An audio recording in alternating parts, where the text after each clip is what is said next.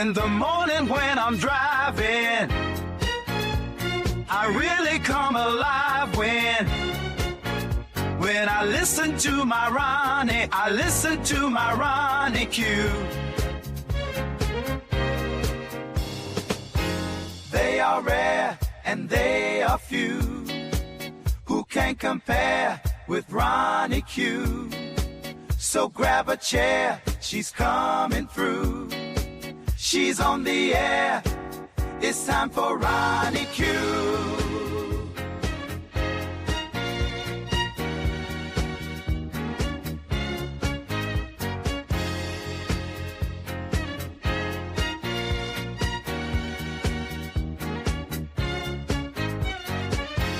They are rare and they are few who can compare with RonyiQ.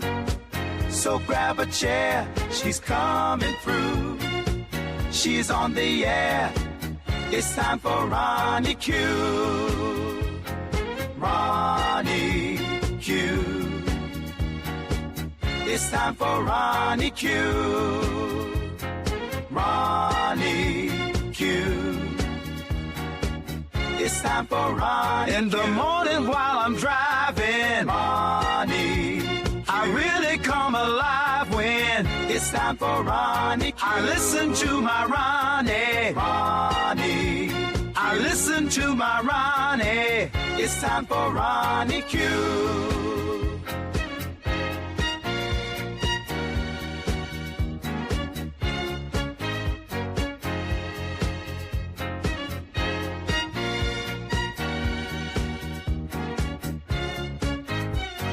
Take a seat and go meet Ronnie. Sweet, sweet, sweet, sweet Ronnie.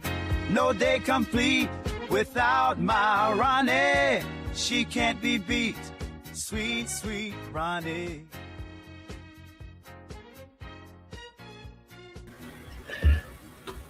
Hello, hello, hello, Grand Rising. Thank you all for being here. I appreciate your support.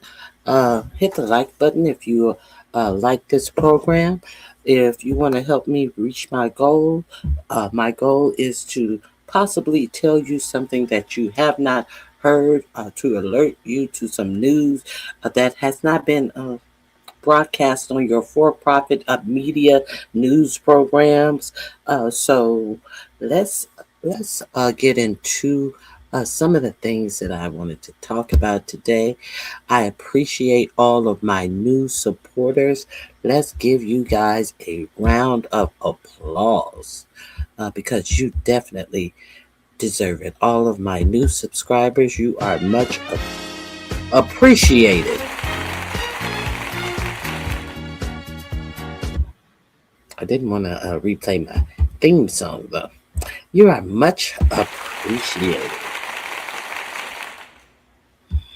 My heart goes out to you.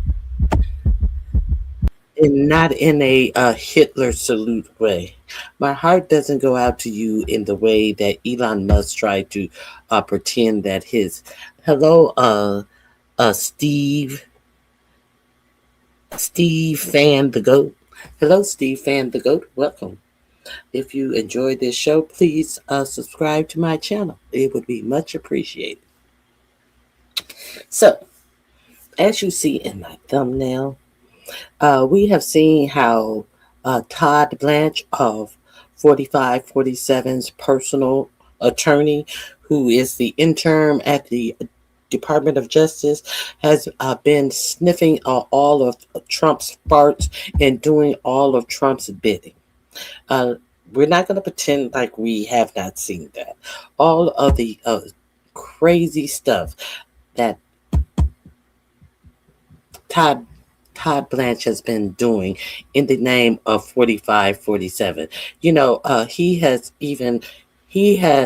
sniffed up even the hottest farts, you know, the real hot ones that comes out, and he asks for more. Give me more. Can I have more, sir? Sir, can I sniff more of your hot farts, sir? Now, everybody understands that this is problematic. That he would even put him in as the assist, assistant attorney general under Pam Bimbo. Everybody saw this for what it was. Everybody saw Todd Blanche go out and visit Ghislaine Maxwell and then put her in a, a little puppy prison, a little soft prison. Everybody see this for what it is. And Todd Blanche sat his ass up there and tried to say that they had negotiated a a deal on this fake lawsuit that Trump brought against the IRS.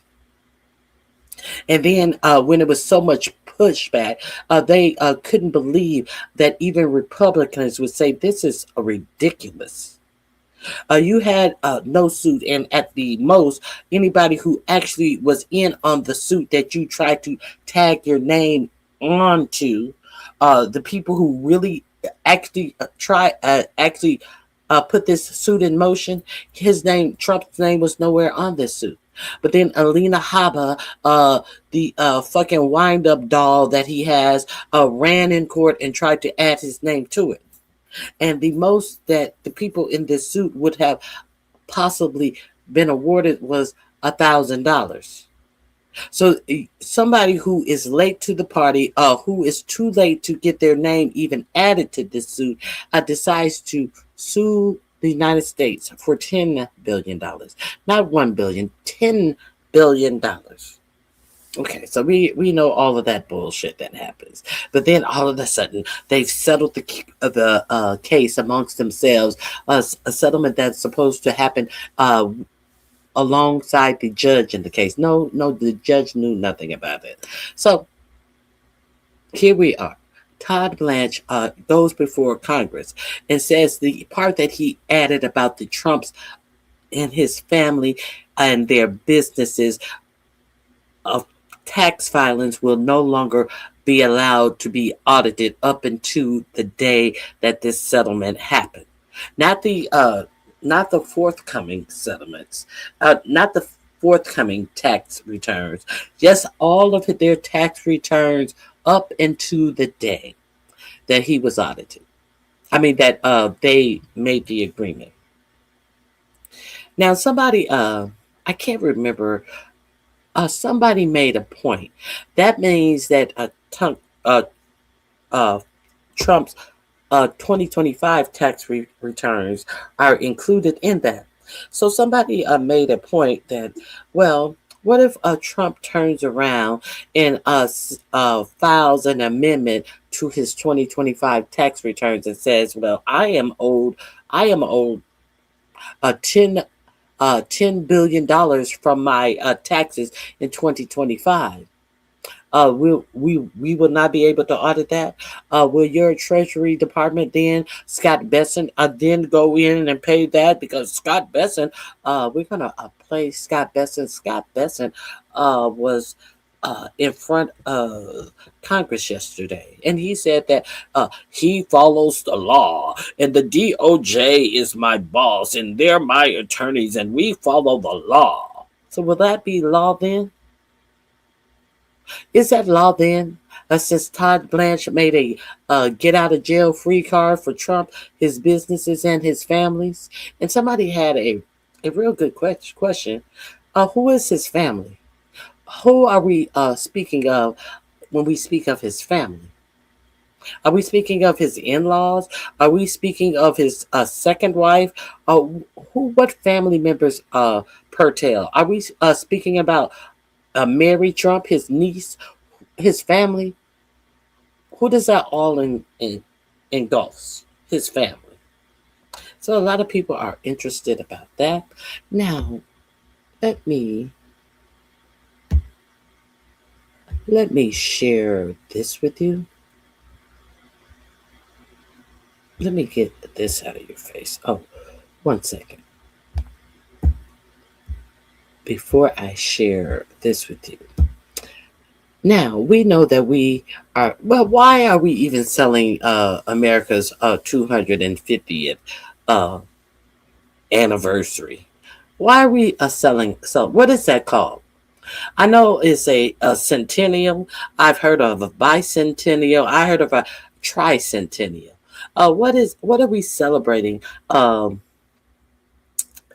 Trump's birthday? Coincidentally, why are we celebrating 250 years of America in the first place? Do they have a word for that? Is there even a term for that? Or is it simply the fact that it just so happens that when Trump is in the presidency, the United States has been in existence for 250 years, so we are supposed to have a big celebration for this? What is this? The bicentennial and a half celebration? I've never heard of those. So I'm just really curious about why are we even celebrating this and all of these events happen to be falling on 45 47's birthday. Does that make sense to you? It makes no sense to me. We're going to talk about that now. You notice that they have changed many days. We know that he had his military parade, and it just coincidentally fell on his birthday last year. Where our trucks were going down the streets in Washington D.C., squeaking, and the soldiers were marching in line, and they were all off steps and out of beat and all that. You remember that? And it just so happened to have fallen on 45 47's birthday, this parade. You notice how everything, this celebration of this bicentennial and a half, is going to happen to fall on his birthday as well? Big celebration. What are we celebrating? Are we celebrating our country has been ruined from its original inception? Or are we celebrating 45 47? We're not celebrating our country. Who's buying into this? Our country is 250 years old. Who buys into this dumb stuff? I'm very curious. Now, the way 45 47 makes these arbitrary dates of celebration. Now, have you guys heard about the new Christopher Columbus? Christopher and Christine Columbus. So are we going to change Columbus Day? They have been screwing with the national holiday calendar, taking things like Juneteenth off and Dr. King's Day, Black History, they have removed. So they have some space on the calendar since they have taken all of these national holidays that represent Black accomplishments off. So are we gonna have we have 2 days on the calendar? One can take Juneteenth, the Christopher Columbus Jr. and Christine Columbus can take Dr. King's holiday. See, we have these 2 days available on this white supremacist national calendar. So, have you guys heard about the new Chris and Christopher Columbus? I talked about it Wednesday on my show. I didn't delve well into it. I told you about this. It seems like Ivanka Trump and Jared Kushner have discovered an island. A whole island. An island I said they have discovered an island.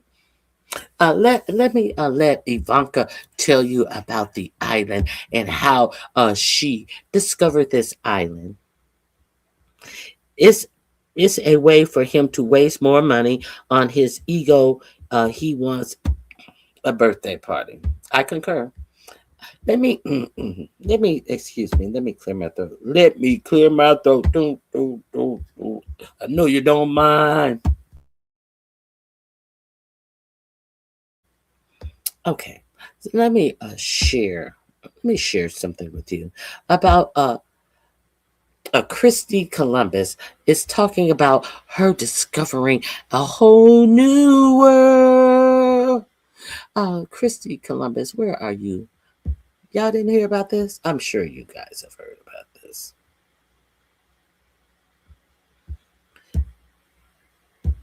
Here we go. The audacity of these people.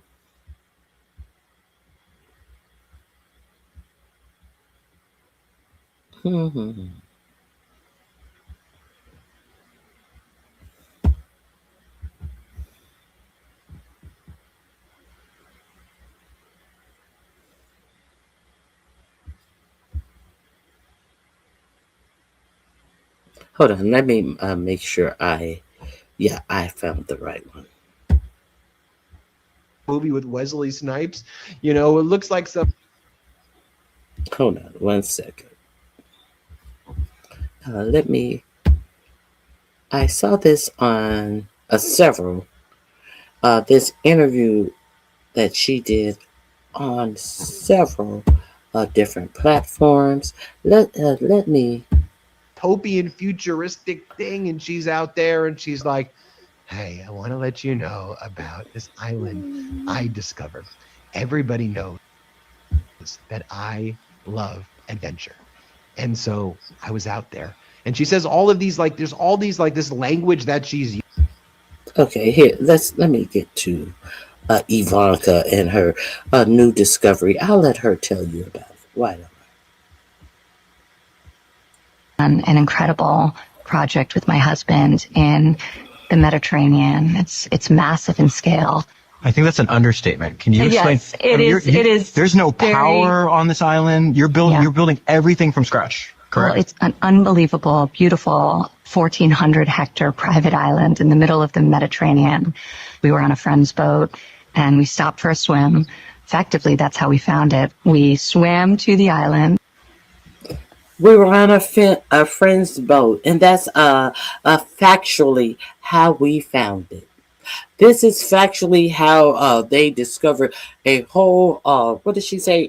2 hex island is reported to be 2 by 2 miles.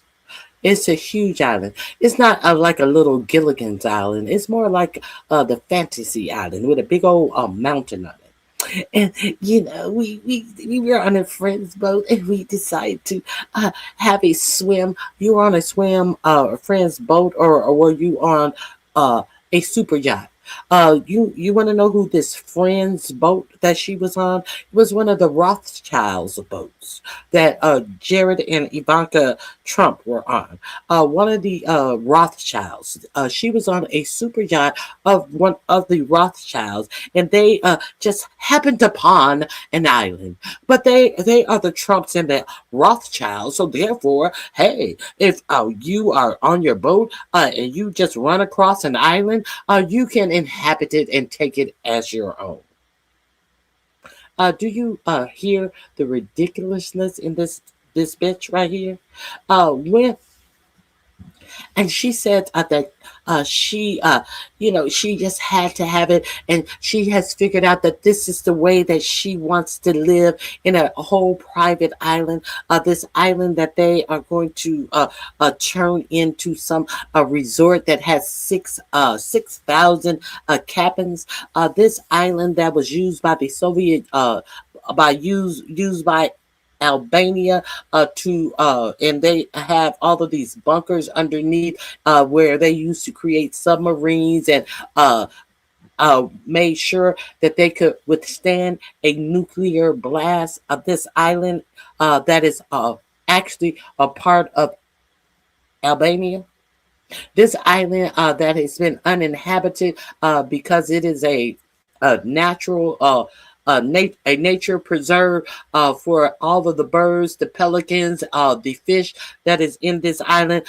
This island is uninhabited by choice to preserve nature. Now you have Jared and Ivanka Trump who are going to purchase this island, something that wasn't even for sale.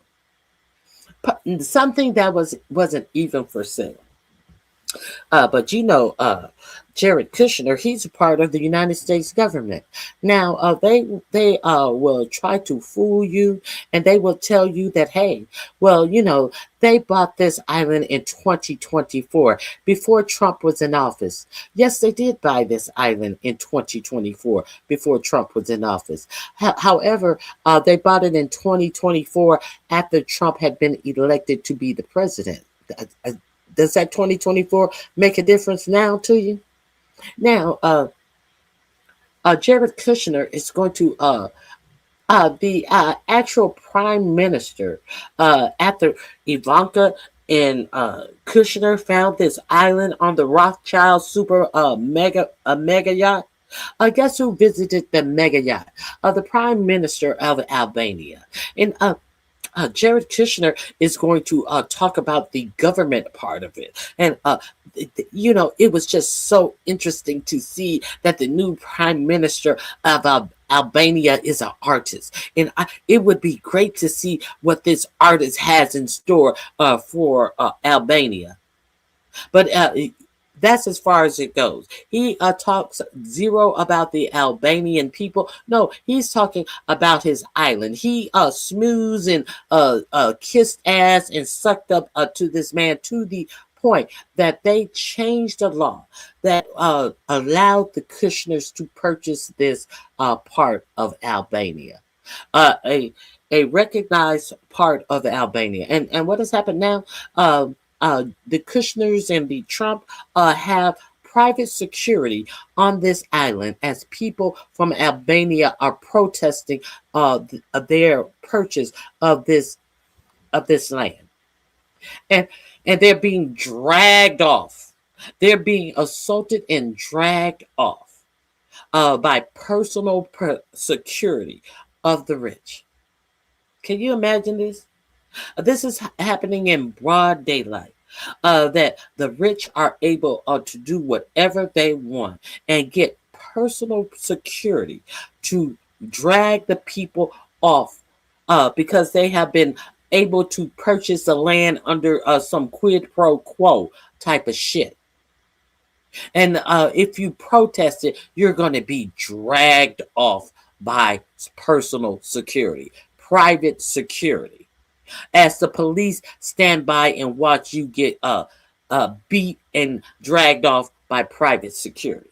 In 2026, these colonizers, they want to make America great again. They want to be colonizers once again.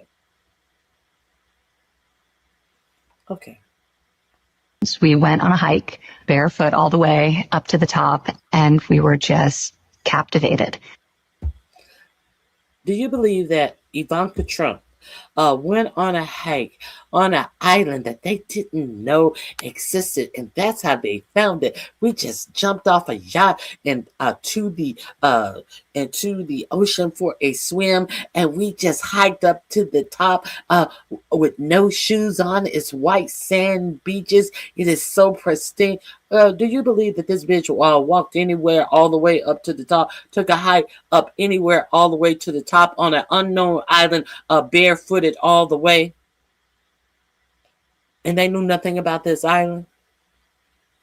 That bitch should have run across, what is that, Snake Island? How come that bitch don't run across Snake Island and go hiking barefoot all the way up? You know, the island that is only inhabited by venomous snakes?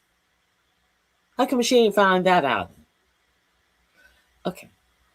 So, I wanted to share that with you.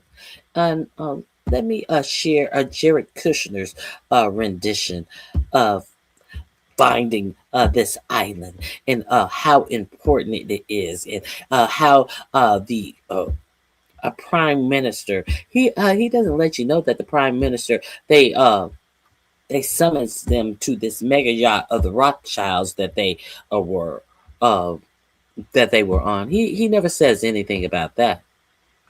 Let me share this with you. What Jared Kushner, the robber baron, has to say about this island, shall we? Here we go.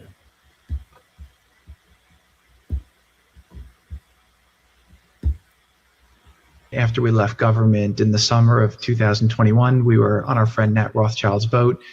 We got picked up in Montenegro, and then we started sailing over to Corfu, and we spent a couple days in Albania. One of the nights there, Prime Minister Rama came to the boat. I had not met him when I was in government, but I was very, very impressed. After we had left the government that you couldn't get a security clearance to be in, that you shouldn't have been in the capacity that you were, because you could not be granted a security clearance. So therefore, your father-in-law just overstepped the requirements for your security clearance. That time, after we left government, where are these people from? Where are they? Why do they speak like this? Why, after we left government and I was no longer in government? These people are from New York City. And let's. I'm not going to interrupt them. We started sailing over to Corfu, and we spent a couple days in Albania. One of the nights there, Prime Minister Rama came to the boat. I had not met him when I was in government, but I was very, very impressed with his vision for what he wanted to do with Albania. I really didn't know anything about the country. I didn't understand the history, and the darkness of the history with the communism and the terrible leadership actually led to it being fully undeveloped as a nation. But Eddie came in. He has one of the cool things I was attracted to is the fact that he seemed like a very skilled politician. Did he say Eddie came in? Oh, you and the Prime Minister are on a first name basis now. I didn't know much about the country, but now you know about the communists, and it was underdeveloped. Is that why it was underdeveloped, or was this? Is that why it was underdeveloped? This island? No, that's not why the island was underdeveloped. Very strong and smart leader, but also the fact that he was an artist. I thought it'd be very cool to see what a country really led and built by an artist could be. And after we left government in the summer, led and built by an artist could be. And after we left government in the summer of 2021, we were on our friend Nat Rothschild's boat. We got picked up in Montenegro, and then we started sailing over to Corfu, and we spent a couple days in Albania. One of the nights there, Prime Minister Rama came to the boat. I had not met him when I was in government, but I was very, very impressed with his vision for what he wanted to do with Albania. I really didn't know anything about the country. I didn't. Please expound on what he wants to do with Albania. Now, we understand that after they left government, as Kushner says, they got a $2 billion gift from Saudi Arabia for Jared Kushner's business. You know, the business that he has never been in, and the sovereign wealth firm in Saudi Arabia did in fact not want to give him money because he had no experience in the business that he was in, but that was overwritten by the Saudi crown prince. Let's be real clear about it. Now, since Jared Kushner, the ambassador to the peace ambassador, the arbiter of going to all of these different countries on behalf of the United States, who is not in government. But he is the liaison of peace, representing the United States. But he's not in government. Since he's been flying all over the world and going on state-sponsored trips, but he's not in government. During this whole time, Jared Kushner has been trying to get more money out of Middle East countries. It has been reported that he was trying to get $5 billion more for his private company, as he is not in government, and he is flying over representing the United States in all of these rich countries, and groveling for billions of dollars. Why would they give Jared Kushner's all of these billions? Why does Jared Kushner has the balls to ask for billions of dollars? Surely you are offering something for this ask. Mm. Okay. I wanted to share. I wanted to share that with you. Let me see.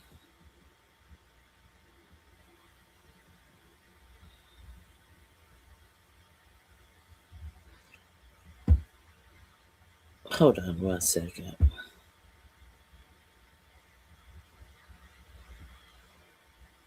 Yeah, so this is the company that will be developing this private island. Jared Kushner's own company is in charge of developing this island. Now, is there one more thing? I think there is a little more. Let me see what you guys think of that. Do you think anything of that? Yes, it is.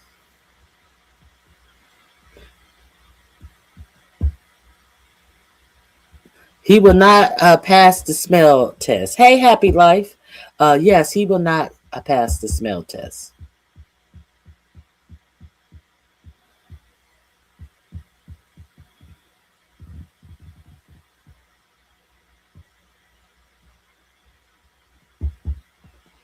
Okay, so let's get into some more things that I wanted to talk about. So, my question is, are we now going to have new holidays on our calendar that Ivanka and Jared Kushner have become the new Columbus and have discovered a whole new island that they are going to make into some luxury villas for the rich?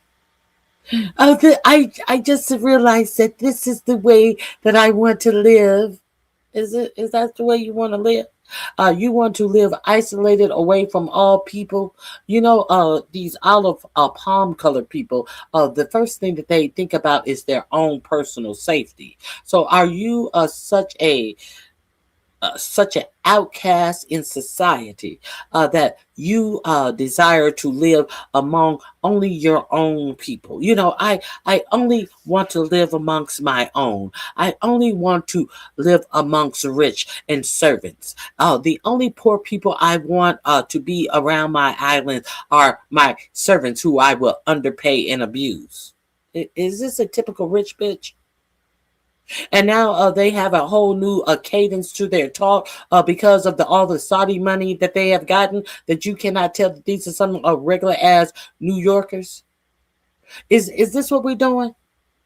Is this what we're doing? We have given Trump's children and his son-in-law access to profit so much off of his administration. But y'all was mad when Hunter Biden was uh, creating his own paintings, and people paid a lot of money for his actual paintings, for the thing that he actually did. But what is Jared Kushner and Ivanka Trump doing to become billionaires? Nobody ever asked that. Anyway, there's that. What else is there I want to talk about? I also, hmm, I also wanted to talk about Trump has chosen Todd Blanche to be the permanent Attorney General at the DOJ.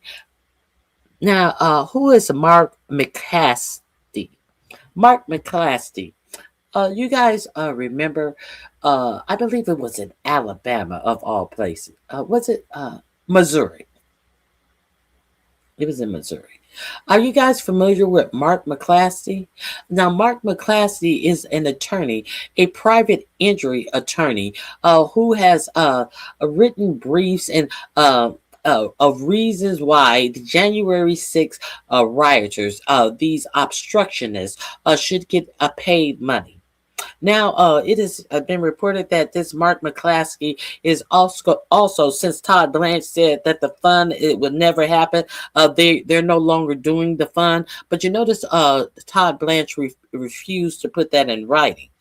He refused to put that in writing because they are going to use another avenue. It has been reported that they are going to use another avenue to get to pay these rioters, because these rioters need to know that you are being paid for your obstructionist. Even the obstruction that you pled guilty to, you're going to get paid from your government, because we need to let anybody else like you, and we need to let you and anybody else like you who want in on this money to be paid and not work for the government, and to go in maybe to like polling places and do the shit that you did in the Capitol. We need to let you know we got our back, because the election is coming and it doesn't look good for Republicans. So we need to keep all of these Antifa and all of these domestic terrorists, all of these left-wing domestic terrorists from voting. So we need to bring in our own terrorists, our paid obstructionists. We need to blow this dog whistle very hard, so all of the obstructionists near and far can see it, and do whatever you want to do, because we have already showed you whatever you do, you will not have to pay for anything you do. Anything. We're just going to give you a blanketed pardon. We don't care what you do. Just do it. Just be there. What did he tell the Proud Boys? Stand back and stand by. Okay. Mark McCasty. You may remember him. When the Black Lives Matter protests were going through a neighborhood in Missouri, there was this white Karen standing out there with a pistol barefoot on her mansion that used to be a whole bank that her and her attorney husband had turned into their personal home. And Mark McCasty, the private injury attorney, was standing out there with an AK on their property, aiming him at the Black Lives Matter marchers who was marching through their neighborhood. Y'all remember them?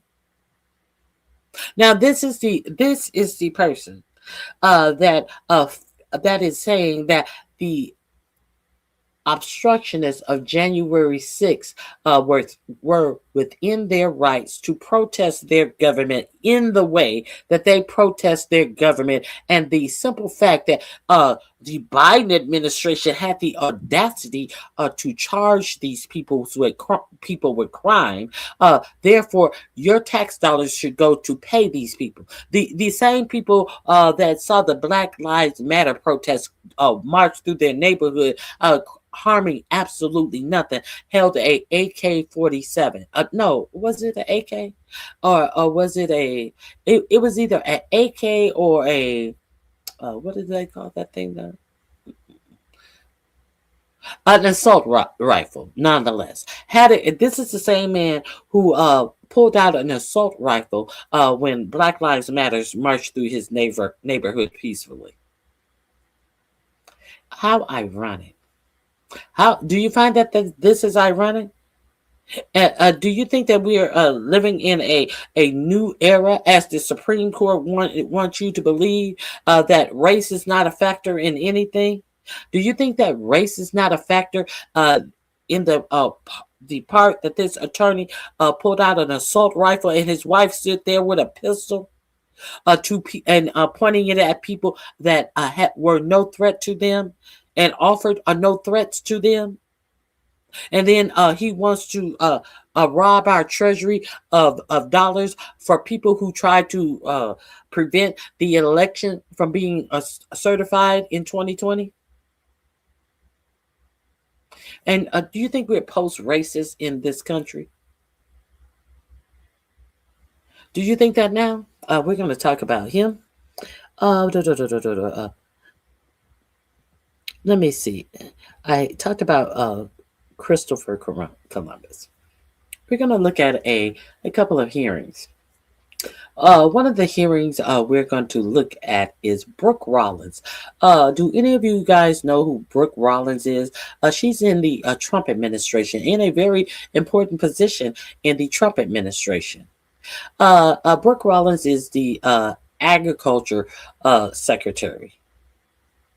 If you're not familiar with Brooke Rollins, I showed you just last week that Brooke Rollins was so thrilled that 4 million people had left the food stamps program.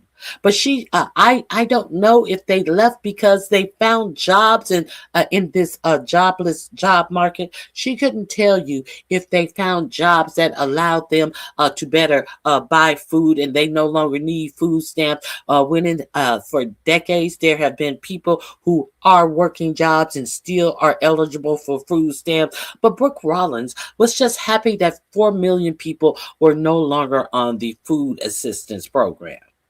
She couldn't tell you where they went, how they dropped off. But Brooke Rollins, I want to know how many people are on food assistance right now and actually have jobs. So she tried to pretend as if, oh, well, maybe all of these 4 million people got jobs in our jobless economy. Now, in May, this economy lost 97,000 jobs in May. 97,000 jobs. But Brooke Rollins is unconcerned with where these people went who needed food assistance, that they were just no longer on the food assistance program. Now, it's also important that I play this with you because in some southern states they call food assistance and things like that TANF programs, welfare programs. What I want to play something about the welfare program in Mississippi. Now we've talked about the welfare program in Mississippi. How Brett, I haven't seen JD Vance talk about this fraud. He's over fraud in the United States. He's talked about fraud about the Somalians and the red states. I mean the blue states and all of this fraud that goes on there. Did you hear JD Vance say anything about Brett Favre and the fraud that he perpetrated in Mississippi? Have you heard about this red state fraud where they gave a millionaire, a multi-millionaire, all of this money from the TANF department, the welfare department of Mississippi, and to do jobs that he didn't do and build a whole volleyball stadium at his alma mater because his daughter played volleyball? Did you hear JD Vance and it finally coming out in the text messages that Brett Favre wrote, saying they won't be able to tell where the money came from, but Brett Favre played dumb like he didn't know where the money came from, like Brett Favre played dumb like he didn't know that the money was coming from the state welfare coffers, welfare to feed hungry children. Brett Favre act like he had no idea where the money came from. Right? The Brett Favre that was demanded to repay the money, who still has not repaid all the money, has not repaid all the interest. Did you hear your vice president on fraud talk about Brett Favre? Oh, I'm sure you haven't.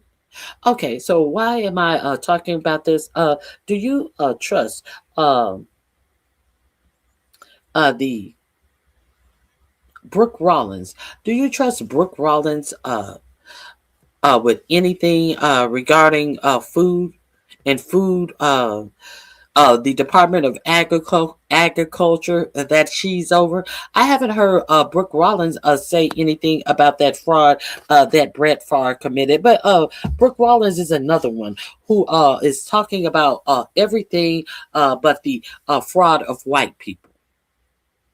So do you trust Brooke Rollins now that the screw worm, a flesh-eating bacteria, has been discovered in Texas?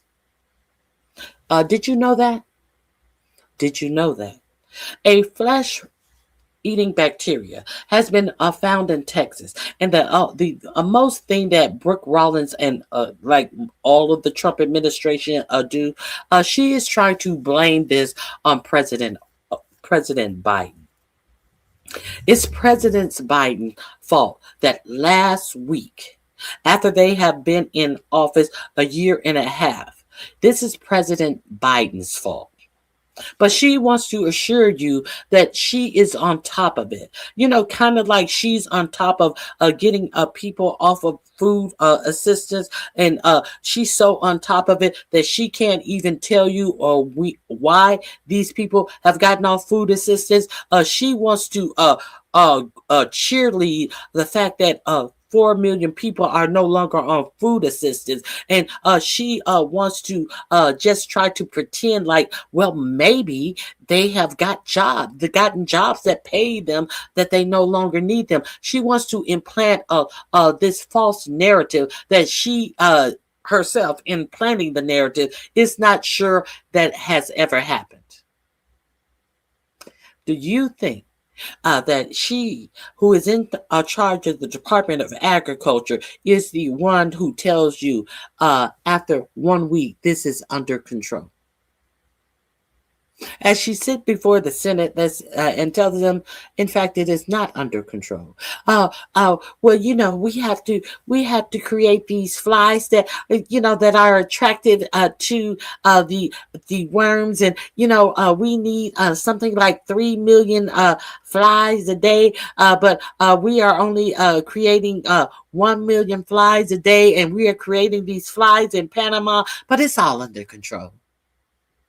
But it's all under control. We are creating a third of what we need to combat this, but it's all under control. Are you guys aware of the new flesh-eating worm that has been found in U.S. cattle? Now, how do you say? Is she blaming it on Biden? It's Biden's fault because of the open borders. I didn't know. I did not realize. She actually says that he allowed the borders to be open, and people poured into the United States with their cattle. This bitch said that people poured through the border with their cattle. So do you trust her with this screwworm flesh-eating parasite or not? Because everybody knows what nobody flowing through the border with no motherfucking cows. But this is who 4547 decided to put into a key position that could affect your welfare. That's all I'm telling you. What else I want to talk about? And let's not forget who's over Health and Human Services, RFK Jr. So we already know RFK Jr. Probably wants to examine a part of the calf, or whatever it is, and put it in the trunk of his car and take it home, and probably try to eat it and see what happens to him. This is who's over Health and Human Services. So I didn't know if you guys were aware of that information, but I just wanted to make you aware that there is a new flesh-eating. It's not a bacteria. There's a new flesh-eating worm that has been found in cattle in Texas. So you may eat a sandwich and it may eat you later. You may eat a burger, you may eat a steak, and it may in turn do the same to you. This is what's going on. Now, we know that the price of beef in the United States has skyrocketed. We know that there are many beef farmers. There are many cattle ranchers who are unable to make a profit on their beef because they have let they are selling Argentine beef in the United States because the Argentine people are suffering as they ignore the suffering of the American farmers. We also know that they have allowed. Who is the meat packing? They have allowed. God. They have allowed meat packing to be bought up by a foreign company. Who is it? I did the story. Oh God. I'll get back with you. They have bought up all the meat packing businesses, and our American farmers cannot even afford to get their beef chopped up and sold and chopped up because it's too expensive. They will be going in the hole in raising their beef, sending it off to slaughter. They will lose money. This company that has bought up all the meat packing in the United States. They are two brothers. They're not from Argentina. They are from somewhere else, and they have been in jail for corruption. But now they are on the stock exchange in the United States because your government has allowed these people who have been convicted of fraud to buy up all of the meat packing in the United States and making it where America ranchers cannot afford to be ranchers anymore. This is what's going on in the United States of America. And now there's this pesky flesh-eating worm that has been found in American beef.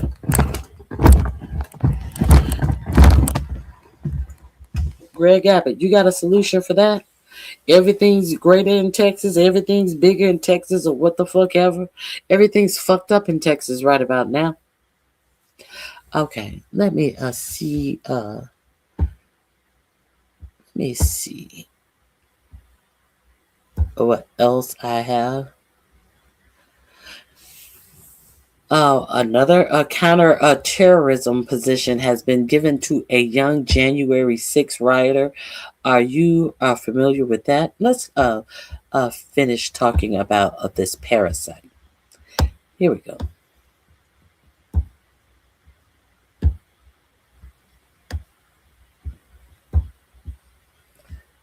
If you are unfamiliar with this information, this will be in my description under flesh-eating worm. Here we go. It's from Reuters. U.S. race to contain flesh-eating parasite. Screwworm reports no further cases. The first case that they found. Now, we're to believe that this is Joe Biden's fault. USDA says containment efforts are underway. Feeder cattle features rally over 3%. Texas livestock industry faces up to $1.8 billion in economic losses if screwworm spreads, experts warn.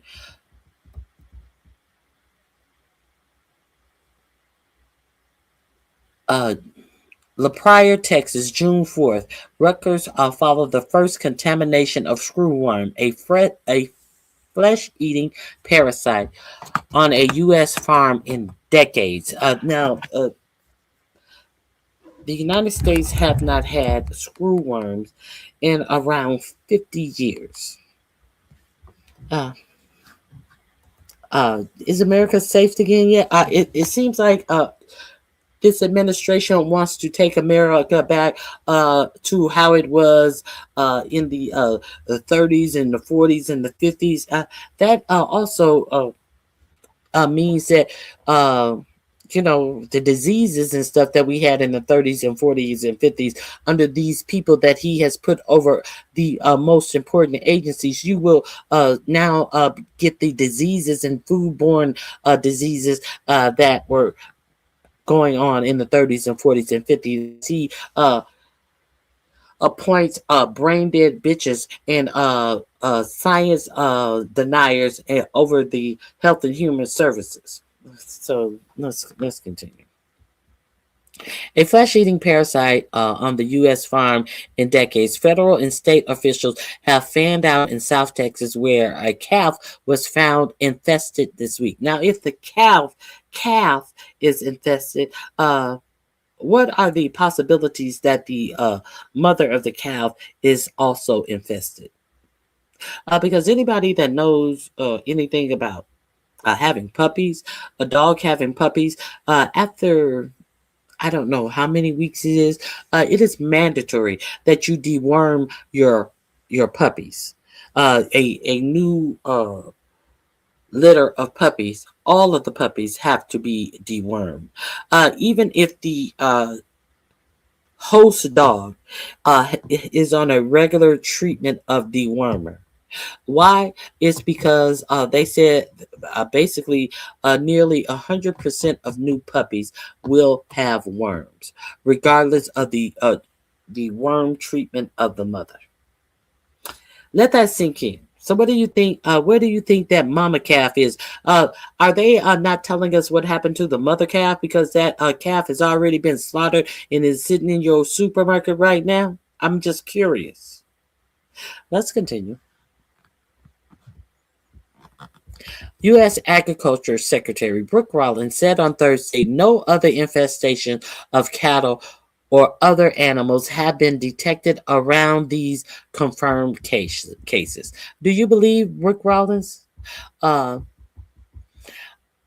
case in La Praya, Texas, is a blow to U.S. cattle ranchers who have been bracing for a domestic outbreak of New World screwworm as the fly advanced north through Mexico. Now, this is caused by a fly. But Brooke Rollins want you to believe that it is due to the open borders. Now, Brooke Rollins said that they had expected cases of screwworm to happen last summer, and but they have. But the Trump administration had created measures to try to prevent it. And so that it has come this summer, that is because of all of the things that they did last summer to prevent us. But she named nothing that they did to prevent screwworms from showing up last summer. But she wants you to believe that they did so much. And, we were so busy making sure that we well, how come you didn't stay busy, bitch? If you prevented it from coming to the United States last summer, because you predicted it would be in the United States last summer, shouldn't you have kept up your efforts? Why is it here this summer? Because she's lying. Because she's a liar. She wants you to believe that the open borders. So you mean we really have to build a wall and a dome to keep the actual reason for screwworm being in the United States out. She wants you to believe that it was because other infected cattle was being brought in by undocumented immigrants. She wants to blame Biden for this. These other cases were brought in by infected cows from Mexico. People coming from Venezuela. They walked all the way across the border with their infected screwworm cows.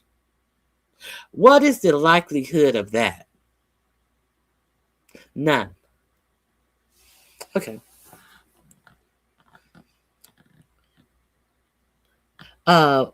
Let me see. The case in La Praya, Texas is a blow to U.S. cattle ranchers who have been bracing for a domestic outbreak of New World screwworm as the fly advanced north through Mexico over the past year. The U.S. Department of Agriculture broke ground in April April of 2026, on a facility to produce sterile flies, which experts describe as the best tool for combating the pest, but it will not come online until late 2027. You feel safe now? Do you feel safe?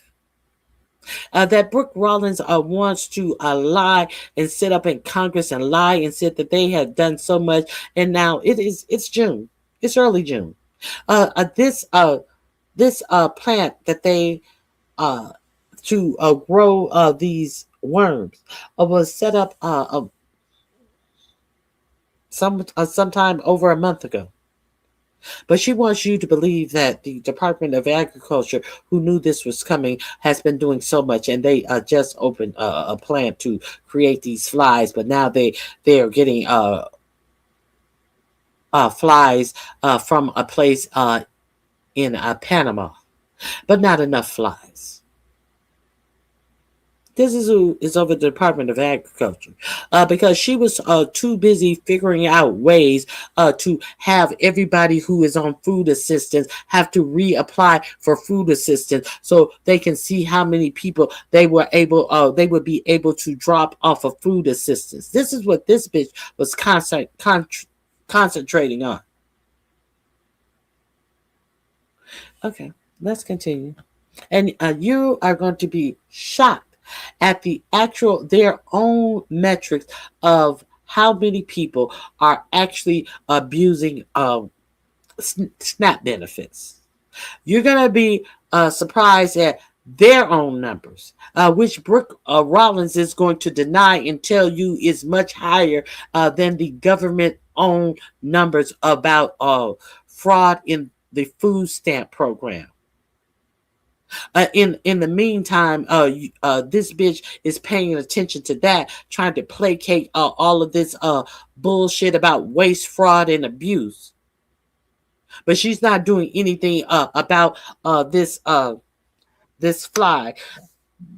That by her own acknowledgement, that she said they had expected in the United States a year earlier than it has gotten here, but she did nothing to prevent it. But this April, hey, we broke ground on something. You got to break ground on everything. These motherfuckers are buying up warehouses at 1,000% more than they are worth. They are buying up warehouses and all of this. But to combat a worm that gets in cows, these cows that could go undetected for this worm that can be slaughtered and put on your grocery shelves. They have to break ground on a facility. They cannot go and buy up one of these empty warehouses. Oh no, because we have to grow flies in brand new facilities. We put undocumented immigrants in worn out warehouses. We can't do that to grow flies. We have to break ground on a new facility.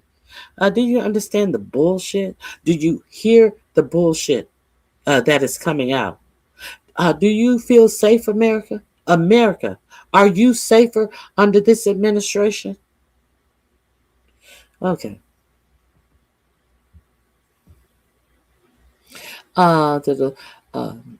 The Lepar case is a blow to U.S. cattle ranchers who have been bracing for a domestic outbreak of new screwworm as the fly advances through Mexico over the past year. The U.S. Department of Agriculture broke ground in April on a facility to produce sterile flies, which experts describe as the best tool for combating the pest, but it will not come until 2027. The federal agency and Texas official quickly halted the movement of animals in a 20 kilometer, 12.4 mile area around the case and took other steps to prevent the parasite from spreading. What other steps? They can't be specific. There's no specific other steps that they took. They took other steps. What other steps? None. Now, every major road out of La Praya, Texas is marked with a blinking orange road sign urging all vehicles carrying livestock to pull over, to or demanding. Urging or demanding. Urging all vehicles carrying livestock to pull over to a checkpoint staffed with sheriffs and state personnel who inspect the animal for signs of screwworm.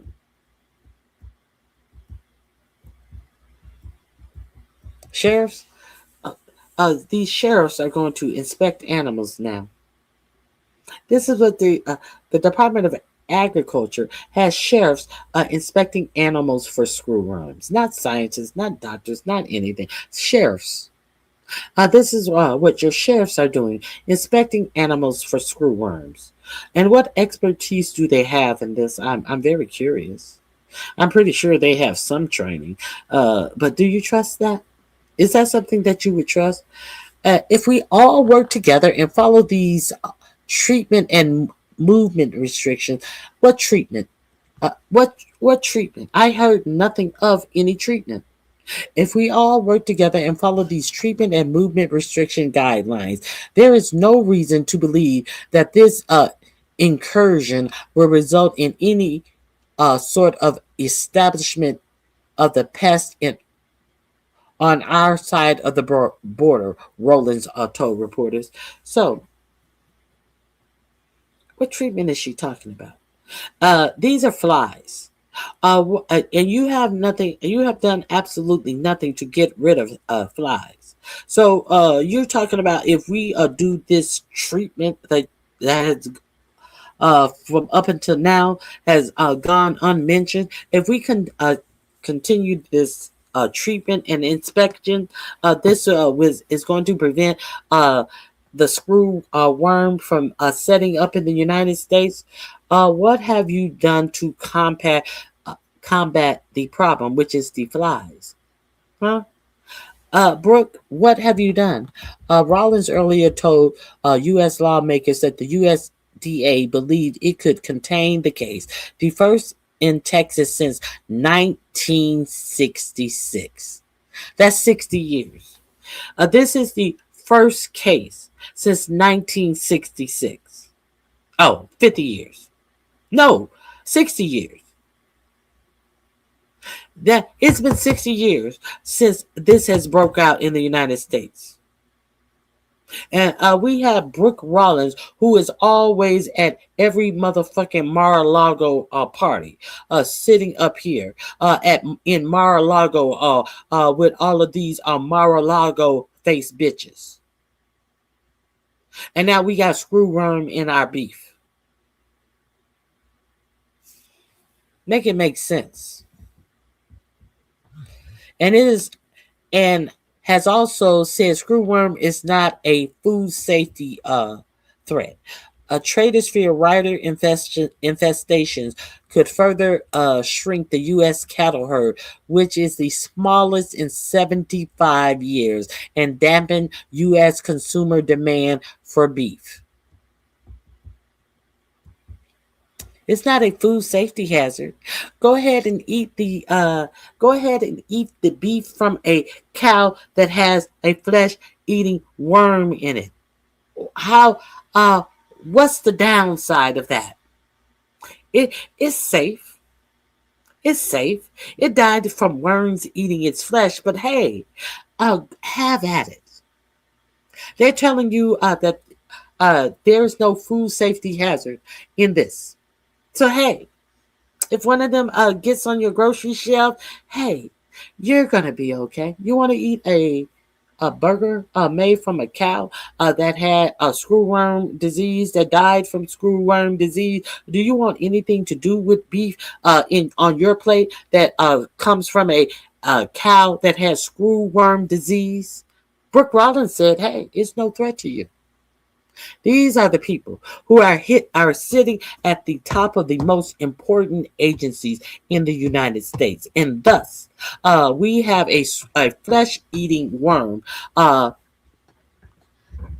in our Department of Agriculture. And this is the best the head of the Department of Agriculture can tell you. I'm just curious if you knew about this. Okay.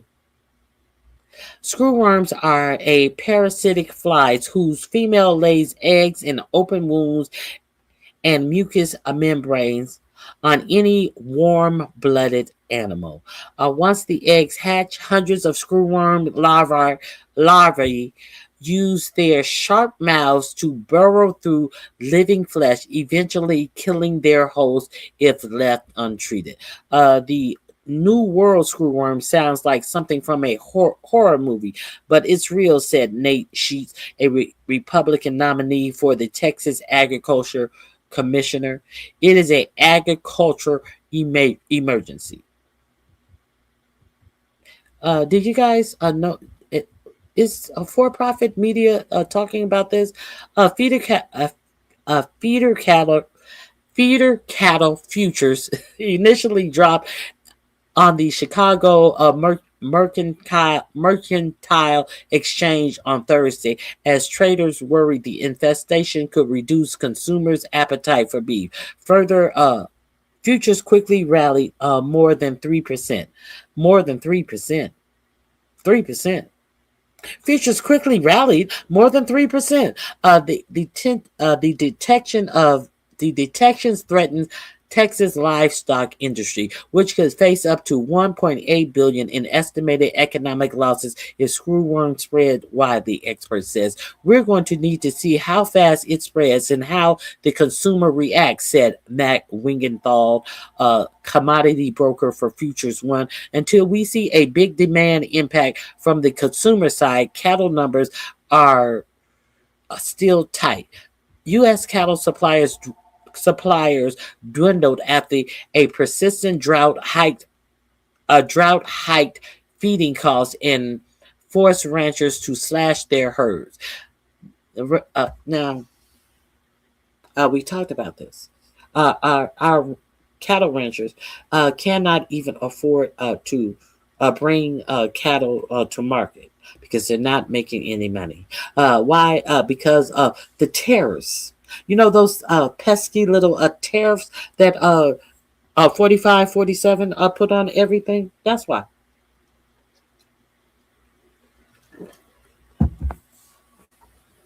The decline has left meat packers such as JBS. JBS is the meat packer, and they are from Brazil. JBS Meat Packers, the largest meat packer in the United States, owned by Brazilians that have been to jail for fraud. JBS is the one that is making it impossible for small ranchers to have their cattle go to market. JBS from Brazil. I told you I get it. I told you I get it for you. The decline has left meat packers such as JBS, Cargill, and Tyson Foods struggling to find enough animals to process in their beef plants. But they were, prior to this, they were undercutting U.S. farmers, and now they're struggling to find enough cattle. How apropos. How apropos when they wanted to give U.S. cattle farmers little to nothing for their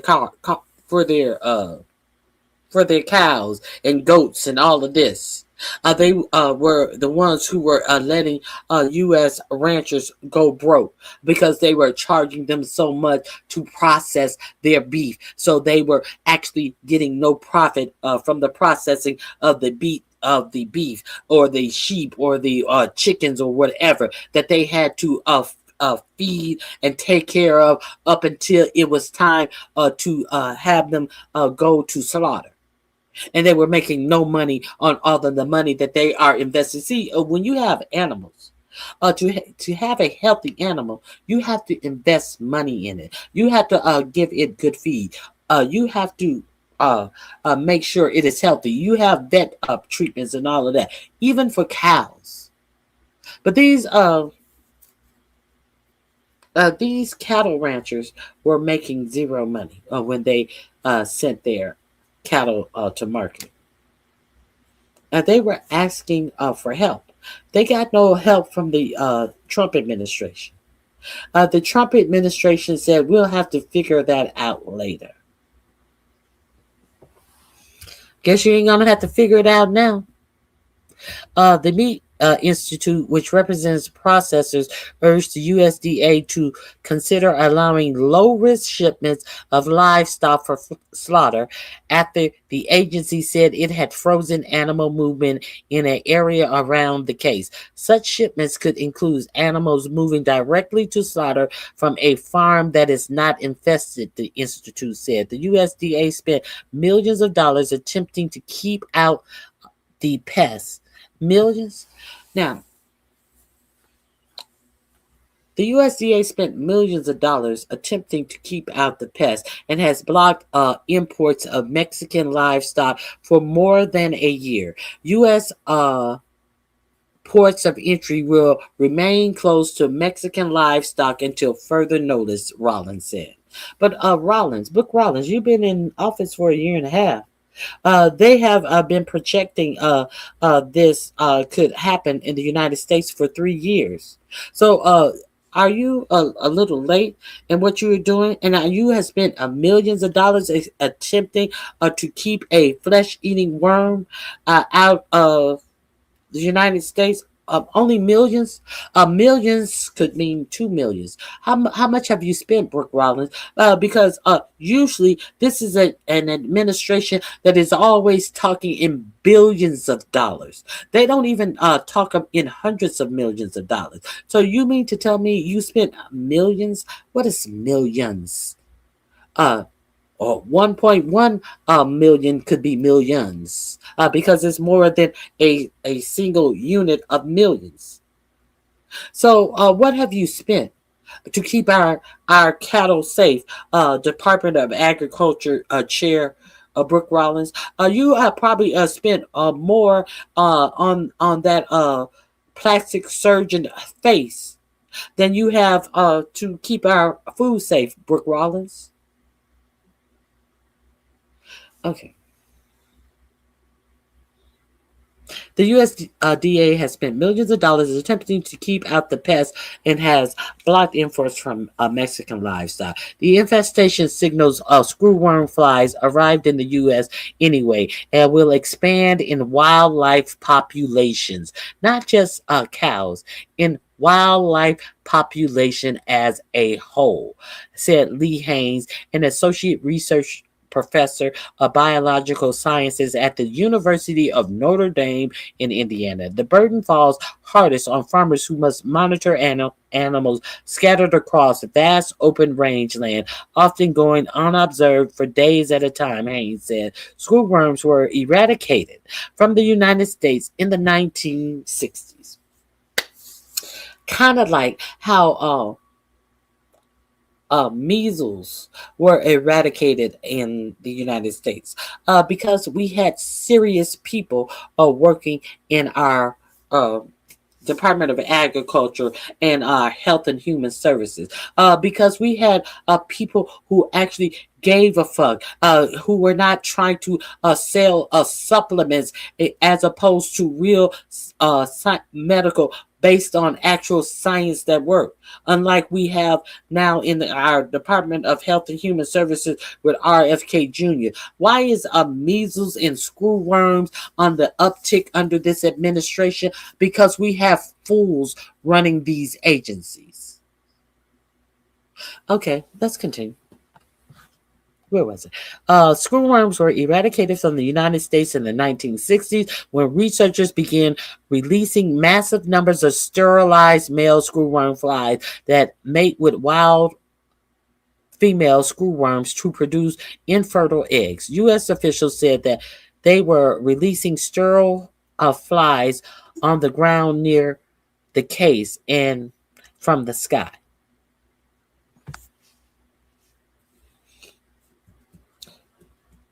They are releasing sterile flies on the ground near the case and from the sky. So you think that the screwworm is only concentrated in the area that you found the one case of screw worms. So you think that these flies have not flown further than where you have finally found a case? Oh, so you think that they said, "Hey, we got one cow, all of us. Let's stay in this area." How stupid and ignorant do these people sound? Because we found the case here, the flies have not flown any further than this ranch or where this cattle is. How stupid! You mean it was only one fly that came into the United States and laid eggs on this calf? You mean it was only one fly? When you say that there was an influx of these flies that were coming to the, so it was we just only need to drop flies in this immediate area. Okay. Make it make sense. It can't make sense because you have dummies over the Department of Agriculture, and they have fired most of the scientists. Uh, all that they care about is falling on their knees and kissing ass to Donald Trump. I need to tell you, Donald Trump, you are the best president. Donald Trump, you have you seen Brooke Rollins in these cabinet meetings? A whole fucking idiot. And the the longest thing that she can talk about is her reference to Donald Trump and his greatness. Okay, I just wanted to let you know about that. The U.S. officials said they were releasing sterile flies on the ground near the cases and from the sky. We are really flooding the zone in this impacted area. Well, it seems like that all of Texas is an impacted area. That you should be flooding the zones all up and through Texas, Arizona, New Mexico, Louisiana. If you want to talk about flooding the zone, let's really flood the zone. So you are supposed to be placated by them flooding the zone where this one case showed up. Nobody has the mind power to believe that you need to flood a far bigger zone. But I'm just giving you the information. Uh, this article is linked in my description box. It is under screw worm. That's what I'll put it under, screw worm. Do you guys know about that?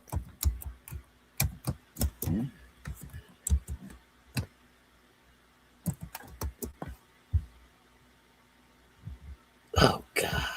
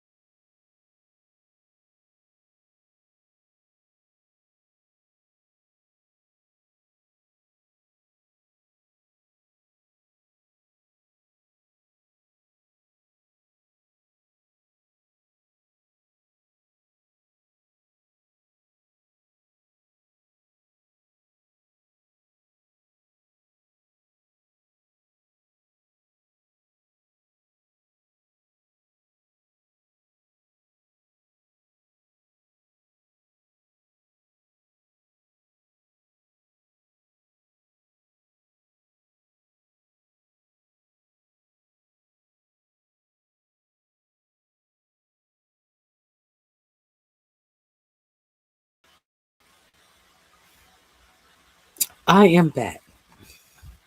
Thank you for waiting. I apologize. Ugh, I am so done with this dang on computer kicking me out. Let me drop this link in the chat so you will be able to access the screw worm story. The link is in the description box, and we're gonna move on.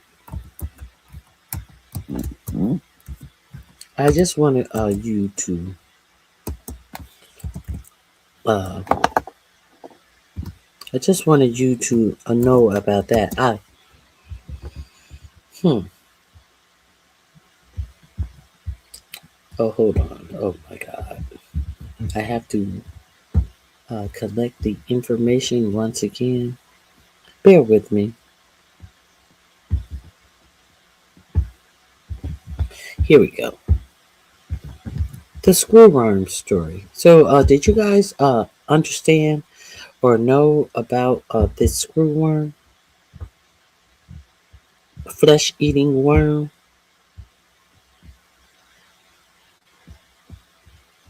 If you didn't, it is in my description box.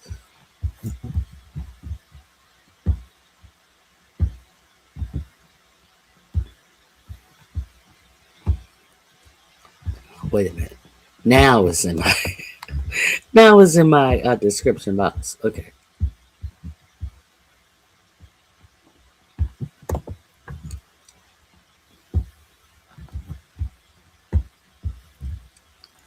Now, there is something else that I wanted to talk about.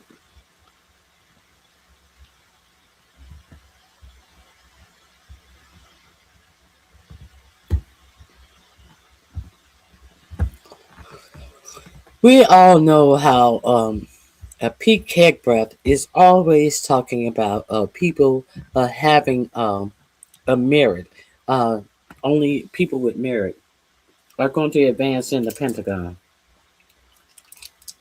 Y'all heard about that meritocracy that Pete Kegbreath demands? Of course you have. You know the merit that Pete Kegbreath doesn't have himself for the position that he is in? Of course we've heard about meritocracy.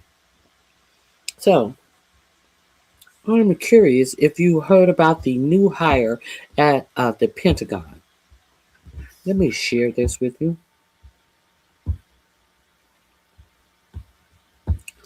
Here we go.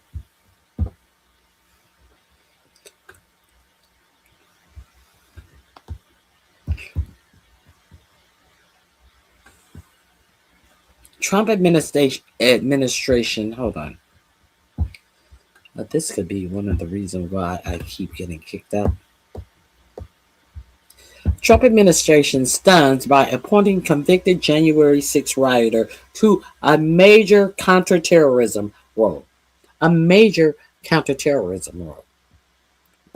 Let's see who this person is. You know, who Kegbreath, who is pointing at Raising Cane, the 3-star general who replaced a black 4-star general. And Raising Cane was appointed to this black 4-star general who was fired by Pete Kegbreath for absolutely no reason other than my opinion that Pete Kegbreath is a white supremacist. Now, Raising Cane right here was a 3-star general, a retired 3-star general, and did not even have the qualifications to have the position that Keck took the position, and it was months later that he had. Now, these are people who are talk about the meritocracy of people and their tests were being downplayed and requirements were being bypassed to get a DEI, to get black people in these positions. And they are giving these positions that they take from black qualified leaders and giving them to unqualified white leaders. Are we clear on what we're talking about? Pete Keckbreath, who has the latest numbers of people that Keckbreath has blocked them getting stars. At first, it was 2 black people and 2 women. Now it has gone up into the teens of black people who Keckbreath has made sure that he has gone in and prevented them from getting a star rank. Oh, be it first, second, or third. Keckbreath, make sure he goes in and block all stars for black people in the United States military. Are we clear on this? Are we clear on this? Pete Keckbreath with the Christian Crusade tattoo on his fucking chest, bigger than his fucking head. It's probably fuller than his head too, because his head sure is empty. Now, are we going to pretend like we don't see what is really going on here? Are we going to pretend like we don't know who these people really are, who this administration really is? They talk about all of this meritocracy. Let's see what merit this January 6th person has to be a part of counterterrorism, shall we? President 4547's administration stunned political analysts and observers on Tuesday by appointing a convicted January 6th rioter to a key counterterrorism job, according to a new report. The Washington Post reported that Trump appointed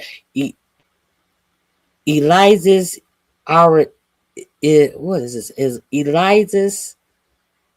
Irizarry to a job in the Defense Department's Special Operation and Low Intensity Conflict Office. The office oversees and advocates for special operations and irregular irregular warfare throughout the Department of War. To ensure these capabilities are resource ready and properly employed in accordance with the National Defense Strategy, according to its website. Irizarry was 19 and a freshman at the Citadel at the time he participated in the Capitol riots, according to the report. He pled guilty to a misdemeanor charge of entering a restricted area and was sentenced to 14 days in jail, it added. Also read exclusive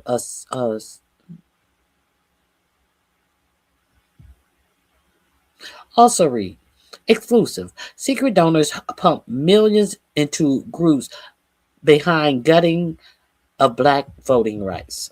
There's another story that is embedded in this story. Irizarry was appointed at a time when the Trump administration had adopted a new national security protocol that defined violent left-wing groups as domestic terror threats, which sparked concerns that it could be used to go after anyone Trump defines as his political enemy. Isn't it funny that a January 6th rioter is appointed in the Pentagon at a time when your president is trying to pretend like the left wings are domestic terrorists if they go out and protest their government? Isn't it funny that is what gives a January 6th actual rioter who pled guilty to the charge of what he was charged on? Isn't it funny? Or is it sickening? Okay. The move sparked swift backlash. In the case of rescue extraction mission, it can place our special operators in some of the most complex and dangerous environments we ask of them. One person familiar with the Irizarry hiring told the Post. To put someone so junior and new to the DOD Department of Defense, and with such a checkered background into such a sensitive portfolio raises serious questions for leadership. There is no question because we know the leadership at the DOD is unqualified. Political analysis and observers also reacted to the news on social media. When I was a reporter at the Post Courier, I covered the Elise's Izari case. He was a cadet at the Citadel and was kicked out of the senior military college. Republican Society Post January 6th. Thomas Novelty, an air and space warfare reporter at Defense One, posted on X, when I called him for comment, he gave the phone to his mom. Now he was kicked out of. He was in the Citadel, and he was kicked out of the Citadel. And then he wants to mommy to protect him. And this is who your government decide to put in a high position counterterrorism position at the Department of the not the DOD, the DOW, the Department of War. This is what your government is doing. This is what the people who tell you that everything is going to be based on meritocracy, as they try to explain away why they are firing all generals, all people who have stars and ranking who are black in the United States military. They're talking about merit, and a whole motherfucking college Citadel dropout gets a high-ranking position. Well, shit, Pete Keckbreath has the highest ranking position, and we know he's not qualified. Are you guys aware of this? We are over there in a war, and of course, who would be able to? Who would 4547 be able to get to pull off all of the war crimes that the United States has been a part of, other than Pete Keckbreath? Whom? Would it be any real qualified military person? I guess it would be some, because they are still killing people in the Caribbean. And the strange thing about that, these killings in the Caribbean, if we haven't discussed it, one of the things that is not required to strike on a Caribbean boat that they tell you that are narco drug traffickers, the only thing that is not required to initiate the strike, what is not required is the fact that you see drugs on the boat. It is not required to see drugs on the boat. You remember your president tried to tell you how much drugs you saw that was blown up in the first or second strike that they released. And your president tried to tell you, look at all the drugs on the boat. No, it is not even required to see drugs on the boat. Have you seen any drugs in the water? Have you seen them show you they have recovered drugs? No, you have not seen that, because there is no drugs on these boats. And for them, they have three requirements and two of the three, they will not tell you what these requirements are. But none of the requirements are you see them transporting drugs, because you see drugs on the boats. But everything is about merit. Do you think everything is about merit? This is a whole bunch of, we're going to recapture the Western Hemisphere bullshit. That's what all of this is about. We are going to go throughout the Western Hemisphere, and we're going to set up a puppet government, and we're going to raid other sovereign countries of their natural resources. That's what all of this is about. All of this talking about our hemisphere and all of this shit. Why are what does your hemisphere have to do with you and the cost of living that you are under in this administration? It has absolutely nothing to do with you. But what does the wealth of the rest of the Western Hemisphere have to do with your president getting richer? Like your president selling that Venezuelan oil and putting it in a in a uh, uh, a bank account in Qatar that he only has access to. And it's just amazing. It's just amazing that this shit is continuing to go on. All of this lawlessness is continuing to go on. All of this grifting and stealing is allowed to continue to go on. As you pay more and more, it has been reported that in the United States right now that there is an increase in people who are paying their credit card debts off late.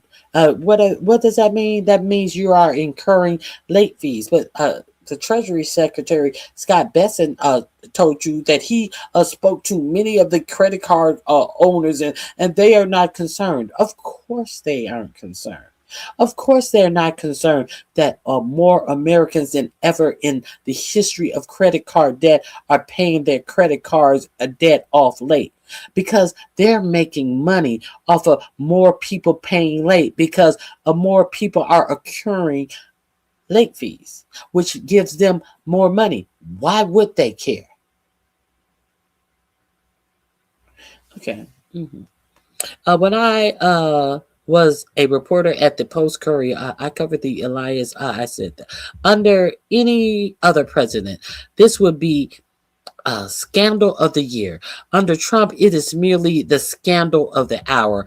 Larry Sabato, director of the University of Virginia Center of Politics, posted on X. To all the aspiring national security professionals out there, AI won't take your job. A convicted January 6th rioter will. Hope that helps. Barrett Dooley, who writes the Technocrat Defense newsletter, responded on X. So did you know that?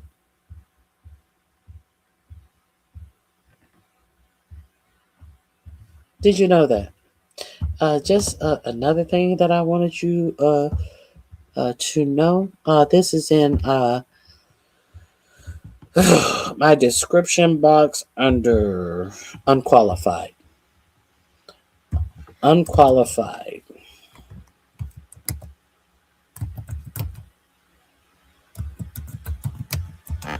Here we go. If you want to read that for yourself, have at it.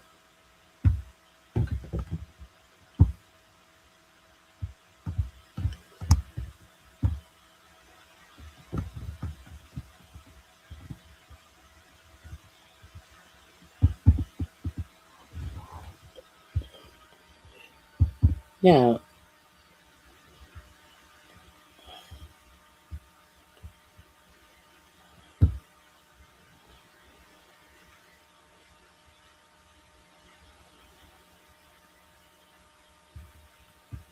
here we go. Let me share this with you.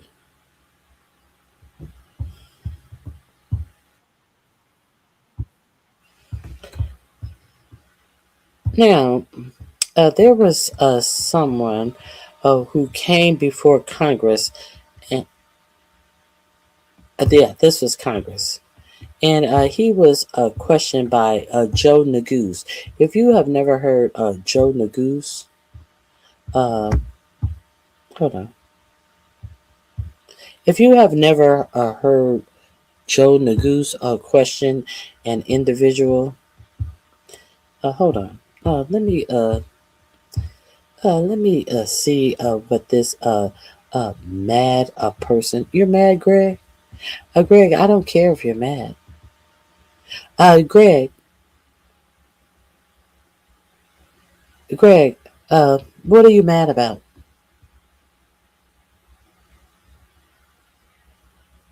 Why would I be looking at Georgia, Illinois, and New Jersey, etc., Greg? Why would I be looking at these blue states? What red states should I be looking at? Greg Watkins. Greg Watkins. Let's look at the red state of Mississippi. Greg, do you want to talk about blue and red states? This is the Mississippi case, right? $100 billion. $77 million that was diverted, fraudulently embezzled out of TANF in Mississippi. And it Correct. was what seems to be a pretty concerted effort. Correct. To get after those dollars. Correct. And there was that it wasn't going to where the dollars are intended. And there was $100 million. Where did the dollars go to? He's admitting that there was a concerted effort to steal this money from tariff, from welfare, from poor people, money that was supposed to go to the poor. You want to talk about red states, Greg? Greg, let's talk about this. $1 million penalty imposed by the Biden administration and the Trump. There was $100 million penalty that was imposed for this theft from TANF money that went to a multi-millionaire former football star, Brett Favre.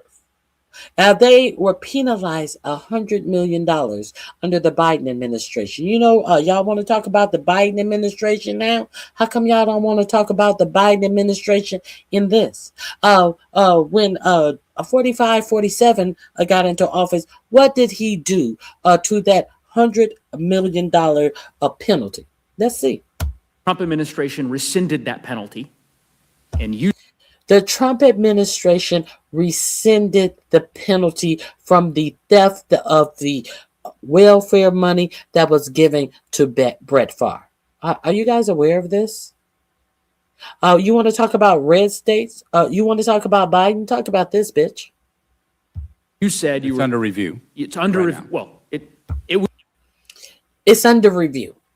He's so against it. It's under review. Why is it under review? Why hasn't it been demanded to be? What are you reviewing in it?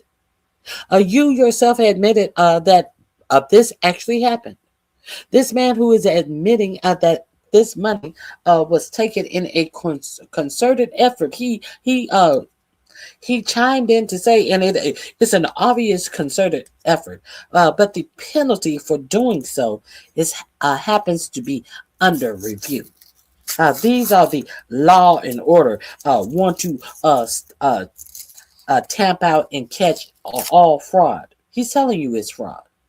But then it's under review. It hasn't been rescinded. It hasn't been paid out. If it hasn't been paid out, it has been rescinded up until this moment. It has been rescinded while it's under review. It was issued a year and a half ago, and the department, HHS, essentially clawed that back. And as you said, that process is now ongoing, correct? Right? It's under review. They're reviewing it. And you're deeply offended by that fraud, right? We were talking about TANF. That was a TANF issue. Absolutely. And you're deeply offended by it. My question is this. Legislation goes after stuff like okay, so my question is this. Have you asked or suggested to HHS that they ought to impose the penalty? I've not done that at this point. It's been a while. This was rescinded. I understand. A year ago. Again, I'm not in the enforcement category there. Well, but you said you were offended. If you're offended by it, why not tell the HHS, you know what, one of the worst frauds in TANF history that the Biden administration went after and that the Trump administration rescinded, and now supposedly they've suggested it's in review, it's in limbo, right? This ongoing limbo. If you are so offended, you know what, why don't we do it together, Mr. Smith? Why don't you and I partner up and we'll send a letter to HHS saying, you know what, we need to get after TANF fraud, and you all need to take drastic action to ensure that the taxpayers of Mississippi who were swindled and bamboozled and embezzled from, that they ultimately are able to recover. I'm in if you're in. I'm here to talk about this legislation. That's a no? That's not necessarily a no, but I'm here to talk about the legislation. And I realize you want to talk about some other things. I thought other But things. It's to your- TANF fraud. That's what this bill is all about, Madam Chair. It's TANF fraud. To your I question. think the chairwoman agrees with me. She may join me on this letter. I don't know. So this is the Mississippi case, right? $100 million, $77 million that was diverted, fraudulently embezzled out of TANF in Mississippi. And it was Correct. what seems to be a pretty concerted effort. Correct. To get after those dollars. Correct. And there knowing was that it wasn't going to where the dollars are intended. and there was a $100 million penalty imposed by the Biden administration, and the Trump administration rescinded that penalty. And you said It's under review. it's under right review. now. Well, it was issued a year and a half ago, and the department, HHS, essentially clawed that back. And as you said, that process is now ongoing, correct? Right? It's under review. They're reviewing it. And you're deeply offended by that fraud, right? That we were talking about TANF. That was hear a you. TANF issue. Absolutely. And you're deeply offended by it. My question is this. legislation goes after stuff like Okay, so my question is this. Have you asked or suggested to HHS that they ought to impose the penalty? I've not done that at this point. It's been a while. This was rescinded I understand. a year ago. Again, I'm not at the in the enforcement category there. Well, but you said you were offended. If you're offended by it, why not tell the HHS, you know what, one of the worst frauds in TANF history that the Biden administration went after and that the Trump administration rescinded, and now supposedly they've suggested it's in review, it's in limbo, right? This ongoing limbo. If you are so offended, you know what? Why don't we do it together, Mr. Smith? Why don't you and I partner up and we'll send a letter to HHS saying, you know what? We need to get after TANF fraud, and you all need to take drastic action to ensure that the taxpayers of Mississippi who were swindled and bamboozled and embezzled from, that they ultimately are able to recover. I'm in if you're in. I'm here to talk about this legislation. That's a no? That's not necessarily a no, but I'm here to talk about the legislation. And I realize you want to talk about some other things. I'm here to talk about this legislation, and I realize you want to talk about some other things. I'm such a little wimp that I will not act upon the shit that I want you to believe that's coming out of my life. I was offended, but I'm not going to do anything to change the fact that a multi-millionaire was giving welfare dollars in Trump administration clawed back the penalties, and I am not going to come out and say, hey, this crime has now understand that people went to jail behind this. The people who were the administrator of these TANF, this TANF money, I believe 2 people were sentenced to jail. I don't believe the sentences were appropriate to the amount of money that was stolen. Let someone who was actually a tenant recipient in Mississippi had stolen the amount of money that the people who were over the agency to distribute the money had stolen the same amount. They would have been in jail for 20, 30 years. I digress. These people are shameless. Let's go on to what else I wanted to share with you. Let's get into what we're going to share with you today. Here we go. Mark it down in your calendar, May 27th. Hold on.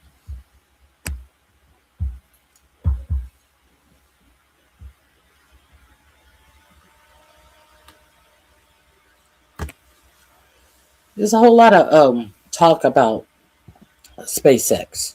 A whole lot of talk going on about SpaceX. It's supposed to go public today, and it is estimated that when SpaceX goes public, Elon Musk will officially be a trillionaire. However, there's some talk about that may or may not happen. So Elon Musk and SpaceX are looking to go IPO, and we got some more details on this, and we got to jump right in. You got to see it for yourself. Elon Musk SpaceX pitches investors 1.8 trillion valuation, okay, in historic IPO. Let's take a look at what people are indeed saying about this thing. You watch it for yourself. That fixed price that we had been expecting and reported earlier today, $135 per share, as this company embarks on marketing what is by no doubt expected to be the largest IPO of all time, 3 times the largest IPO record holder here in the U.S., about $75 billion because... Okay, so you heard that correctly. This is going to be the biggest in history, about 3 times the record holder. And I keep saying this is like peak bubble-ish action here, right? I'll show you guys a couple other things. On CNBC, they say here they're offering 555.6 million shares, but it doesn't tell you the full story, because if you actually look at the real number, you'll realize, yeah, it's just Elon Musk playing games. So it says here, the company said in a filing it plans to sell 555,555 shares, right? It's as stupid as you think it is, because yes, it's Elon Musk and he likes to play these number games. I'm actually surprised, to be frank, guys. Why didn't they make it $420 a share? So why 135? Who knows? But that's what they picked. And here it's saying they're going to raise close to 75 billion, but the way they have it structured, they may go for 86 billion. Now, this was actually kind of interesting. This is from the Financial Times. It says Rocket AI company seeking to raise up to 86 billion in biggest Wall Street debut of all time. Now, I wouldn't doubt if they go for the 86, because essentially what it ends up being is it's a game on who can have the longest rocket, basically. Google announced recently that they're going to do 80 billion raise. Then they upped that to 85 billion. And then lo and behold, the Elon Musk company's like, wow, we could do 86 billion, right? And then maybe Google's like, well, we'll go 87 billion, right? And it's like, can you make it any more obvious that this is just a game to say I have the bigger rocket than your rocket? It's as dumb as it sounds, but that's sort of what the game we're playing here. According to this S1A, SpaceX plans to offer 555.6 million shares in this offering, all primary stock here. So all $75 billion of this offering will go toward this company. None of it is from selling shareholders into this IPO. $75 billion, according to this S1A, what is likely to be the largest IPO of all time. But of course, they do have about a week and a half worth of marketing to do in order to assess what the final price will be, which will ultimately be decided next Thursday before a debut, which is expected next Friday, guys. Got it. So, yeah, obviously nothing is final until the price is set as part of the deal, Leslie. Although it seems like this is a take it or leave it proposition. They're not going to mess around with a $4 price range that would only have changed the total offering size by $2 billion or so when you're got a market cap targeting of 1.75 trillion. Right. Usually there's a bit of gamesmanship, a bit of psychology involved in this, where at this stage of the process, you would set a price range. And, the bankers kind of know that, they want to price it well. They want to price it toward the high end or above the range, because psychologically that will signal, oh, there's a lot of demand for this deal. This is a quote unquote hot deal that, will bring more people into the book. I'm just laughing because it's kind of funny. You're going to get different views on this, right? So some of the reporters no, it's a scam. Other ones are going to be definitely pumping it. It just depends what side of the thing that you're on. And I'm just showing you what they say. Here's a couple things to keep in mind with the way that they're pricing it and valuing this thing. If you were to buy at the price offered at 135, it says the listing price sets up SpaceX, which is loss making, so they lose money, to trade at 92 times its annual revenues, far richer valuation than the big tech peers. So it's not good, all right? Basically, you're overpaying for said thing. They were saying here the average in the S&P for as a price to sales basically is 3. If you want to look at a Tesla, maybe it's 19 or something like that. So pricing something at 92 times your revenues is just ludicrous. So you're overpaying by extreme amounts. To give you an idea of how much bigger this IPO is compared to others, you can see right there's SpaceX, right? They said 3 times than the next biggest one. So it'd be Saudi Aramco, Alibaba, ICBC, SoftBank, etc. You can see it right there.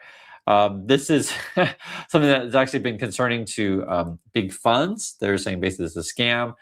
Because Elon Musk, the way they structure it is like you may buy shares, but Musk has all the voting shares. Like your shares won't really have much votes compared to Musk's. I think it's like 82% of the vote or something like that. The New York State Common Retirement Fund and chief executive of the California Public Employees Retirement Fund, right? So, big money here, wrote to SpaceX executives last month to express serious concerns with the company's novel and extreme governance structure and Musk, quote, insulation from accountability. I mean, that is certainly a problem. I would not be, putting my name and stuff into, Musk, who's an addict and that kind of thing, and structured in a way that only benefits him. Either space.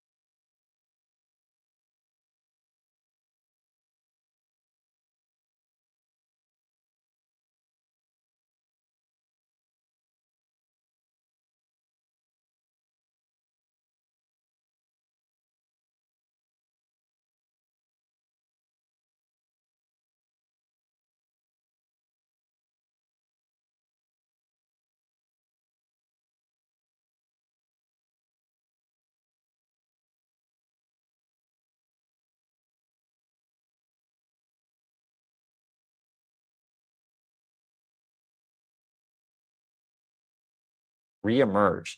And you can see that was updated just a few minutes ago. This is not a good sign. I'm sure you guys know this is.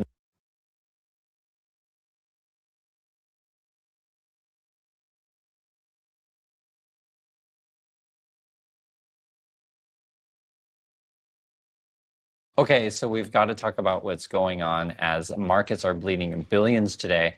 And in fact, we have a historic drop right now. So this is Broadcom. It says sheds 300 billion in market value as revenue forecasts disappoint. This is actually historic. I think it's the third largest single day drop in history. This is a chart right here. You can see it for yourself. It says Broadcom shares are headed for a historic drop. And this is the 10 biggest daily market cap losses for US companies in the billions. So I guess the top spot was NVIDIA back in 2025. Then you had Microsoft 2026. So just earlier this year, basically. And then Broadcom just today, right, 2026. So in a lot of these big moves to the downside are actually NVIDIA.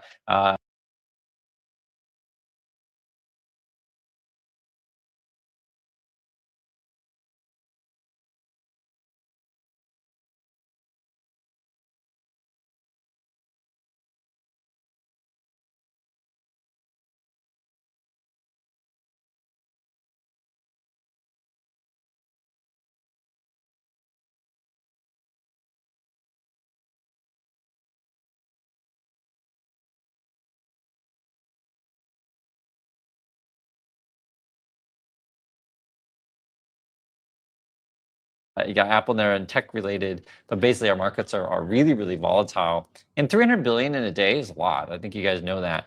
Now you have to put this together with the overarching theme of we're in this massive AI bubble. And the whole Broadcom thing is basically their forecast for revenue wasn't as rosy as people had wanted. It wasn't awful, just people wanted more, right? Because there's these high expectations for these companies have been making lots of money on data centers and selling to each other and whatever, right? And on top of that, again, with the AI bubble, you have this like crazy private equity crash that's happening. And then funds are locking out redemptions. Basically, people want their money back, and too many people want their money back. And so now funds are like, whoa, whoa, whoa, we're just not going to give your money back. So this is what it is. Partners Group warns it could cap more fund withdrawals after triggering private equity rout, right? So I want my money back. They're like, no. And you're going to have a big problem with this stuff because it is multiple funds doing it.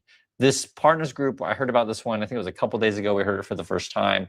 Today, just a few minutes ago, now we have Blackstone, and this is actually a major one. It says Blackstone restricts flagship fund withdrawals as private asset fears reemerge. And you can see that was updated just a few minutes ago. This is not a good sign. I'm sure you guys know this is not a good sign. And I was looking at more of the details of stuff because it gets kind of, how can I say, intertwined with the AI thing. Because I'll try to explain it. Basically, these type of funds will serve as like a shadow banking to AI companies, right? So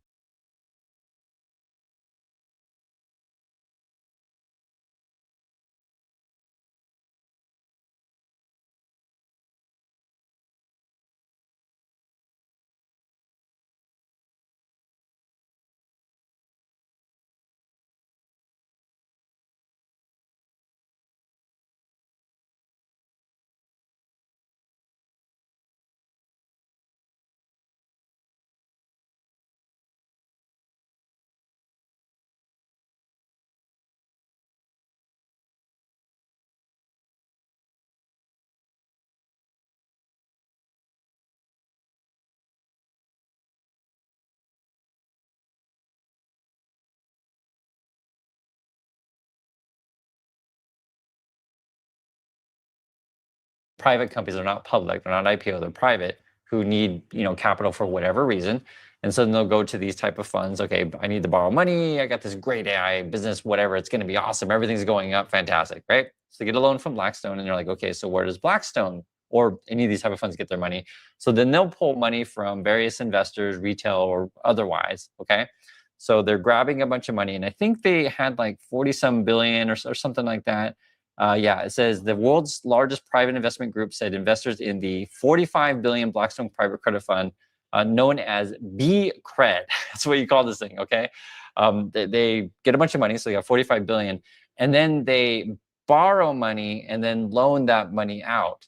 So it's how to explain it? It's like I'm getting money using that capital to establish my credit, the BCRED fund. And then I use like other people's money to borrow yet more money. And then I use that new borrowed money to then lend out money. It's kind of a crazy system, but this is where it's at. And then this is what it says. It says BCRED, which uses leverage to boost its portfolio value to 79 billion. So we started with 45. Now we've got 79 based on, debt. And then we, again, lend that out. And then what if the people that we lend the money out to can't pay us for whatever reason, okay? Because they fail or whatever, and it's part of the AI bubble. And then what if people who gave us the money so that we could borrow the money start asking for their money back? And more people start asking for their money back. And in fact, we don't even have the money anymore because we already lent it out. Do you guys see how like crazy this thing is? And if you're scratching your head going, what? How we even allow this stuff? Well, here's the thing. Like, this is why you want regulations. This is why we put in a bunch of rules in place after the great financial crisis, right? Back in 07, 08. But the Trump and the Republicans, like, they want to deregulate everything because they argue that if we deregulate stuff and keep the, basically people putting money in stuff and then borrowing and lending that out and sort of keep the cycle going, you're going to grow really, really fast.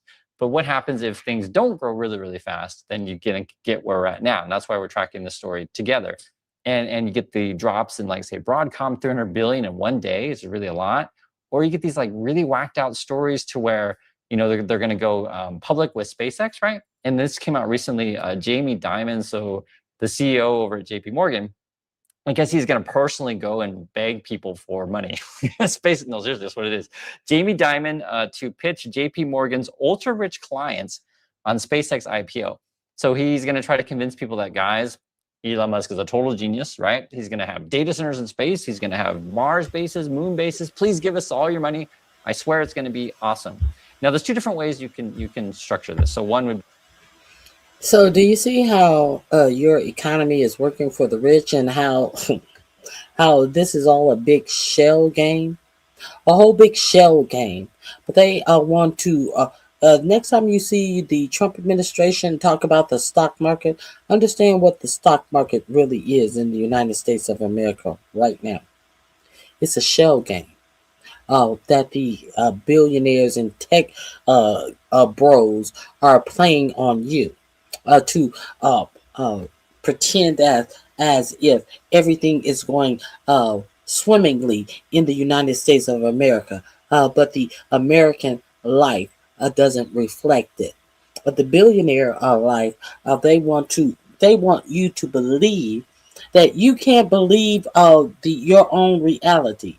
You have to believe this reality about this shell game stock market represents that the fact that you are doing well, even though your own reality doesn't show you that. He goes to a bunch of people and says, okay, we're going to give you the price of 135, and then later we're going to sell it to the bunch of suckers who, put in market orders at when this thing goes, public. You're going to get in early, and then you can dump whenever you want. And either way, someone's going to get screwed in this stuff because the Ponzi is going to run out. Supposedly they're going to do, I think they're doing something remote here, because they mentioned some numbers of like how many, I think it's like 90 locations. Yeah, the event, this is the JP Morgan thing, and other people are going to be there as well. I can actually tell you who it is. He says he will be joined by Mary Callahan Erodes, the CEO of the bank's asset and wealth management division. So they're bringing in the big guns to come again sell SpaceX.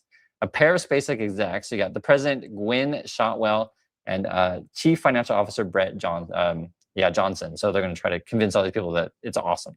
The event will be simulcast about 90 JP Morgan locations across 26 states. So they're going big on this, selling this SpaceX thing.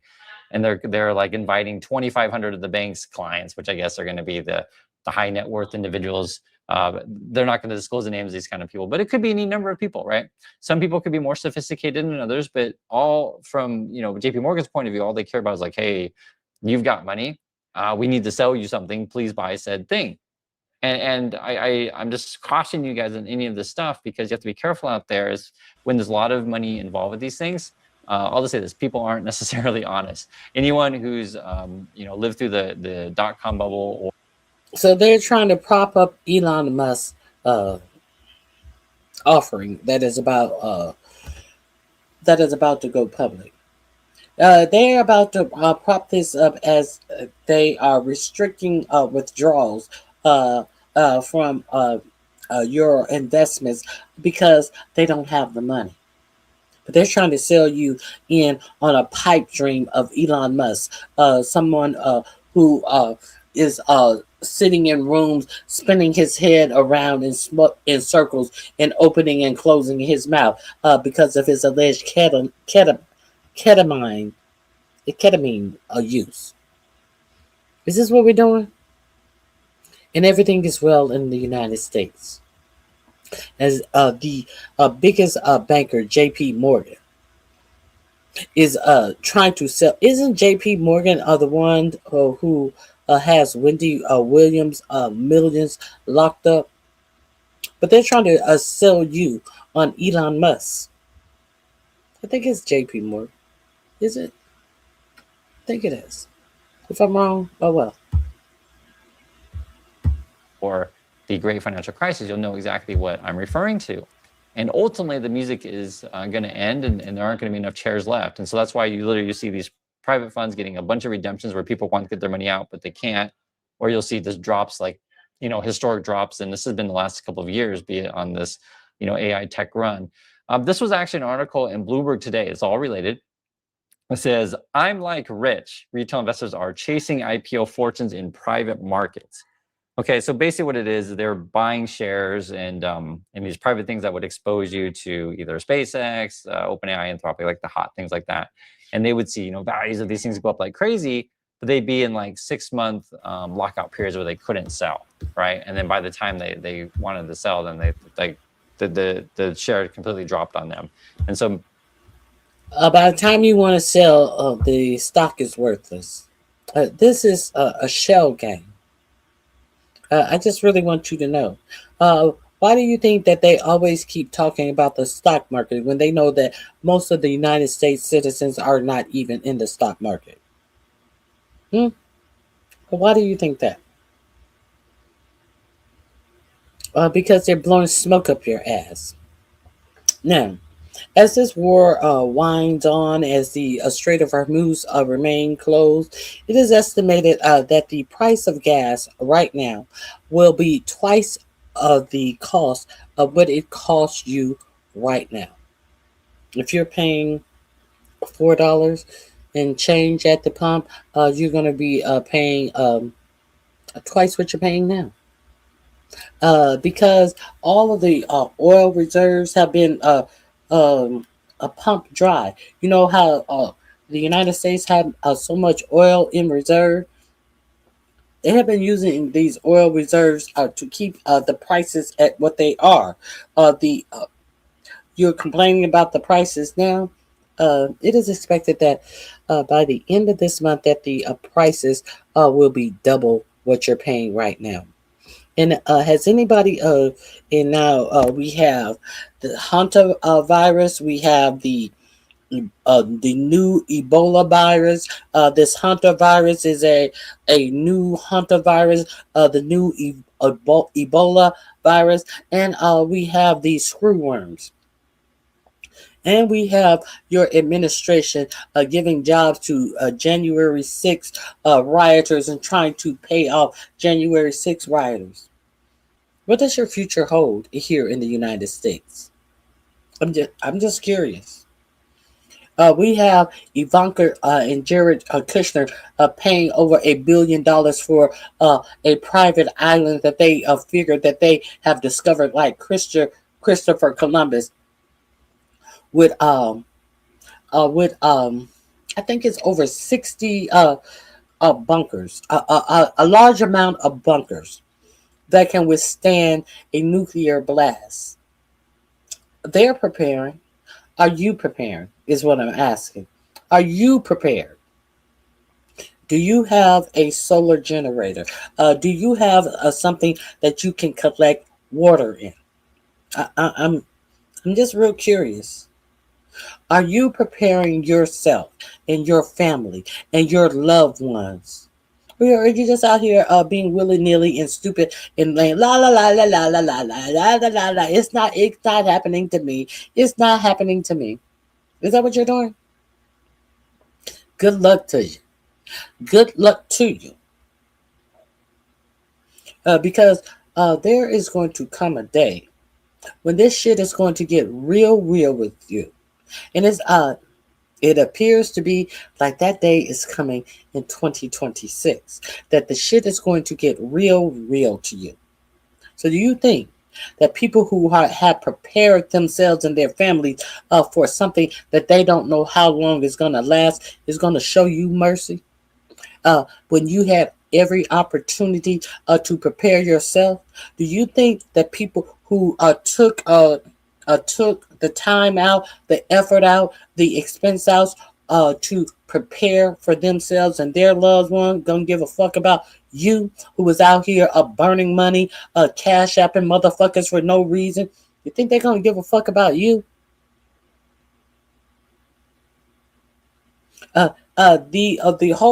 The whole experiment and the whole situation that is about to become you is to get rid of you in the first place. So you think that people who prepared themselves so that they will not be one who is gotten rid of is going to give a fuck about you when you didn't give a fuck about yourself to think about yourself? I'm just curious. Look, this link is in my description box under historic market drop. So let's move on. If you have not visit this channel, Chris Norrid, I think you should check him out. The most thing he does, Chris Norland. The most thing he does is economic news. So go over there. So Elon Musk and SpaceX. Mark it down in your calendar, May 22nd to It's May. my recommendation. So let me get into these hearings. Hold on. Let's get into these hearings. Why don't we?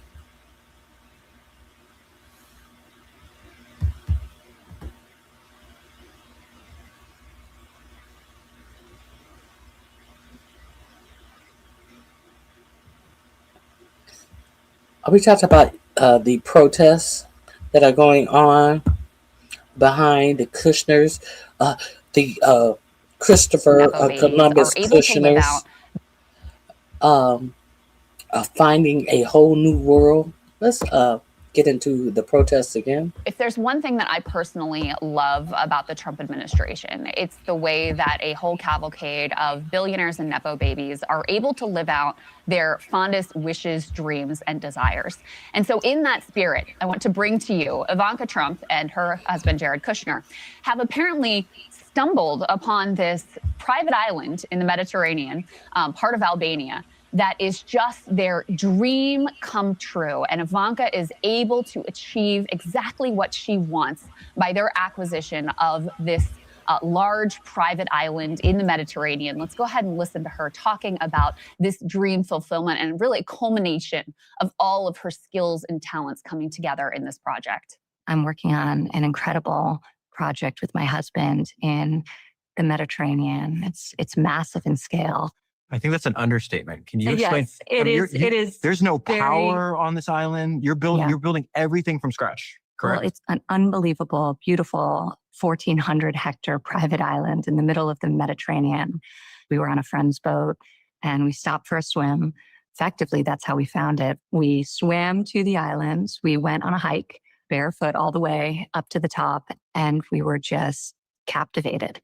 And it stayed with us ever since. And over the course of many years, we developed the opportunity to help realize its potential and transform it, but with a lot of restraint and care, because the land is so beautiful that really the architecture has to be fully integrated into it, almost rise from it. You know, it's not even a business for me, despite the scale of it. We not only the island, but we have 5 miles of beachfront directly across from the island, this beautiful peninsula with a lagoon on one side, the ocean on the other, beautiful white sand beaches. For me, it feels more like a challenge than anything else. The culmination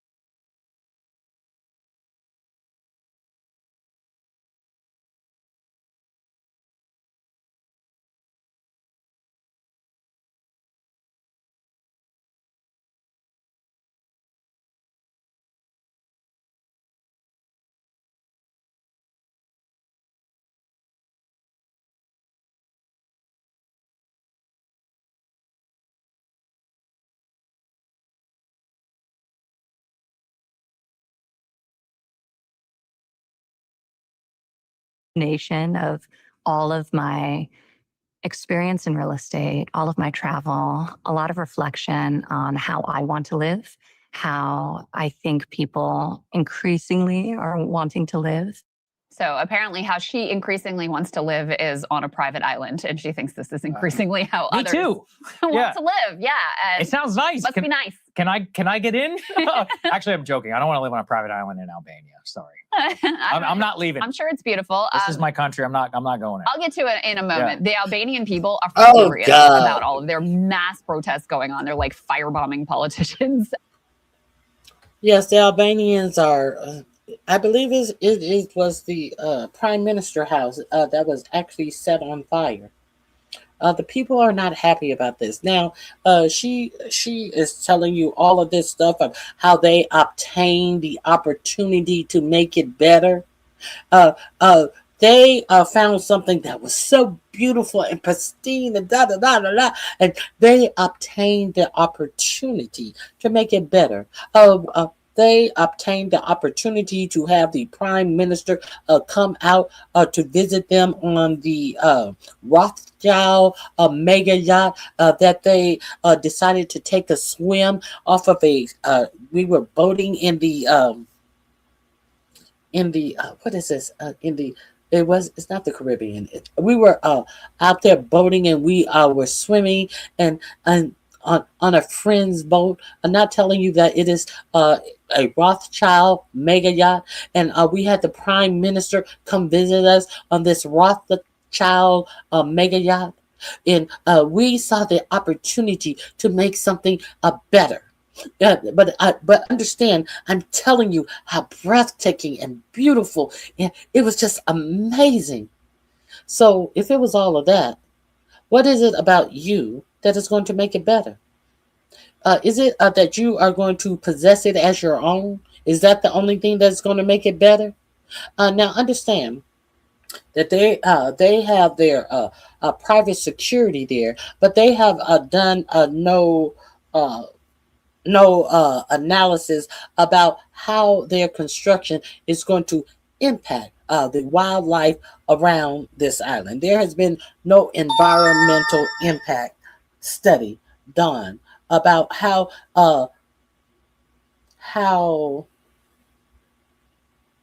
Christina Columbus and Kushner Columbus is how their construction is going to impact this place that is so beautiful that they only can make better. Let's get into it. Houses, I mean, it's like. Hey, Leonard, thank you for telling me my mic was off. Really. On a private island in Albania. Sorry. I'm not leaving. I'm sure it's beautiful. This is my country. I'm not going in. I'll get to it in a moment. Yeah. The Albanian people are furious about all of their mass protests going on. They're like firebombing politicians' houses. I mean, it's like really, really heated up because they're pissed off about what appears to be corrupt dealings with regard to her acquisition of this. They feel this island is a public asset that is now, they did some, quick changes to make it possible for them to buy it. There's all kinds of shady figures that appear to be involved. There's questions about who even owns the land and how it was able to be acquired. Before I get to all of that, though, let's go ahead and take a listen to Jared Kushner talking about this same island deal, because Ivanka, her story, we were on a friend's boat and then we went swimming and we found this island. This is like very European settler colonial coded, right? Like we found the America and we discovered it, right? In any case, here's Kushner identifying whose boat they were actually on and how this all went down to enable them to fulfill their wishes and dreams with regard to this private island. Let's take a listen to that. I was on a vacation after we left government in the summer of 2021. We were on our friend Nat Rothschild's boat. We got picked up in Montenegro, and then we started sailing over to Corfu, and we spent a couple days in Albania. One of the nights there, Prime Minister Rama came to the boat. I had not met him when I was in government, but I was very, very impressed with his vision for what he wanted to do with Albania. I really didn't know anything about the country. I didn't understand the history. And the darkness of the history with the communism and the terrible leadership actually led to it being fully undeveloped as a nation. But Eddie came in. He has one of the cool things I was attracted to is the fact that he seemed like a very skilled politician, as a very strong and smart leader, but also the fact that notice Eddie came in, the prime minister. I knew nothing about the island, and come to find out the communists now all of a sudden the one story you knew nothing about it. So you take the first story that you're given that the government was so horrible, and the communist government is the reason why this island was undeveloped. Did you hear Ivanka say any of this? We found it. That's how we actually found it. The Christine Columbus of it all. Hey, Leonard, I said that since they are taking Donald Trump's birthday and making it a celebration of the 250th anniversary of the United States, being a country. When I have never heard of any. I heard of centennials. I heard of bicentennials. I heard of tricentennials. I never heard of a 250-year celebration of anything. It's usually a centennial celebration. But since they are putting this on Trump's birthday, this made up a celebration that is not a real a mile marker or a goalpost for anything. 250. Okay, so since they have taken Juneteenth and Dr. King's the recognition of Dr. King's birthday off the calendar, are they going to change Columbus Day to Jared Kushner's and Ivanka's Kushner birthday? They have two national holidays that they have taken off the federal holiday schedule. Since these motherfucking colonizers, Jared Kushner, wannabe colonizer Jared Kushner and Ivanka Trump, have discovered a whole new world. Are they gonna put these motherfuckers' names on the calendar on the 2 days that they have taken black holidays off the federal calendar? Is that what they're going to do? I wouldn't be surprised, because this is what they always do. A bunch of colonizers. And let's continue. He was an artist. I thought it'd be very cool to see what a country leader as a nation. I knew nothing about the country. I didn't understand the history. And the darkness of the history with the communism and the terrible leadership actually led to it being fully undeveloped as a nation. But Eddie came in. He has one of the cool things I was attracted to is the fact that he seemed like a very skilled politician, as a very strong and smart leader, but also the fact that he was an artist. I thought it'd be very cool to see what a country really led and built by an artist could be. So Eddie came in and he seemed like to be a really skilled and cool politician. What made him skilled and cool? The fact that he allowed you to bribe him into selling an island that was not allowed to be sold to anyone. Is that what made him cool? You didn't know nothing about it, but you want to take the stance that the reason why this island was not developed is because no one bribed the right politician. Is that what you're saying? The fuck out of here. Is he going to talk about all of the bunkers that will withstand a nuclear bombing? Why they find it necessary to live on their own island that is bunker proof? Is he going to talk about all of the people that are being dragged off unconscious and bloodied and beaten by their private security? Is he going to tell you about that? Is he going to tell you about any environmental study that tells how what they do on the island will impact the environment? You know, the thing that they were trying to preserve, the people who are actually of that nation were trying to preserve. Oh no, I'm Jared Kushner.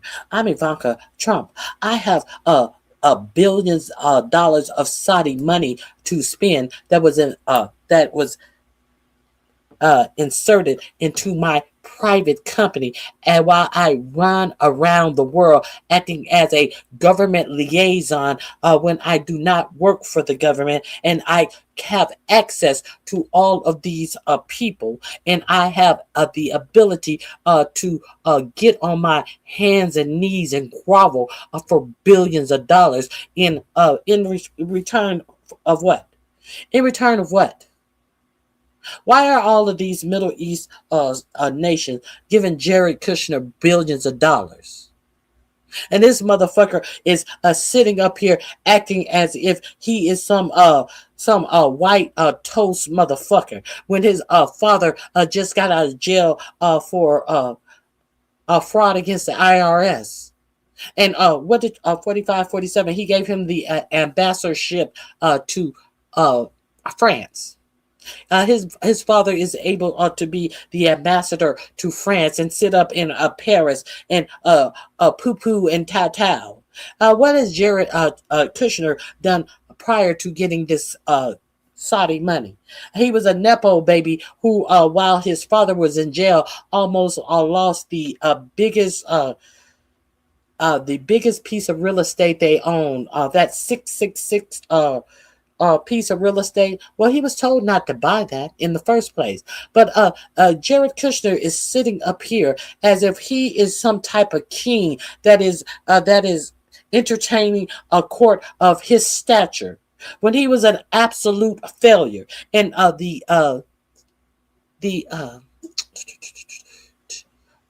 who bailed him out? Who bailed him out on that 6-6?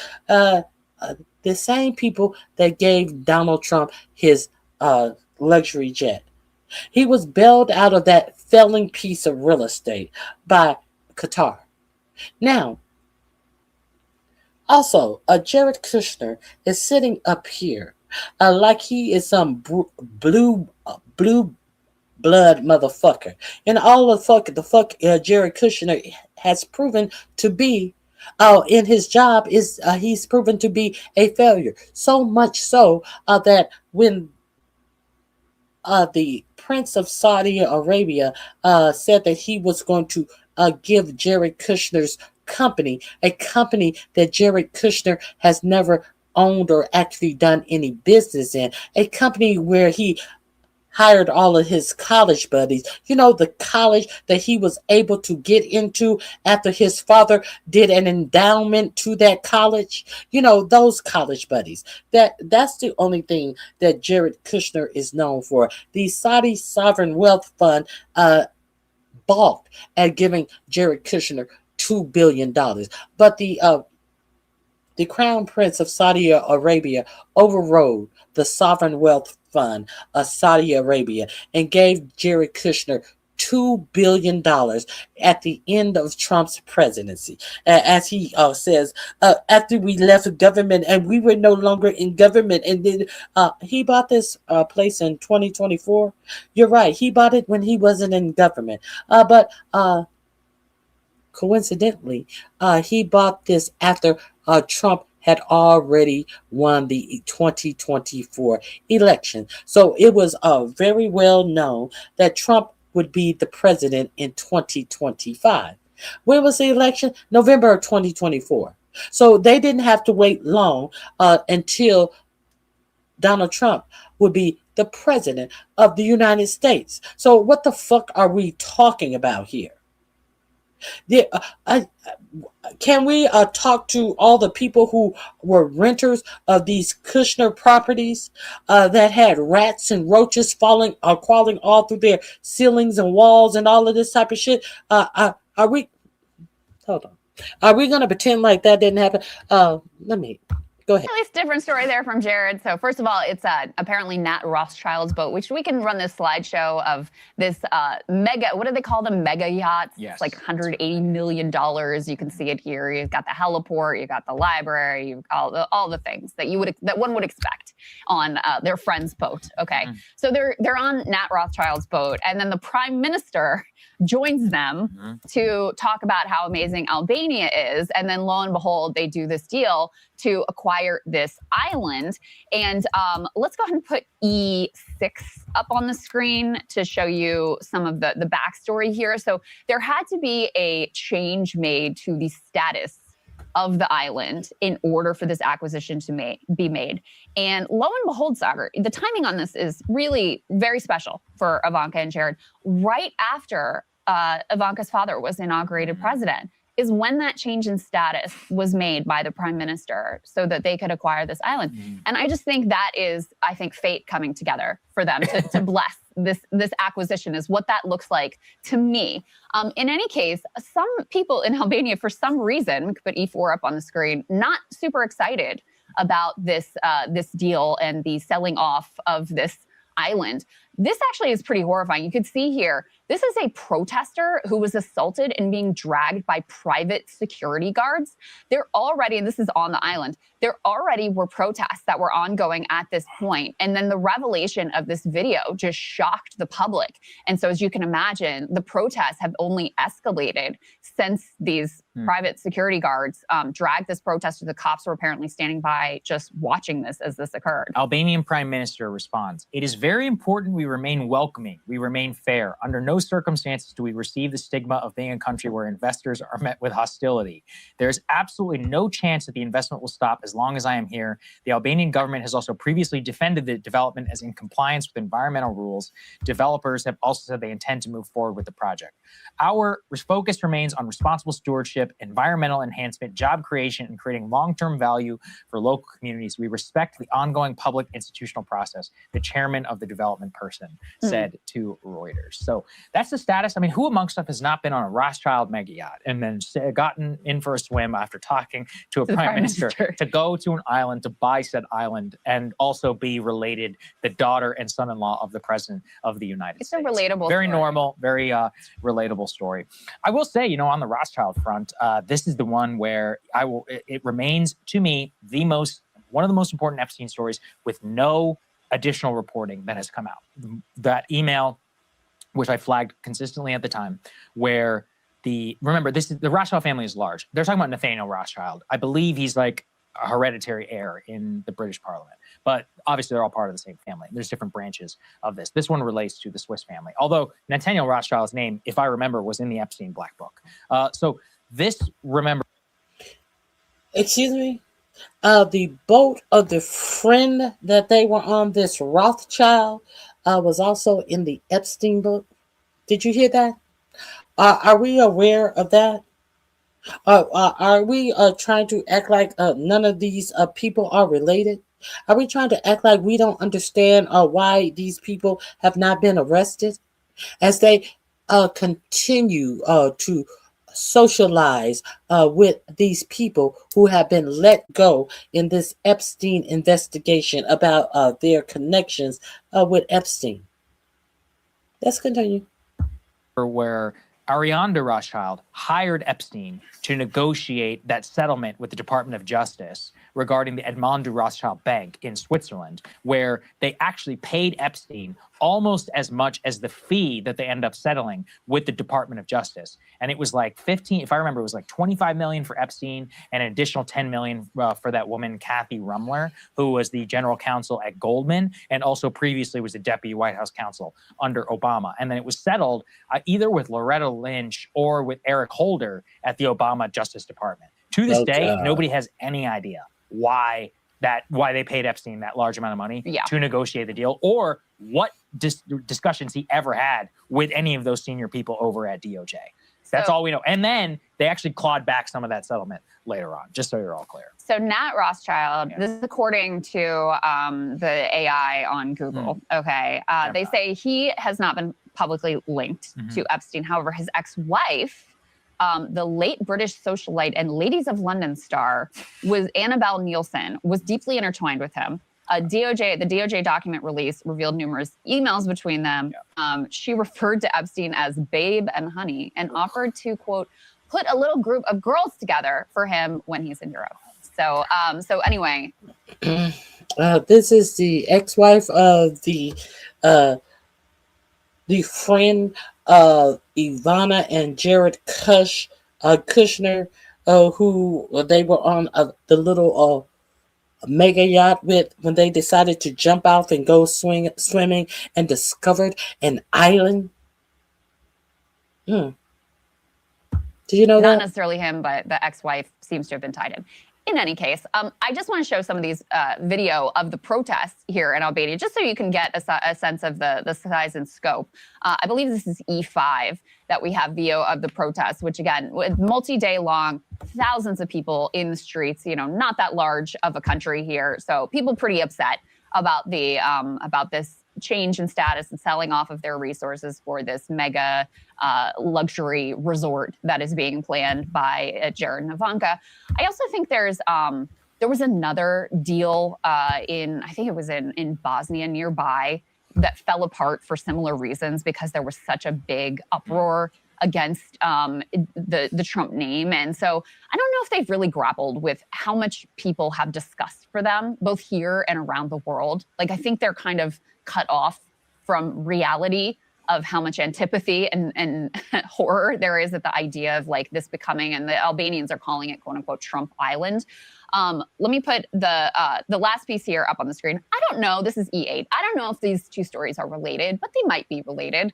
And like you wanting to get the weaponization fund into the show, I've been wanting to get this into the show. Peter Thiel, who is major backer of J.D. Vance, seems like his political project has sort of come to fruition here. You know, No, I talked about Peter Thiel is leaving the United States. He's going to Argentina.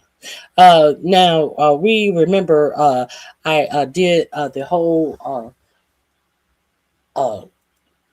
it wasn't the whole show. I talked about in one of my shows his Prostasius or whatever this private facility that he had built in Honduras, and the Honduran government has shut it down, where they followed no rules, no laws, no regulations, where they were up in this private property for rich people only, who had access or who had a membership or the connections to go to this place, and they were doing all types of experiments with blood transfusions and implanting things into their bodies. The Honduran government shut that whole place down. So are you curious as to why Peter Thiel is leaving to go to Argentina? Do you think that he is going to have any such problems with Milei, the money grubbing Milei? No, he's not going to have any problems. Some of the companies they invested in are very, and helped to found, are very influential in this administration. He's got a bunch of his politicians who are now in office, including J.D. Vance, who may well be the heir apparent to Donald Trump, although there's now some question about that apparently. In any case, right at that moment when it all seems to be coming together for him, he is leaving the United States and he is decamping to Argentina, which is raising a lot of questions about why. One of the things people are pointing to is this potential billionaire tax in California, which would be pennies. It would be minuscule in terms of his net worth, the amount that he would have to pay into this. So I'm not buying that whatsoever. And in any case, he didn't have to flee the country. He could have just left for Texas or whatever. Yeah, he's addressed that before. He said, there's a segment of him on Rogan talking about how he couldn't decide if he should leave California, if he should leave the U.S. Oh, really? What did he say? It's very Thiel-esque, and there's about 90,000 ums that are in the general thesis was, if I'm going to leave California, there's no reason that I shouldn't just leave the United States, because it's going to be the same problem. Look, the billionaire tax is an excuse. It's basically like he thinks there's like failed governance. I don't know why I would go to Argentina. There's failed governance. Like, you're the guy who helped to put this government in place. Yes. You would go to Argentina for exactly what I said. His laboratory was shut down. Now, it's not like he doesn't have more of these, what is it called? Prosthesia, something to that effect. He has several more all over the world. But the one in Honduras, I guess it was, it was like really huge. And a lot of people from the United States were visiting this. Not that these billionaires that were and millionaires that were visiting it are restricted from travel, but it was quite a thing. And I do believe that he wants to build one in this hemisphere. To have one in this hemisphere. They are all over the world, some places in Africa, all of this type of stuff. But I think that a white nationalist, they are a little jittery around being in Africa, these deep African places. That's my opinion. Thiel, look, he's an eccentric, hyper-techno-libertarian. These people effectively live lives of teleportation. Like, whenever it comes to their private jet, there's that book, I'm totally blanking on the name. Ryan Holiday wrote it. conspiracy. This is off the top of my head. It's about the Gawker case. But I remember reading that and I was like, this is an insane way where it's like every place that Thiel is, that he has a car which is idling 24 hours a day in case that he wants to get in said car, and then a jet which is on standby. I mean, he lives on multiple continents between the U.S. He's got houses all over the globe, houses in Miami, Los Angeles. I think he has New Zealand citizenship. Yeah. And he's got a bunker out there. I'm pretty sure he's got another citizenship too. On top of that, really? I'm pretty sure, isn't he German? I think he's German. So he's got like 3 passports. I wouldn't take it as like some denunciation necessarily. I'm not taking it as a denunciation. Yeah. I'm taking it well, I don't know what I'm taking it as. But some are saying that here's a guy who is at the forefront, the bleeding edge of AI, development. So one possibility is he's looking at this and is like, this may not work out well. Now, to your point, him and a bunch of these other oligarch billionaires have already been in their doomsday mode for quite a while. Yeah, for like 20 years. I think is part of the the nihilism that has allowed them to fling themselves wholeheartedly into AI development, even though many of them know that there is a significant possibility that it certainly destroys society, if not all of humankind. A lot of these guys would talk openly about how they think that it's not 100%, but some significant possibility that continuing this direction will literally lead to the end of humankind, which Thiel, when he was asked about whether he cares whether humankind persists or not, when Ross Douthat asked him that, he was a little unsure. So that's discomforting. No, he wasn't unsure. He said that it should exist, but it has to be combined with technology. The same thing that they have been doing on the Prometheus place that they had in Honduras, in injecting technology into human bodies. Let's be real clear, Crystal Ball. You good, Crystal Ball. But he said yes, but I think that the human body has to be infused with technology. So you have that. Another possibility is that, he sees the political trends, thinks there's going to be like broad sort of, not necessarily. And the thing that trips me out is they think that this AI that they are in such a rush to create, to eliminate you and your jobs and your way of life. They think that they are just going to be able to go down in their bunkers and AI is not going to know that they are down in their bunkers. Do they think that the AI that they are creating is not going to understand that these people that created it, they had the power to create it that has chosen to do whatever it is to get rid of all of us common folks on the earth, to take all our jobs, to do whatever AI that they are afraid AI is going to do to mankind. Do they not think that this AI does not know that they are underground in their bunkers with this security, that they think that they will have clean water filtration and clean air pumped down to their little billionaire bunkers? So is AI just going to do something to us and act like we didn't know that these billionaires were down in their bunkers? They think that their bunkers are going to save them. What if AI is so sophisticated that AI gives the people who they assume are going to be destroyed by AI?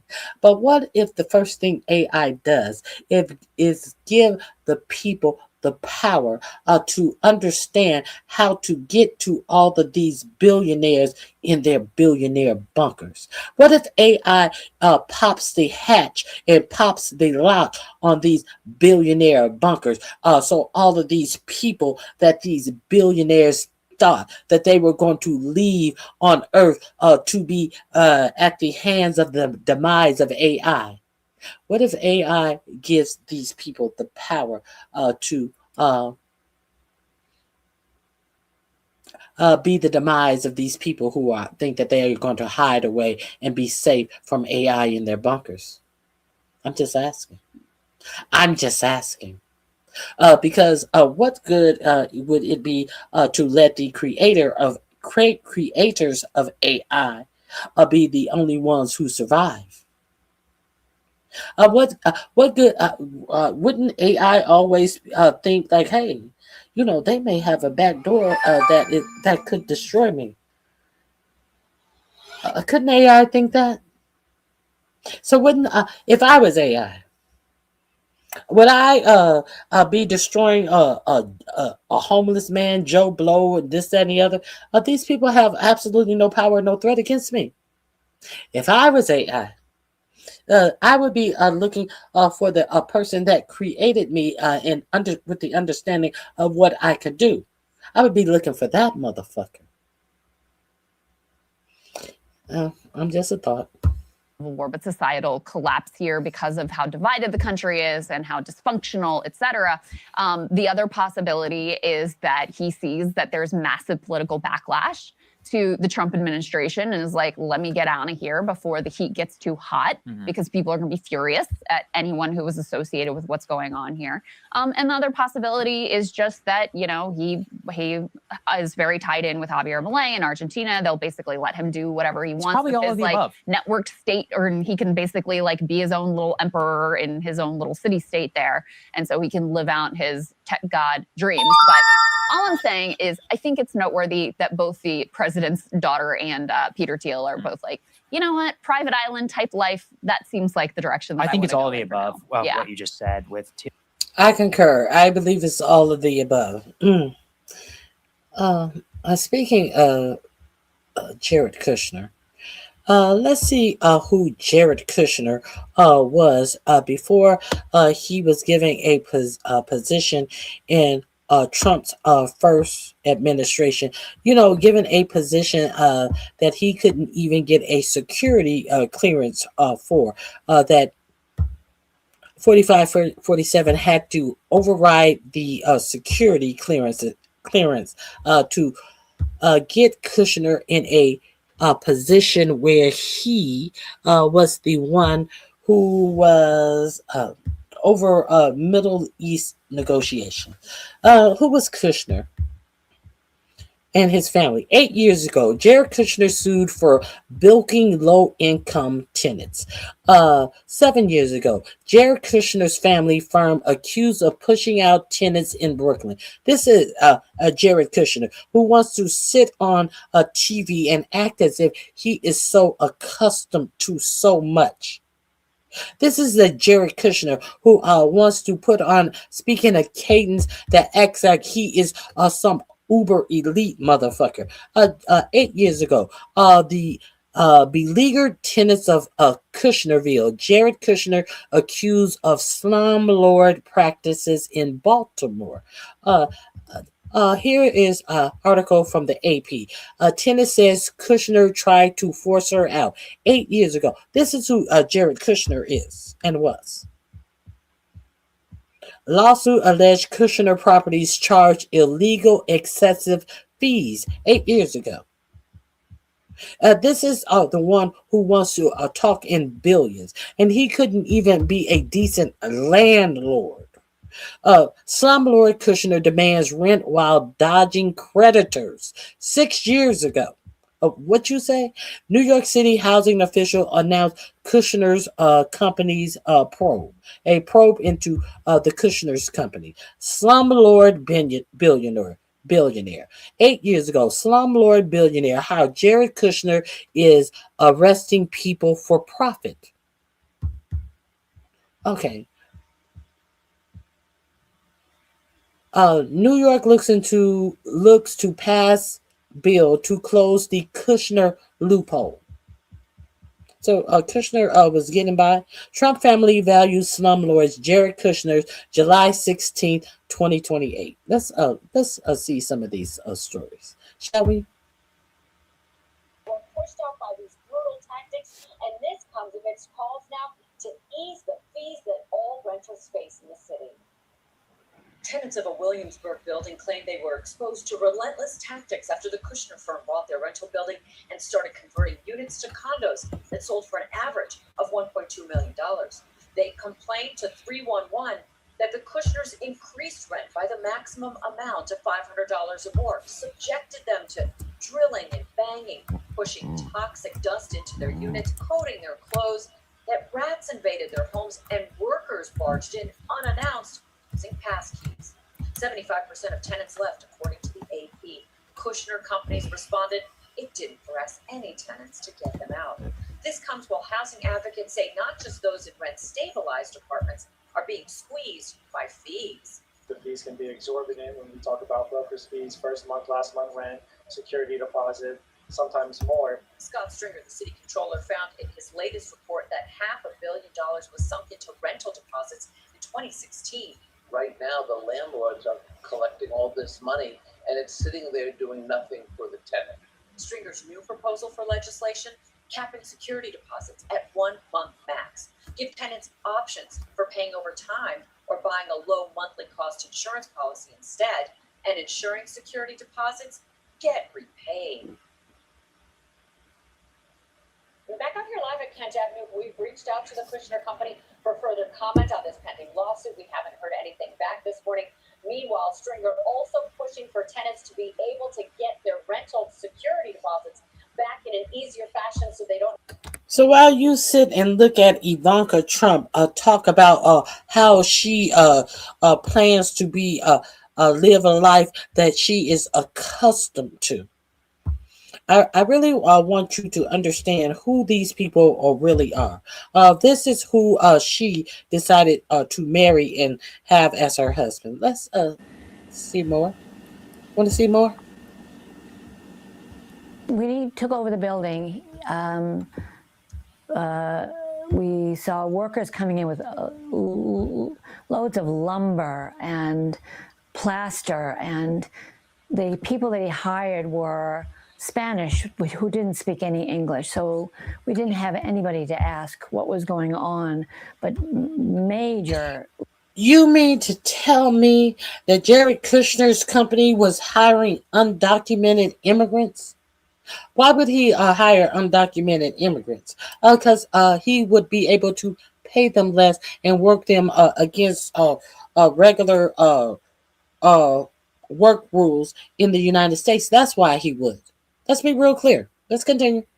Lumber and drilling, and I mean, there's so much construction material in this hallway, in the lobby, and then they started tearing down the walls and the ceiling, apartments, drilling in the middle of the night, drilling day and night, drilling.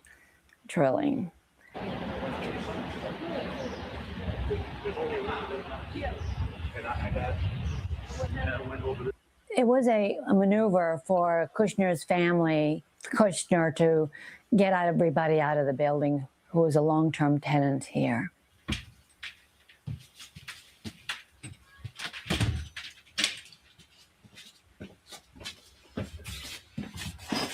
So they could raise the rent, cut the apartments, make more money. They could care less who lived in the apartments. And there were a lot of older people living in this building. Just for aesthetic purposes. And we had really... there were 20 of us rent stabilized in the beginning that I know of. And now there is only 3 rent stabilized people in the building.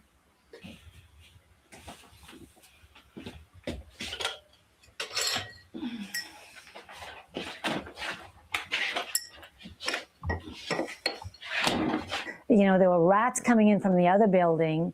You know, it was a horrible situation, horrible, and there was no one to ask. Everybody was totally freaked out. So the only thing to do was to move out.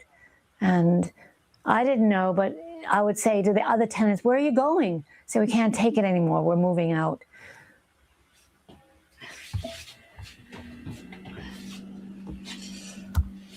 Old people, senior people, or poor people who have rent-stabilized apartments.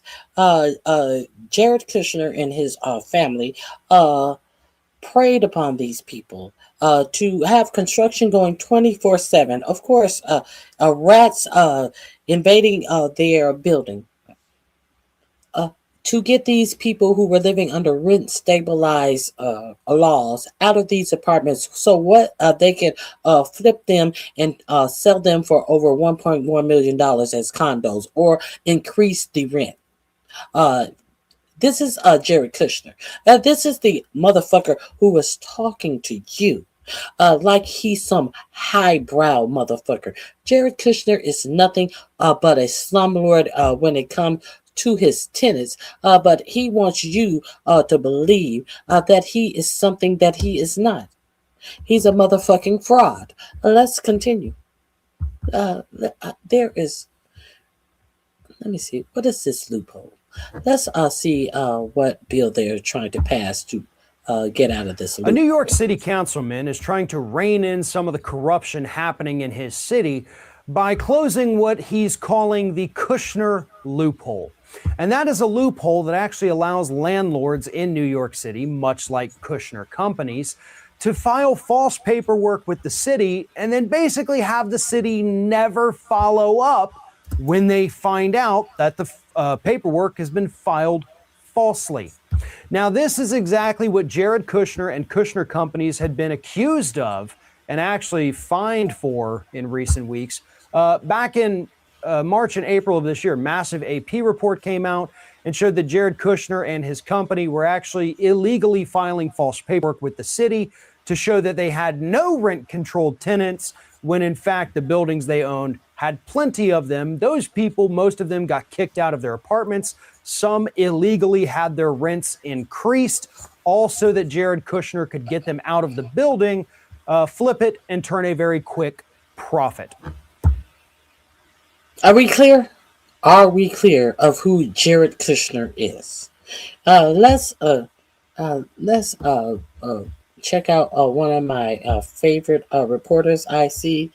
All of these links are in my description box. How Jared Kushner is arresting people for profit. I'm very interested in this one first. Cartoon is the wrong word. An illustration by John Hartzell of a kind of Victorian-looking woman talking to her daughter, saying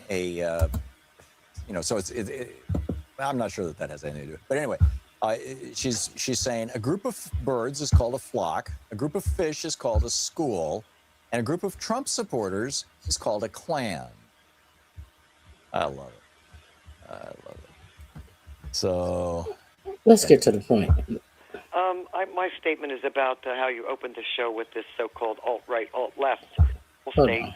Let me see. There was a time when there was two right-wing, Trump and his Klan activity. Now, Sinclair Broadcasting are just as bad as Fox. Born. Can we get to it? Radio, all saying the same things, is obviously paid by the Russians. There's no other fascists, because that's what they... Or Nazis. Racist. If you're not a racist or a fascist, then why are you still supporting this man who is not really a Republican? Right. And what Donald Trump's history is, let me just add something here to this, Elizabeth. The Baltimore Sun ran an article by Doug Donovan on August 16th. That would have been yesterday. The headline, Jared Kushner's firm seeks arrest of Maryland tenants to collect debt. Now, this is the Baltimore Sun, Baltimore, Maryland.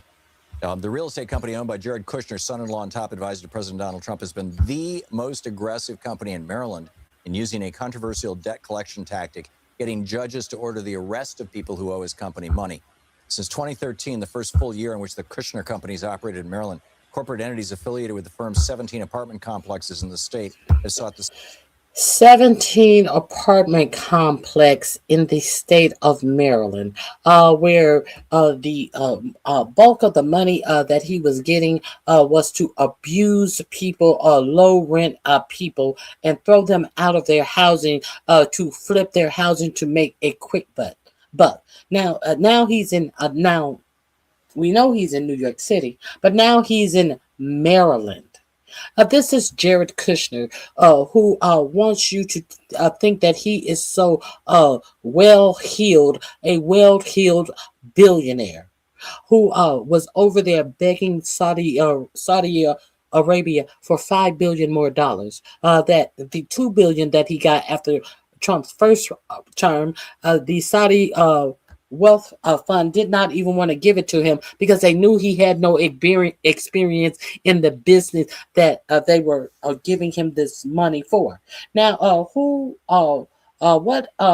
is in control over this $1.4 billion island that they bought?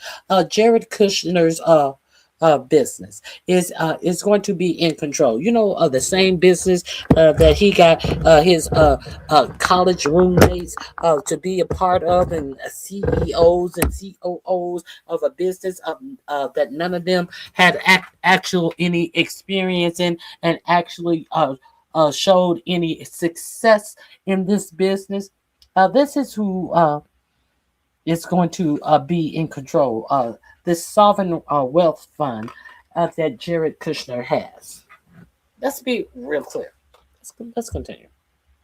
Civil arrest of 105 former tenants for failing to appear in court to face allegations of unpaid debt, the Baltimore Sun has found. That's more than any other landlord in the state over that time. Court records show that 20. He wanted people to go to jail for back rent. Go to jail for back rent. Not have your credit affected, have your whole life affected. Send you totally and completely to jail for your debt. What I thought that we got rid of debtor's prison. I guess we haven't.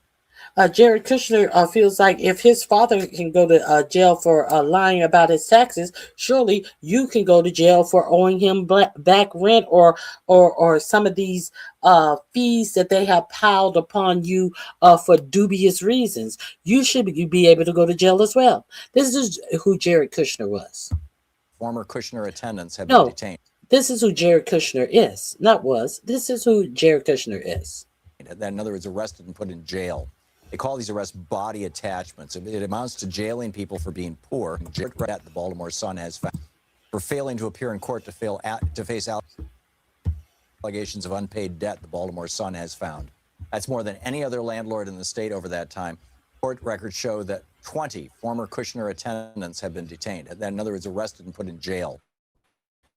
They call these arrests body attachments. It amounts to jailing people for being poor.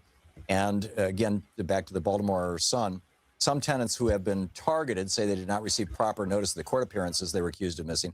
Advocates for consumer rights have long pushed for legislation to limit body attachments. And then they go on to say the Kushner Company.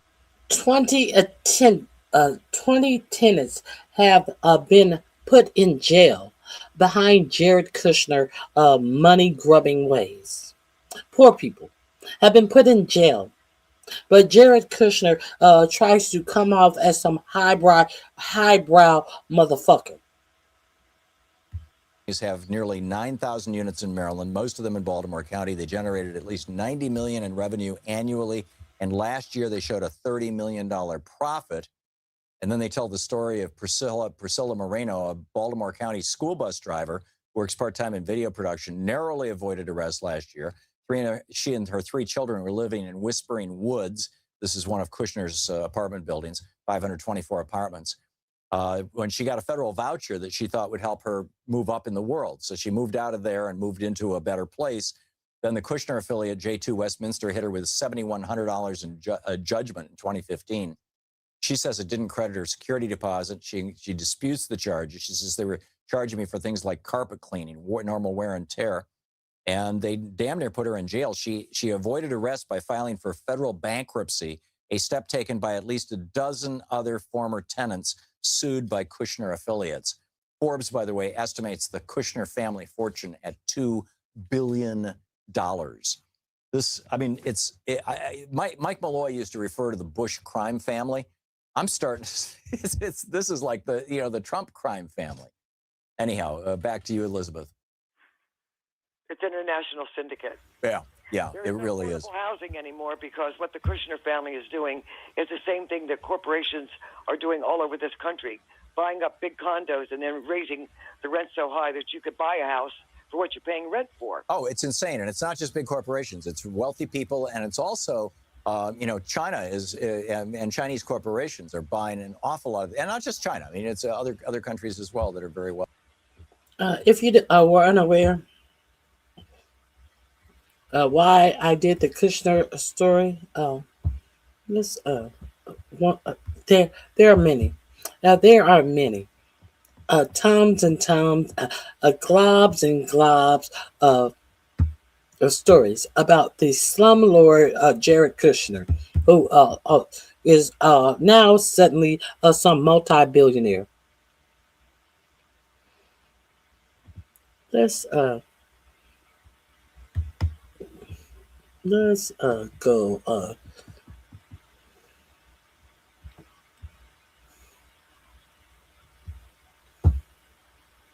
$10 to $30 might not seem like a whole lot, but when you're living paycheck to paycheck and trying to raise a family, that's a difference between putting gas in my car or just buying a meal for my family. Denise Smith is a tenant at the Dutch Village Apartments in Northeast Baltimore. She's lived there since 2009. She's now a plaintiff in a lawsuit filed against the landlord, a company owned by Jared Kushner, President Donald Trump's son-in-law. The complaint alleges the company charges illegal and excessive fees when a tenant is late with the rent. It starts with a 5% late fee. That's standard and permitted. But then tenants get slapped with a $10 agent fee and a $30 summons or court fee. Full payments are required, Tanae says, to get her accounts squared. Let's say the court case is a couple of weeks later. If I went to at least pay my rent on the 7th, they're rejecting it. They're saying, no, pay everything. Including those fees? Including those fees. The agent fee is not allowed to be charged at all, and the court fee should not be charged until it is incurred or until it is awarded by a court. So often people are paying these fees before they've even filed anything against them or before they've even gone to court and a judge has said, okay, you can charge this fee. Kushner's companies own 17 properties in the Baltimore area. The lawsuit seeks refunds for thousands of tenants. So we're talking about people who are wealthy individuals who are just making a profit off of people who can barely afford to pay their rent or to make, their ends meet. So we want to stop charging the illegal fees. We want to stop misallocating rent to the fees and then saying that rent's late again. And second, we are looking for a refund of all of those illegal fees that have been charged for the past 3 years. We did get a response today to our questions that we ask of the Kushner companies. A spokesman said, "We have been in compliance with Maryland's laws and regulations and intend to vigorously defend ourselves against these allegations." Again, that comes from a spokesman for the Kushner companies. According to his financial disclosure that was filed earlier this year, Jared Kushner is a senior advisor to the president. He made almost $1.5 million per year in income from the company named in this lawsuit. Reporting live tonight from downtown, I'm Jane Miller, WBAL TV 11 News.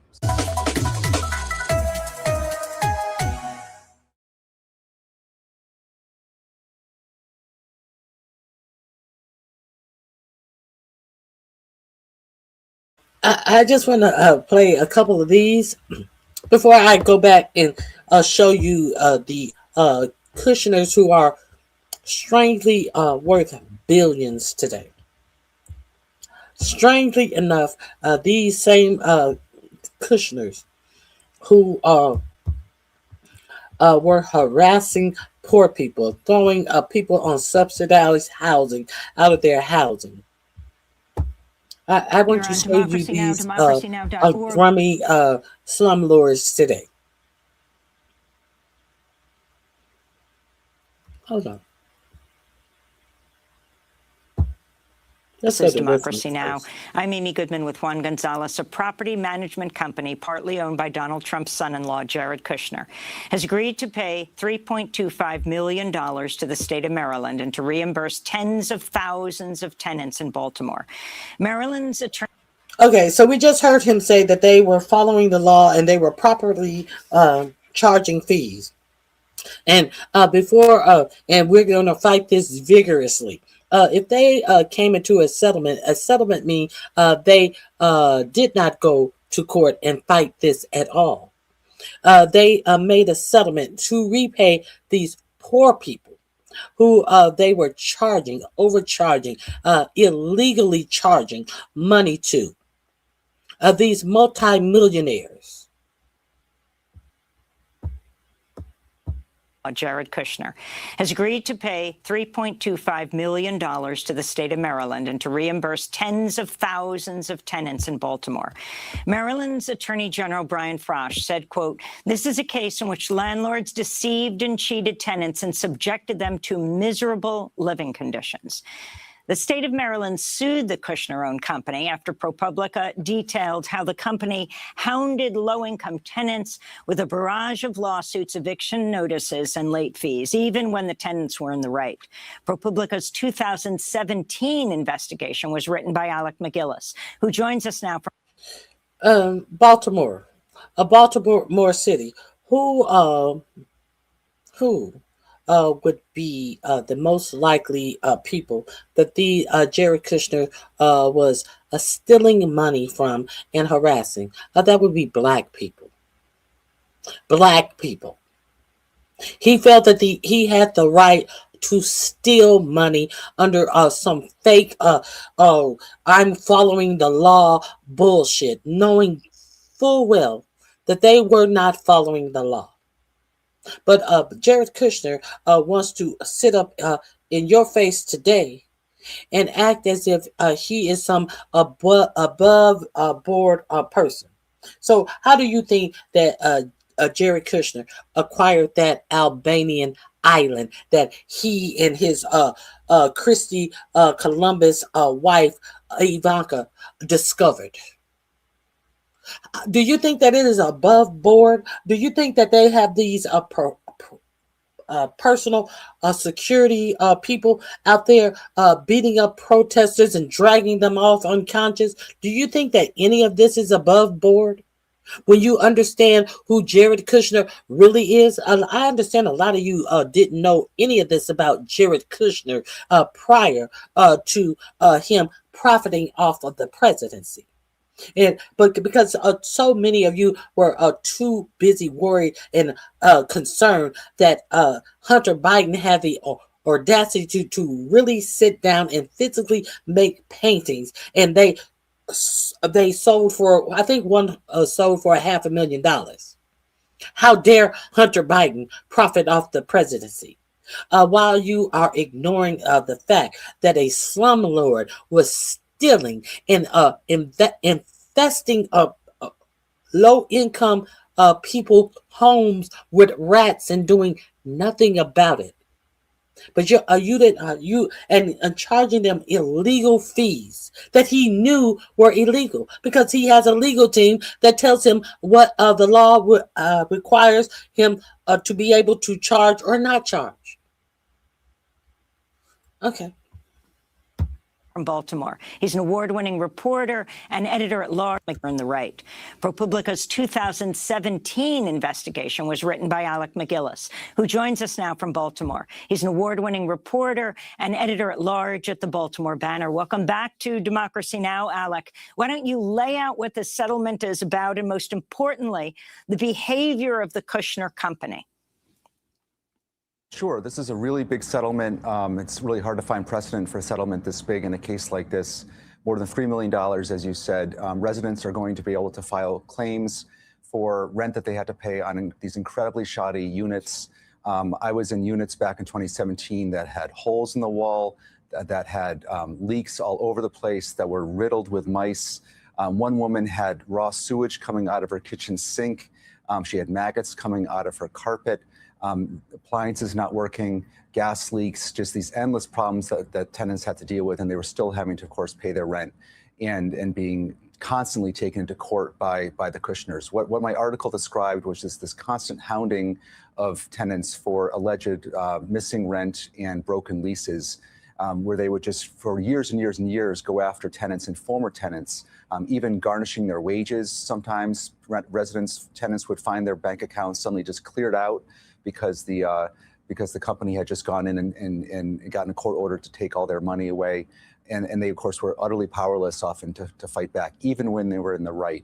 There were tenants who had left these complexes in Baltimore before the Kushners bought them in 2012, 2013, in that range. And nonetheless, the company was coming after them for alleged broken leases and unpaid rent from prior years. They basically saw these tenants as a profit center that they were going to squeeze as much money out of as possible. And Alec, what are we talking about here in terms of the numbers of units that the Kushners owned? And can you talk about how this payout was enabled? What was the process like when of the lawsuit? Sure. There are thousands of these units. It's a whole, really kind of a whole hidden world of these, what I called Kushnerville. These, at the time, it was, when I wrote the article, it was 15 large complexes, all sort of across the Baltimore suburbs. This is not in the sort of, urban core of Baltimore. These are not the old row houses that you know from The Wire. These are complexes built in the 60s and 70s that kind of sprawl all around the. I want you to think about this. When you hear this bitch Ivanka Trump talk about this is this private island is how she decided that this is how I want to live, and that many other people want to live this way. This is in their marriage. That this is how Jared Kushner and his Kushner real estate business was making money. Having people live with raw sewage and maggots coming out of their carpet. But now this bitch is sitting on doing an interview about how she expected to live herself. And she's sitting up with a motherfucker who owns property that have their tenants living like that. Why would they allow tenants to live like that? Because they were black people. Because they were black people. It doesn't take all of that. It doesn't take all of that to make money in real estate. But they decided that they were going to rob of the poor people and dehumanize people that they didn't respect to be human beings. But they are going to go in and steal every penny that they can from them and impact their lives where they could possibly not even get another apartment, a real decent apartment. People who had already left these dwellings before they bought them. The fucking audacity. Do you think that this island was sold to them? Do you think that the Albanians who are protesting the sale of this island to Jared Kushner and Ivanka, do you think that they have standing? Do you think that they are protesting for a real reason? This is who Jared Kushner was before the presidency. The first Trump presidency. While y'all want to fuck around, let's continue.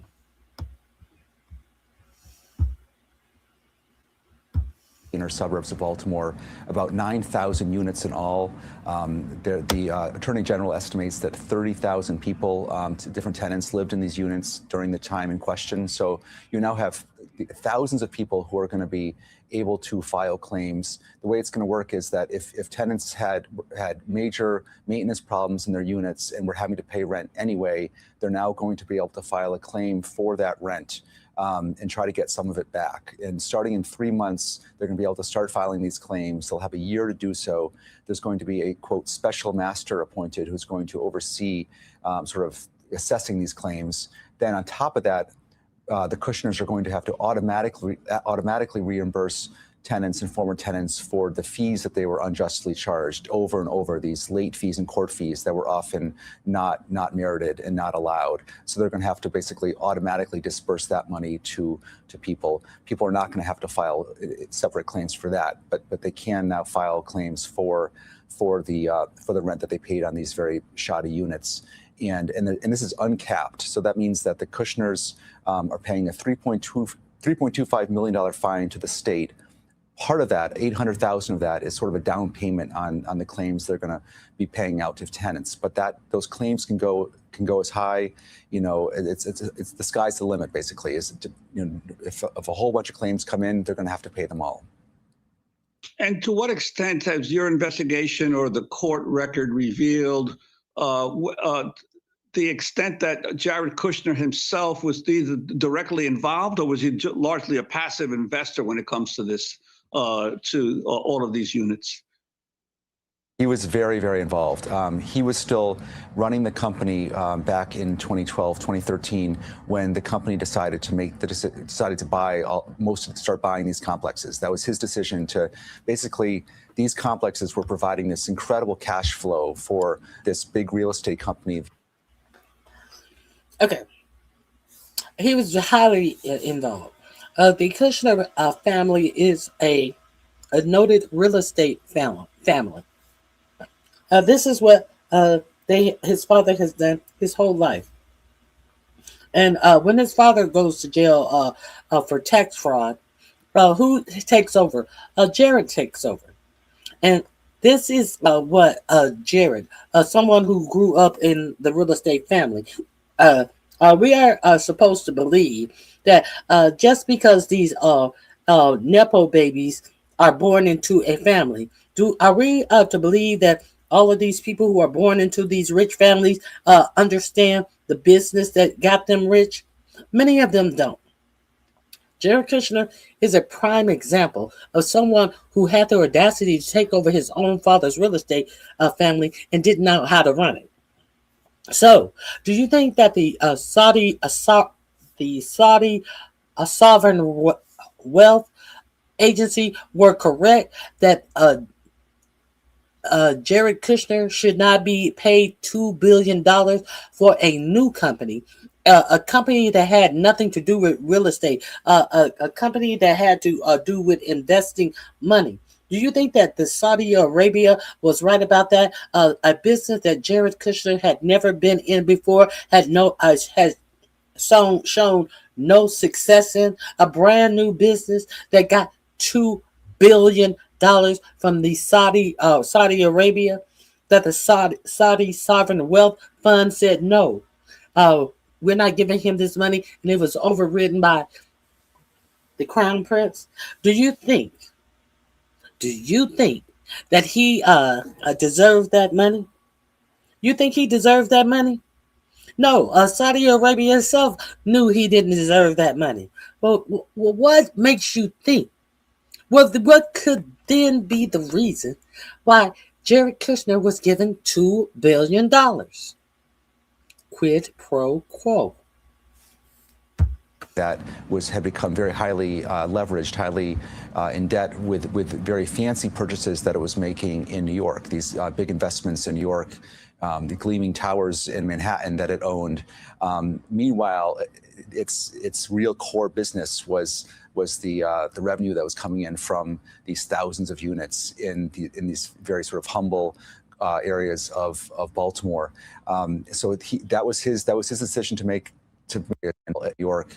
Company that had become very highly leveraged, highly in debt with very fancy purchases that it was making in New York. These big investments in New York. That basically, these complexes were providing this incredible cash flow for this big real estate company that had become very highly leveraged, highly in debt with very fancy purchases that it was making in New York. These big investments. So while this real estate company was making these highbrow, fancy purchases in New York City, they were being financed by robbing poor Black people and putting exorbitant illegal fees on poor Black people and poor people who lived in rent-subsidized apartments. Black and white, just poor, the poor in New York City, living in subsidized housing. But the ones who wasn't living in subsidized housing, he offered you housing that was far worse than any subsidized housing in New York City. And he took you to court and made you pay him to try to keep eviction off of your credit where you could get zero housing. Let that sink in. Let that sink in as you sit here and hear this long-faced bitch talk about what type of way that she expects that she should live. In New York, the gleaming towers in Manhattan that it owned. Meanwhile, its real core business was the revenue that was coming in from these thousands of units in these very sort of humble areas of Baltimore.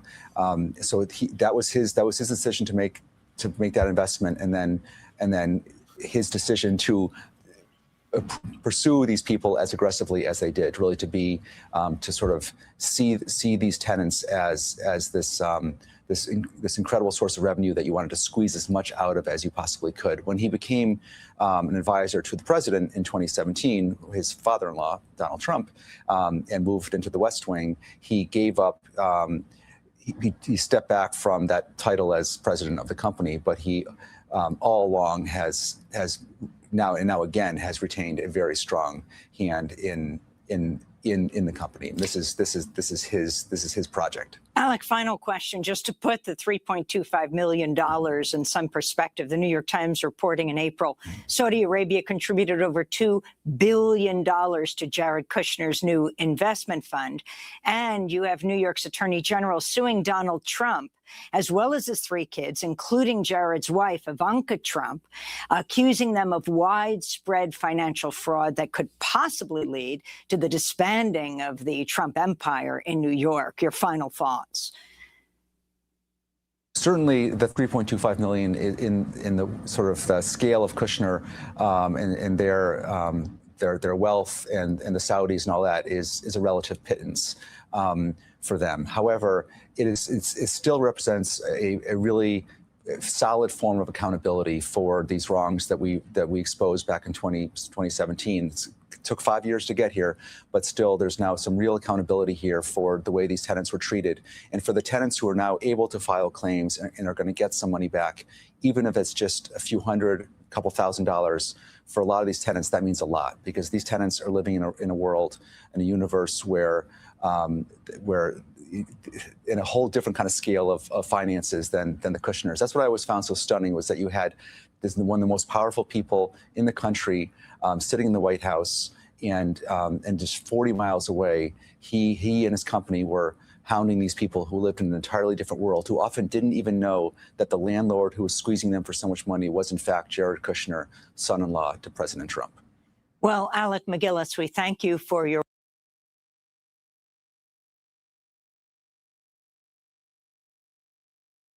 Here on Democracy Now!, democracynow.org, The War and Peace Report. I'm Amy Goodman with Juan Gonzalez. The beleaguered tenants of Kushnerville. That's the headline of a recent piece in ProPublica about the real estate dealings of Trump's son-in-law and White House senior advisor, Jared Kushner. The piece looks at how Kushner's former company, Kushner Companies, has acted as a, quote, neglectful and litigious landlord of low-income housing units in Baltimore. ProPublica reporter Alec McGillis chronicled how Kushner Companies hounded low-income tenants with a barrage of lawsuits, eviction notices, and late fees, even when the tenants were in the right. Tenants also described terrible maintenance practices, which created nearly unlivable conditions for some families. Alec McGillis, welcome to Democracy Now!, joining us from Baltimore, where you exposed this story. Tell us what you found. Well, what I found was just way beyond what I was even expecting when I first started looking into these complexes. Jared Kushner's family company has 15 of these complexes in Baltimore with about 8,000 units. It's by far his biggest concentration of sort of downscale rental holdings in the entire country.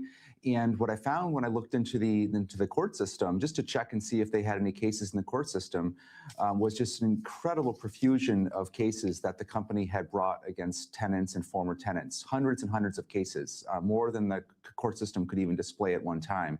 And basically what the company has been doing for the last 5 years since it bought these complexes is going after just about any tenant they possibly could to squeeze more money out of them for back rent or having allegedly broken a lease, even in cases, as you said, where the tenant really was in the right. And Alec, many of these tenants were what's called Section 8 tenants, in that they were getting housing vouchers from the federal government to pay their rent.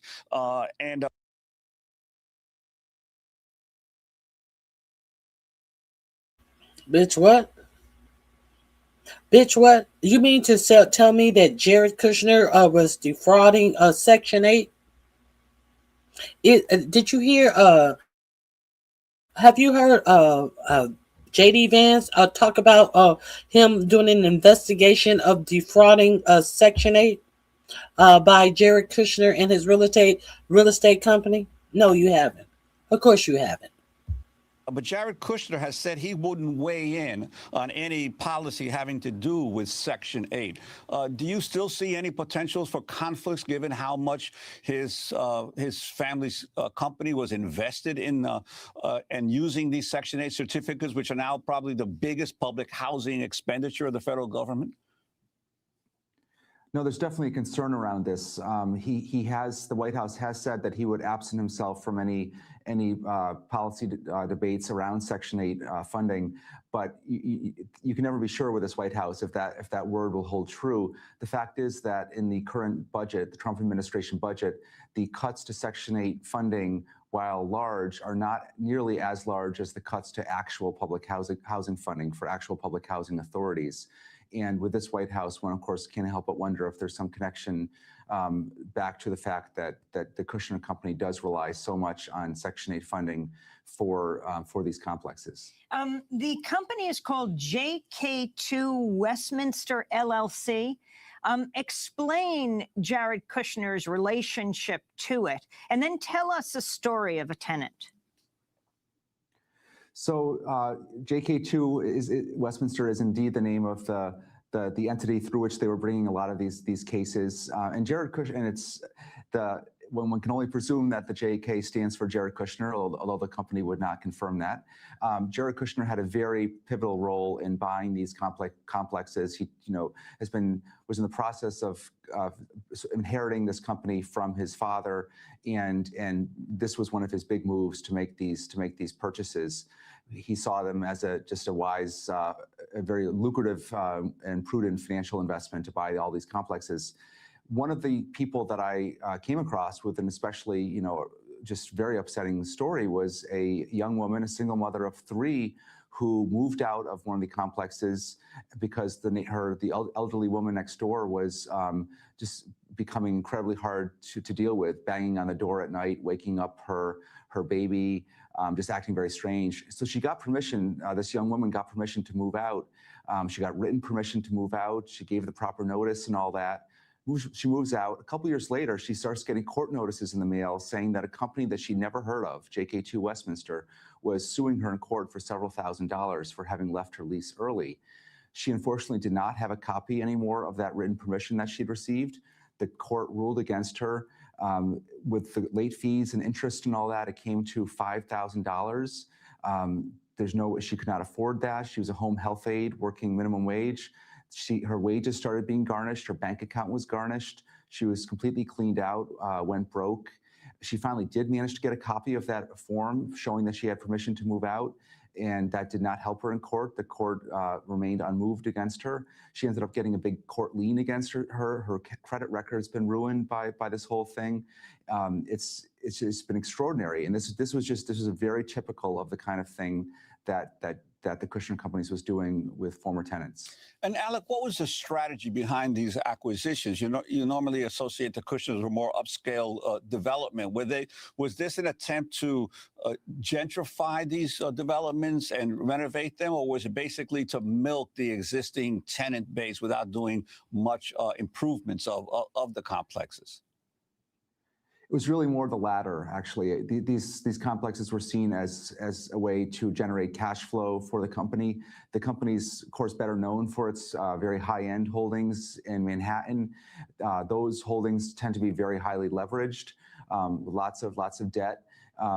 These complexes were in essence kind of provided ballast to the company, just a very steady cash flow. When you think about it, the rents in these apartments are not high by Manhattan standards. We're talking about $1,000, $1,100, $1,200 a month typically, but you multiply that by 8,000 units just here in Baltimore, and then you add on all this extra revenue coming in from this very aggressive legal pursuit of tenants, and it really starts to add up.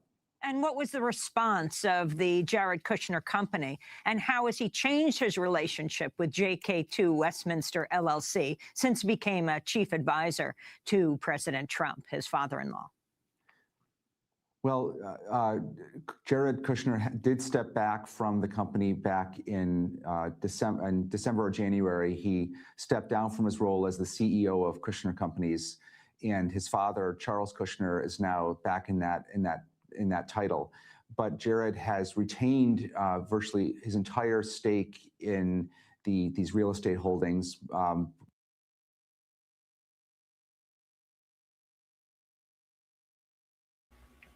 His father is now back in that title. Why did his father have to come back to that title? Because of his stint in prison. Well, for being a fraud himself. His father had to step down, and it was given over to Jared.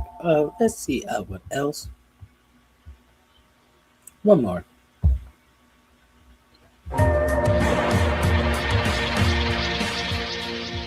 This is Stephen Janis reporting for the Real News Network in Baltimore City, Maryland.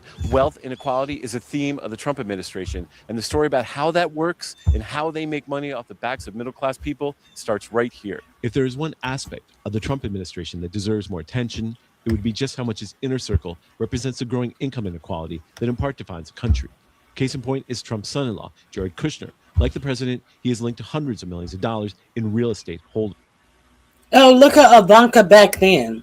Let's look at this well-heeled Ivanka back then, when they were just grifting off of poor people on Section 8. Is this the same low-income residents Ivanka who wants you to believe that she is so accustomed to so much, and therefore this bitch didn't even have on a decent dress? Let's go back. Let's take all of this in. Trump's son-in-law, Jared Kushner. Like the president, he is linked to hundreds of millions of dollars in real estate holdings. But he's not. Look at Ivanka on stage with this. I'm pretty sure it's one of those Ivanka special dress and some Jessica Simpson shoes on. Not just about luxury condos and gleaming towers. Kushner has made much of his fortune renting to low-income residents in modest apartment complexes, and it is how he acquired this wealth that is the subject of a recently filed class action lawsuit. It's important to me because everyone in my neighborhood, all of the tenants, we are working class citizens just struggling to make ends meet. So it's unfair to us that we're forced to pay a bunch of fees up front right away.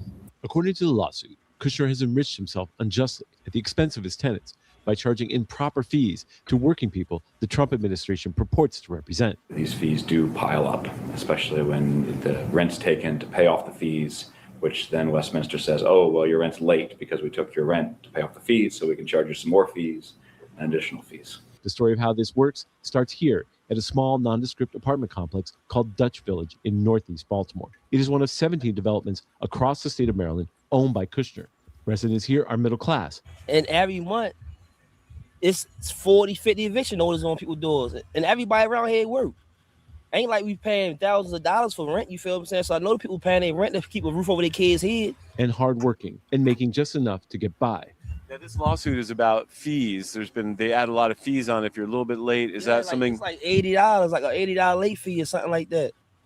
How does that affect people here? Like most people working and trying to budget their money. Most people working 2 jobs nowadays to survive. And you hitting somebody with an $80 late fee, that could be coming out. That's taking food from my kid's mouth. But that didn't stop Kushner from tacking on fees for late payment of rent that wasn't in fact late, and then using those fees to start eviction. They end up paying more money than they need to pay, and money that's not legal.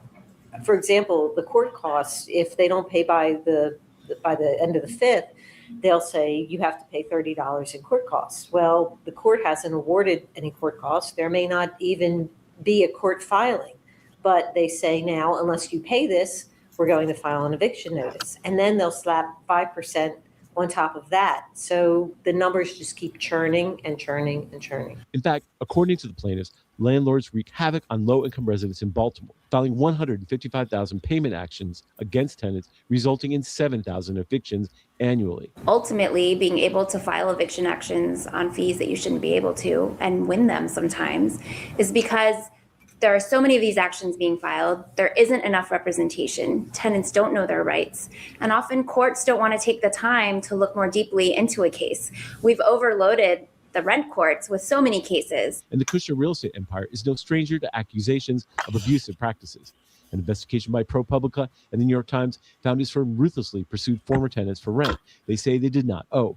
And recently, a Kushner-controlled property was sued for overcharging rent in New York. We attempted to reach Kushner for comment, but were unsuccessful. But for the tenants in Baltimore, the concern is about fairness, that their hard-earned money doesn't enrich a man who doesn't deserve it. It's hard out here. We got a president that's crazy, you know what I mean? And don't nobody love nobody. And the people that's trying to live right and do right is people like him that own properties that seem like you stagnating us. You feel me? You keeping me right there. I'm trying to grow. I ain't trying to stay here forever. This is Stephen Janis and Taya Graham reporting for the Real News Network in Baltimore. There you have it. I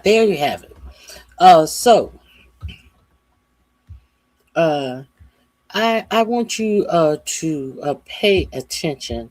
The next time you see these people don your television screen talking this.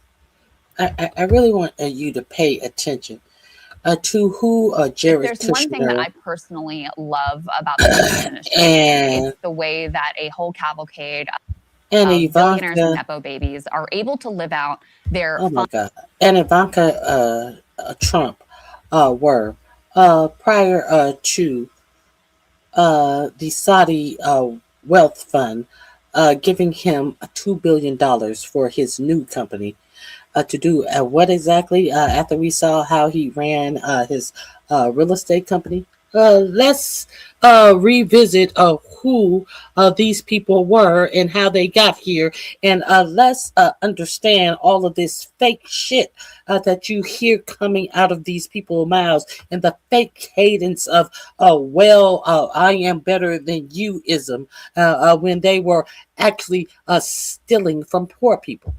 together in this project. I'm working on an incredible project with my husband in the Mediterranean. It's massive in scale. I think that's an understatement. Can you explain? Yes, it is. It is. There's no power on this island. You're building everything from scratch. Correct. Well, it's an unbelievable, beautiful 1,400 hectare private island in the middle of the Mediterranean. We were on a friend's boat and we stopped for a swim. Effectively, that's how we found it. We swam to the islands. Effectively, that's how we found it. Effectively, that's how we found it. Went on a hike, barefoot all the way up to the top, and we were just captivated. And it stayed with us ever since. And over the course of many years, we developed the opportunity to help realize. Over the course of many years, we developed the opportunity. Over the course of many years, we developed the opportunity to do what? She never says that we purchased the island. Over the course of many years, we developed the opportunity. Its potential and to help the island. We just wanted to help the island realize its potential. Transform it, but with a lot of restraint and care, because the land is so beautiful that really the architecture has to be fully integrated into it almost. With restraint, because the land is so beautiful that the architecture has to be incorporated. I thought it was so beautiful. Also, what improvements are you doing? This is bullshit. Let me rise from it. Bitch. You know, it's not even a business for me, despite the scale of it. We not only the island, but we have 5 miles of beachfront directly across from the island, this beautiful peninsula with a lagoon on one side, the ocean on the other, beautiful white sand beaches. For me, it feels more like a challenge than anything else. The culmination of all of my experience in real estate, all of my travel, a lot of reflection on how I want to live, how I think people increasingly are wanting to live. So apparently how she increasingly wants to live is on a private island. And she. Okay. Let's see what a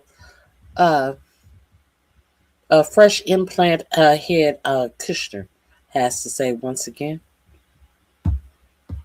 in my opinion. To fulfill their wishes and dreams with regard to this private island. Let's take a listen to that. I was on a vacation after we left government in the summer of 2021. We were on our friend Nat Rothschild's boat. We got picked up in Montenegro, and then we started sailing over to Corfu, and we spent a couple days. Okay. You understand that this person who wants to name drop the Rothschilds and where he was vacationing and with on a boat with whom and where they went, and then all of the excursions that they went upon, is a whole motherfucking slumlord that was bilking people on Section 8, on fixed income, low income housing, and just working stiffs. A slumlord. In Albania.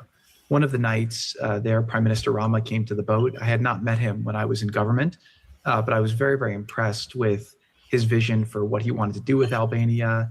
I really didn't know anything about the country. I didn't understand the history, and the darkness of the history with the communism and the terrible leadership actually led to it being fully undeveloped as a nation. But Eddie came in. He has one of the cool things I was attracted to is the fact that he seemed like a very skilled politician, as a very strong and smart leader, but also the fact that he was an artist. I thought it'd be very cool to see what a country really led and built by an artist could be. So slightly different story there from Jared. So first of all, it's apparently Nat Rothschild's boat, which we can run this slideshow of this mega, what do they call them? Mega yachts. Yes. It's like $180 million. You can see it here. You've got the heliport, you've got the library, you've got all the things that one would expect on their friend's boat. Okay. So they're on Nat Rothschild's boat, and then the Prime Minister joins them to talk about how amazing Albania is. And then lo and behold, they do this deal to acquire this island. And let's go ahead and put E6 up on the screen to show you some of the backstory here. So there had to be a change made to the status of the island in order for this acquisition to be made.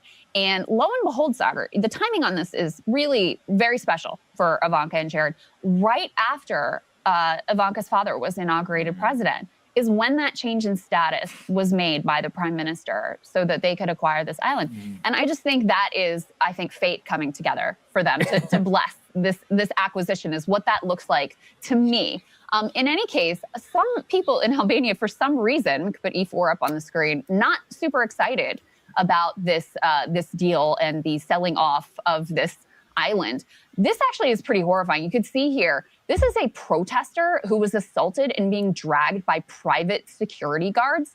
They're already, and this is on the island, there already were protests that were ongoing at this point. And then the revelation of this video just shocked the public. And so as you can imagine, the protests have only escalated since these private security guards dragged this protester. The cops were apparently standing by just watching this as this occurred. Albanian Prime Minister responds, "It is very important we remain welcoming, we remain fair. Under no circumstances do we receive the stigma of being a country where investors are met with hostility. There is absolutely no chance that the investment will stop as long as I am here. The Albanian government has also previously defended the development as in compliance with environmental rules. Developers have also said they intend to move forward with the project. Our focus remains on responsible stewardship, environmental enhancement, job creation, and creating long-term value for local communities. We respect the ongoing public institutional process," the chairman of the development person said to Reuters. So that's the status. I mean, who amongst us has not been on a Rothschild mega yacht and then gotten in for a swim after talking to a prime minister to go to an island, to buy said island, and also be related the daughter and son-in-law of the president of the United States. It's a relatable Very story. normal, very relatable story. I will say, you know, on the Rothschild front, this is the one where it remains to me one of the most important Epstein stories with no additional reporting that has come out. That email, which I flagged consistently at the time, where the Rothschild family is large. Okay. I played that for you earlier. The link is in my description box.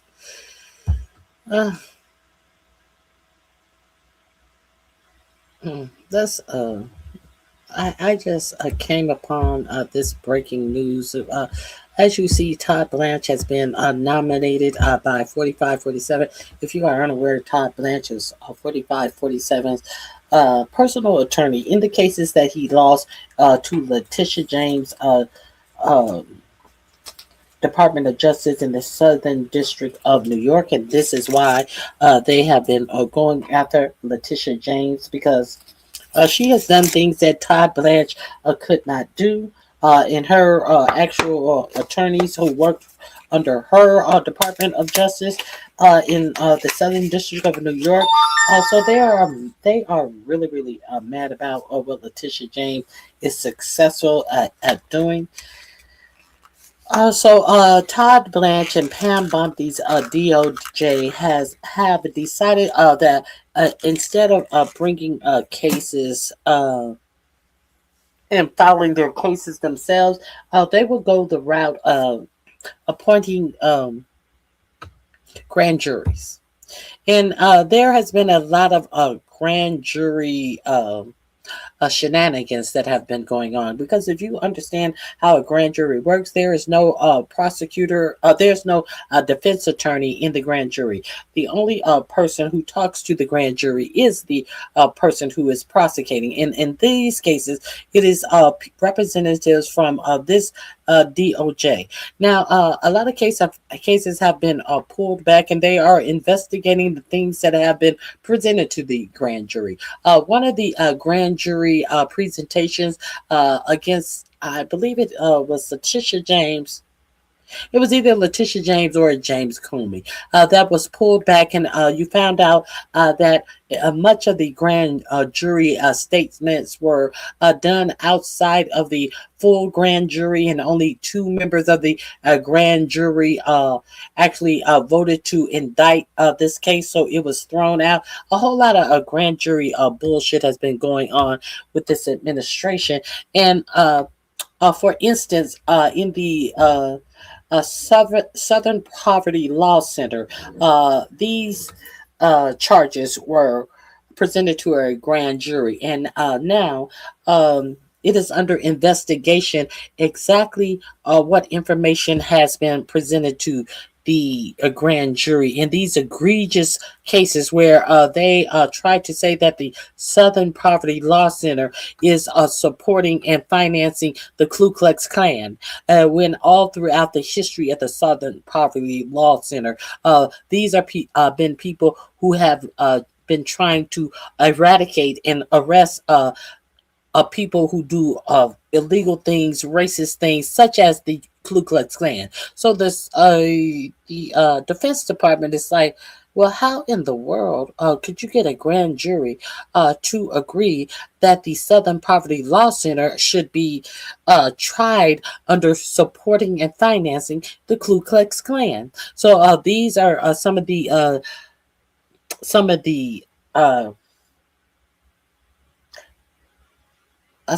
testimonies and some of the statements that have been presented to the grand jury that the judges are determining if the defense attorneys will have the opportunity to see what has been presented to grand jury in grand jury testimony. We know that one of the crimes against Letitia James that was presented to the grand jury, there was no court reporting that is included in there. It went from one section of the grand jury presentation to the end, and they was like, wait a minute, what happened to the instruction to the jury? And then Lindsay Halligan, who decided to actually try Letitia James, the Attorney General of the Southern District of New York. Lindsay Halligan, who never tried a case, who was doing Donald Trump bidding. Lindsay Halligan, who had been around the Trump administration since she was in these Trump beauty pageants. That Lindsay Airhead Halligan, she tried it. And she actually said that, during the jury instructions, the court reporter was not there. was not there. So therefore, you had no transcript of what the jury was instructed in this grand jury hearing. And you wonder why that case was closed and dropped against Letitia James? Okay. Now, here is some more information about these grand juries that this AOG is insisting on using. Trump Attorney General busted as grand jury secrets leak. Let's see what secrets have leaked. Michael Popok, this link will be in my description box under leaks. His Department of Justice, including just moments after Todd Blanche's nomination to be the Attorney General, survive a series of unethical missteps led by his Department of Justice, including just moments after Donald Trump revealed he was nominating him for the permanent position. We got breaking news. It involves the Southern Poverty Law Center, the leading anti-hate group in America that monitors the actions of 4,000 hate groups. Yes, they were criminally indicted by Donald Trump, going after what he believes are left-wing organizations trying to undermine his presidency in the wake of the Charlie Kirk murder. But the real issue is, why has the grand jury secrecy, the sacrosanct rules around grand jury secrecy, why have they been violated according to the Southern Poverty Law Center's own new filing in Alabama? Why was a draft of the superseding indictment in Word for anybody to edit with that was unsealed, circulated before the grand jury had an opportunity to consider the second indictment? That's not just a no-no. That's an ethical breach of epic proportion and shows you it's endemic. It's emblematic of everything that is depraved and that is corrupt and that is rotten within the Department of Justice, now presumably going to be led by Todd Blanche, but not so fast. These are the hard questions that are going to be asked of him during a bruising confirmation hearing. Why did he bring the Southern Poverty Law Center indictment when Pam Bondi apparently refused to do so? Why did he bring the indictment against James Comey, former FBI director, for a bunch of seashells on the beach? I'm not making that up. Why did he come into the Senate and try to get a $2 billion weaponization fund for Jan 6ers who beat up police approved as the chief law enforcement officer? And why have there been just in the last 10 days a series of not only losses and black eyes for the Department of Justice, 5 last week, 0-5 last week alone, but think about what these cases were about. Prosecutorial misconduct, grand jury abuse, so bad that even prosecutors have had to dismiss their own cases or have the cases dismissed against them. Grand jury and the grand jury process is being corrupted and polluted by the Department of Justice. It's being called out by filings like this one by the Southern Poverty Law Center in their own case, and heads are going to roll. And if Todd Blanche thought he had a rough day at the office in the last week or so, when he was being accused of being nothing more than Donald Trump's private personal lawyer, wait till he sits in the confirmation seat and has to answer for all of these unethical charges. Let's turn to the Southern Poverty Law Center and its brand new filing in Alabama in its criminal case. I'm Michael Popok. You're on Legal AF and on Midas Touch. No, I'm not in a new set, but I am traveling. As people may know, I'm going to be for the rest of the weekend here at the Netroots Nation 2026 conference in Philadelphia for independent journalists. I'll be getting some amazing interviews and bringing them back to our Legal AF and Midas Touch audience. Okay, Southern Poverty Law Center, founded in 1971, the leading anti-hate group in America, publishes the Hate Index, a map to show you where these extremist groups are, both left and right and center. You know, they don't choose sides. It just so happens that most hate groups are on the right wing, on the right side, you know, and so they've been following them. Donald Trump doesn't like it because in their Year in Hate book they put out every year, there's a fair number of groups that Donald Trump likes, like the Proud Boys and the Oath Keepers and other paramilitary and white nationalist organizations. Yeah, they've been trying to root out hate trying to dismantle groups like the KKK and other groups almost from their founding. But they don't like the fact that they've been raising money from donors and using it to infiltrate these organizations by paying people within the organizations to rat out and provide information that the SPLC then provides to law enforcement. That had been working perfectly for years until Kash Patel got in office, and he threw up his hands and says, we're not going to work with the Anti-Defamation League. We're not going to work with the Southern Poverty Law Center any longer. And then they turned the tables and said, oh, you're paying these informants. You're keeping these hate groups alive. You're actually the fireman arsonist. You know, you're setting the fire and then you're coming to the rescue. I mean, it's totally asinine of an argument to go after the Southern Poverty Law Center. But the new issue is, based on the filing, is you're allowed as a prosecutor to get a superseding indictment. That's an amended indictment that you get returned from the grand jury. Here's the process. We'll do a teachable moment on criminal law. You can start a criminal case in the federal process if you're a prosecutor with a simple criminal complaint that you swear out. That'll get you an arrest warrant and maybe even search warrants. You eventually have to get an indictment returned by a grand jury, usually about 25 people, and you need a majority to agree on the charges. No one else is in that grand jury room. It's shrouded in secrecy under the federal rules and our constitutional law. And the only one in there is the prosecutor, no defense team, his evidence, his or her evidence, and his or her witnesses. That's it. And then you get the indictment. Now, there is a transcript that's prepared by a court reporter, but the judge doesn't see it, and the defense lawyers don't see it, and the public doesn't see it unless there's something that goes wrong in there. And there's a good faith argument that the defense needs to see the grand jury transcript.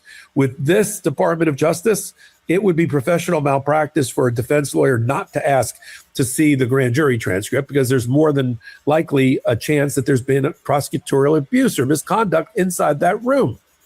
Saying things you're not supposed to say, violating the Fifth Amendment, the Sixth Amendment, talking to jurors outside of the room, bolstering evidence, bolstering witnesses, vouching for evidence, all sorts of things you can't do. It just shows you how little faith the Department of Justice has in its own ability to obtain indictments, prosecute, and convict based on the rules, following the rules. No, they have to break the rules because their cases are crappy, because they don't have the evidence. And the other thing that this new filing, which I'm going to read to you from now, demonstrates is how the hand is strengthened for the defense team to argue vindictive prosecution is a boxer behind his head or after the bell.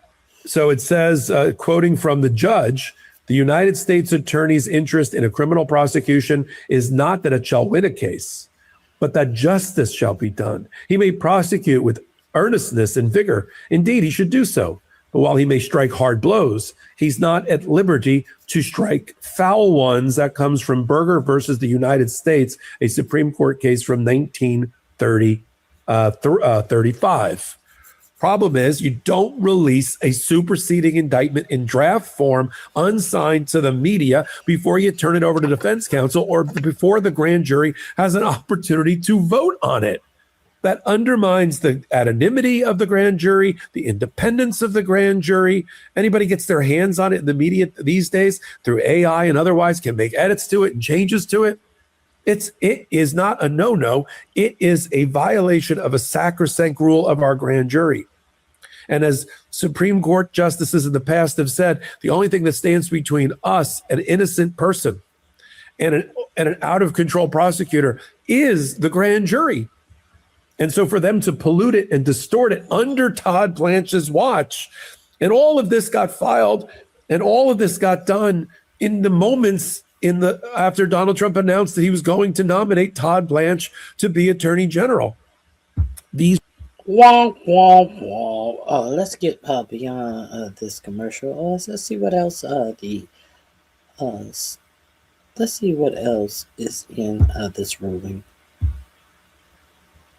Media strategy before the sacrosanct rules. This is what they continue with.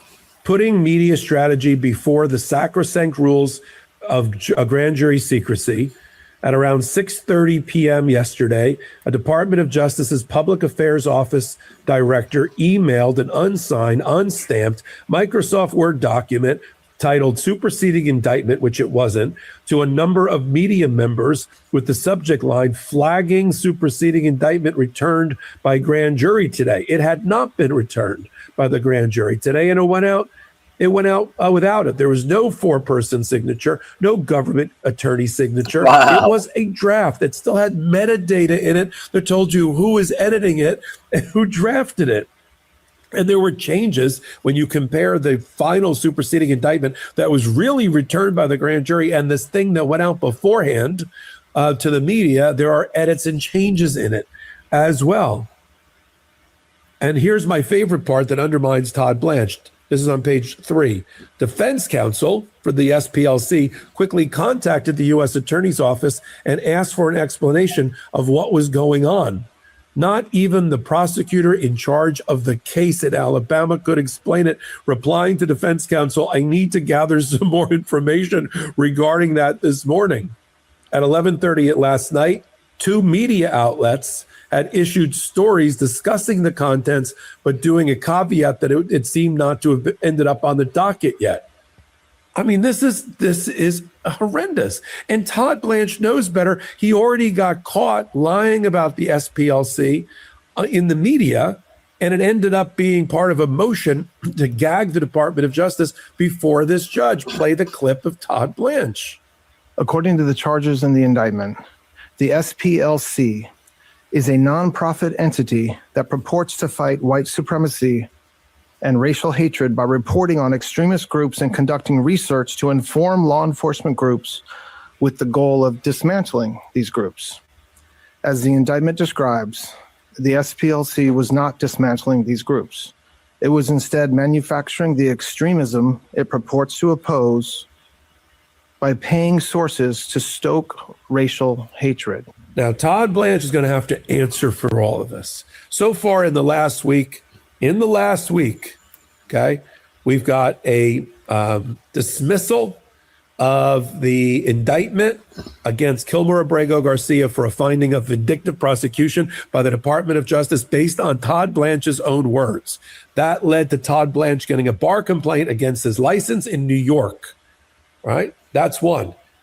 Northern District of Illinois, U.S. Attorney Boutros had to dismiss an indictment against the Broadview Six a week before trial, those First Amendment protesters in Chicago, because of prosecutorial misconduct that was so blatant and so offensive that the judge said it was the worst thing she'd ever seen in a grand jury in her federal court career. And so the Attorney General or the U.S. Attorney in Illinois had to dismiss it because even that prosecutorial misconduct was so great he couldn't ignore it. Then you've got a judge who not only blocked the weaponization fund, but you have another judge in Miami that's questioning whether Donald Trump, Todd Blanche, the Department of Justice, and the FBI committed a fraud on the court. A fraud on the court and deceit on the court in setting up the weaponization fund and the settlement. This is all in the last week, folks. Forget losing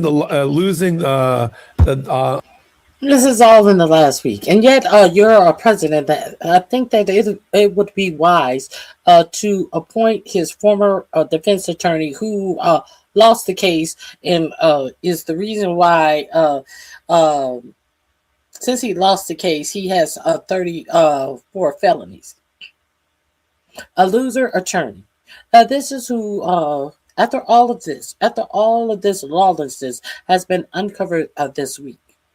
This is who your president has decided to make the permanent AG of the Department of Justice. We know that what we do know, we know that Todd Blanche has done every and anything that 4547 has told him. He has sniffed in the farts of 4547 so well that he has been, doing whatever it takes, whatever is required, sir, I will do. And to the extent that I would say Trump thought that it would be a good idea to have Todd Blanche be the new AG, but I don't think that 45, 47 is at this point in his life capable of any cognitive thought process. I'll put it that way. So if this link is in, is this link in my description box? Yes, this link is in my description box over under leaks. Please go over and visit Michael Popov. The reason why I think you should visit Michael Popov is because Michael Popov comes with the actual court documents. You know, these are some of the things that Michael Popov will come with. Let me see.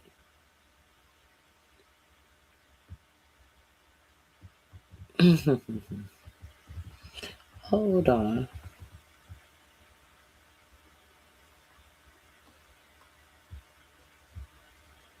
Let's see.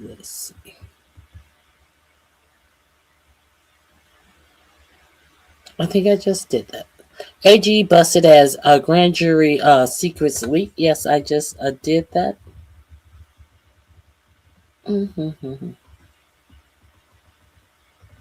Let me see.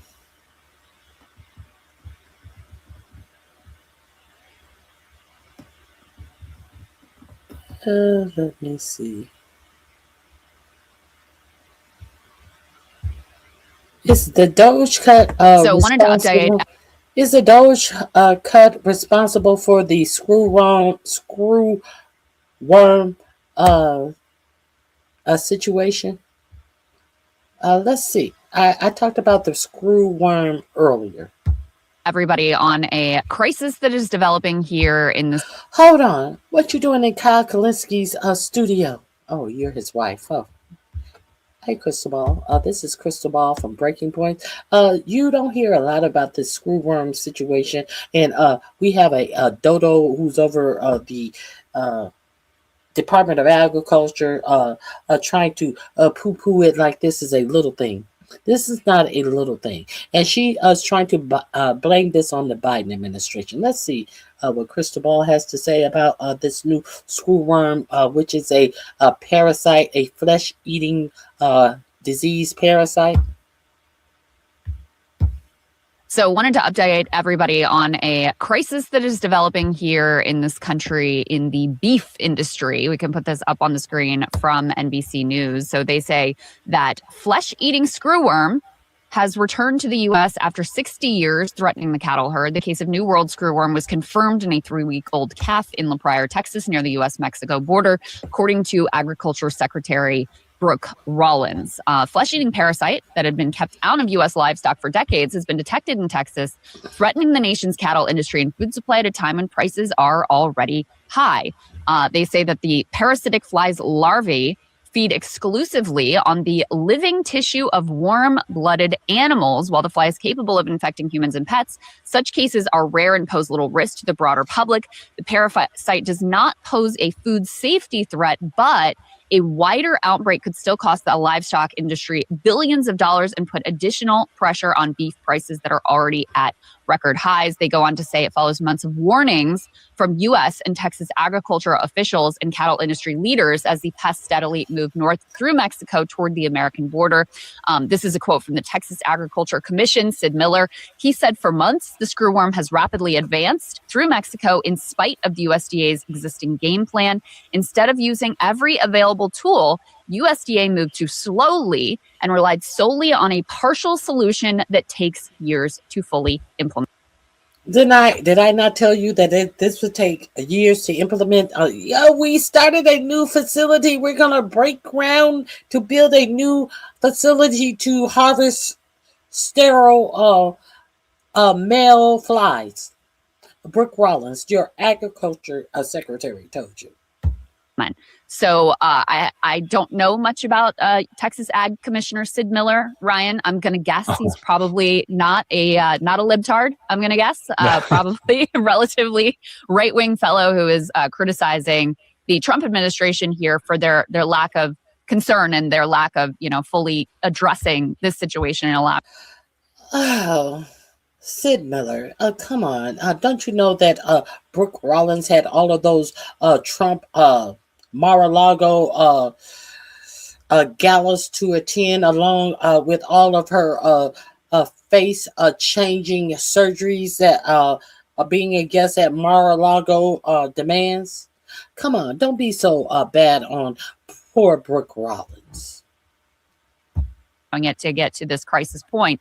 And to that point, if we can put this Forbes article up on the screen here as well, they did, a look at, okay, well, who is to blame here? Is it fair to blame DOJ for their cost cutting? And basically the answer here is yes. Screwworm in Texas cattle could drive up beef prices after DOJ axed prevention efforts.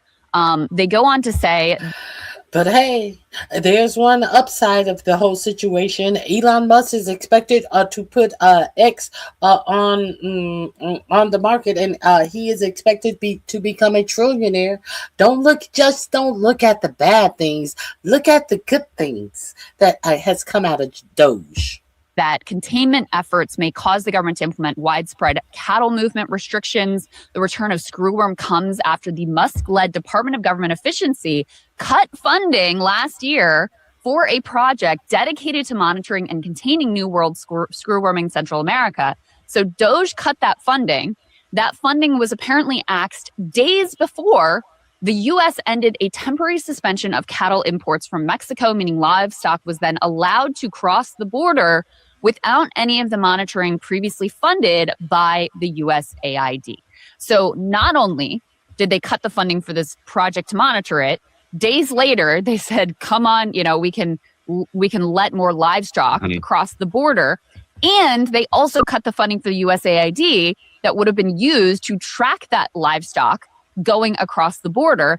So truly a perfect storm here that has resulted in this, this development. And at the time, you had a bunch of American cattle ranchers and processors. Hold on. I thought I was subscribed to your channel, but I guess it's just the Midas Touch. I got described on my cell phone. My cell phone keep telling me I got too many described channels. I don't even know what all this describe. I know I got Tom Hartman, and I know I got Tiffany Miller Show, and I know I got Amy Goodman on Democracy Now! And the Midas Touch. So therefore, did you know, it just never ceases to amaze me how you dummies think that you are really saying something effective when you talk about how I tell you the news and I source you the news, because God forbid if I tell some of you people you will act as if I don't know what I'm talking about. And as you pretend like you don't understand that no news is generated from the people who are telling you the news. Did you not just see Crystal Ball reference where she got her information from?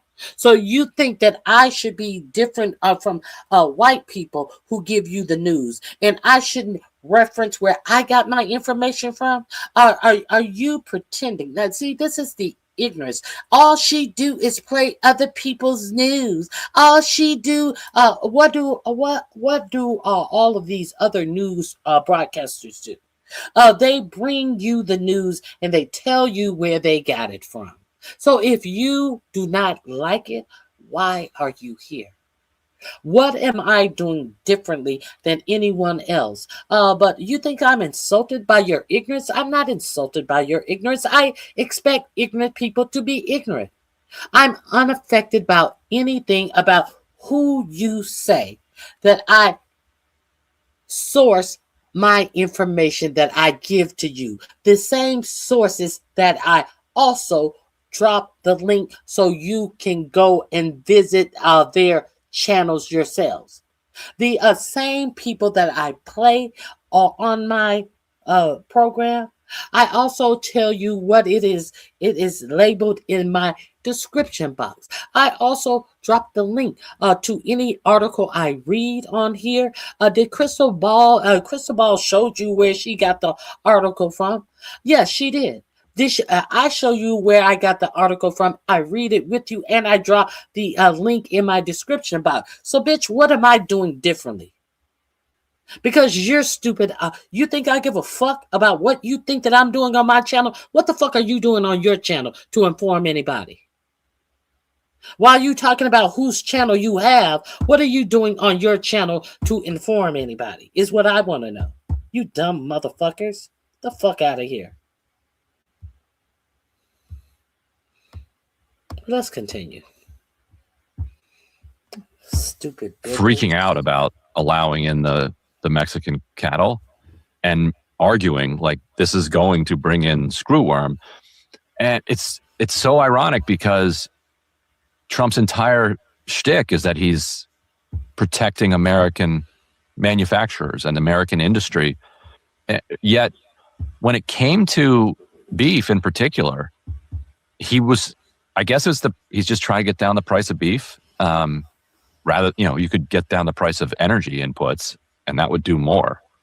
And then he wanted to help out Argentina. So he also brought in a bunch of Argentinian beef.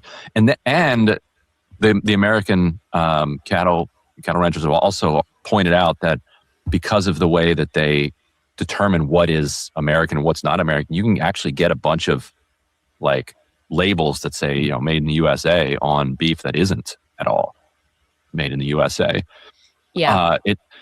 It's also a really prime example of the way that business really does require good government to operate. Like there's this like fantasy idea that business would do so much better if government would just get out of the way, like get rid of the red tape, like let the free market do its thing. And the screw worm has something to say about that. Yeah. Deregulation.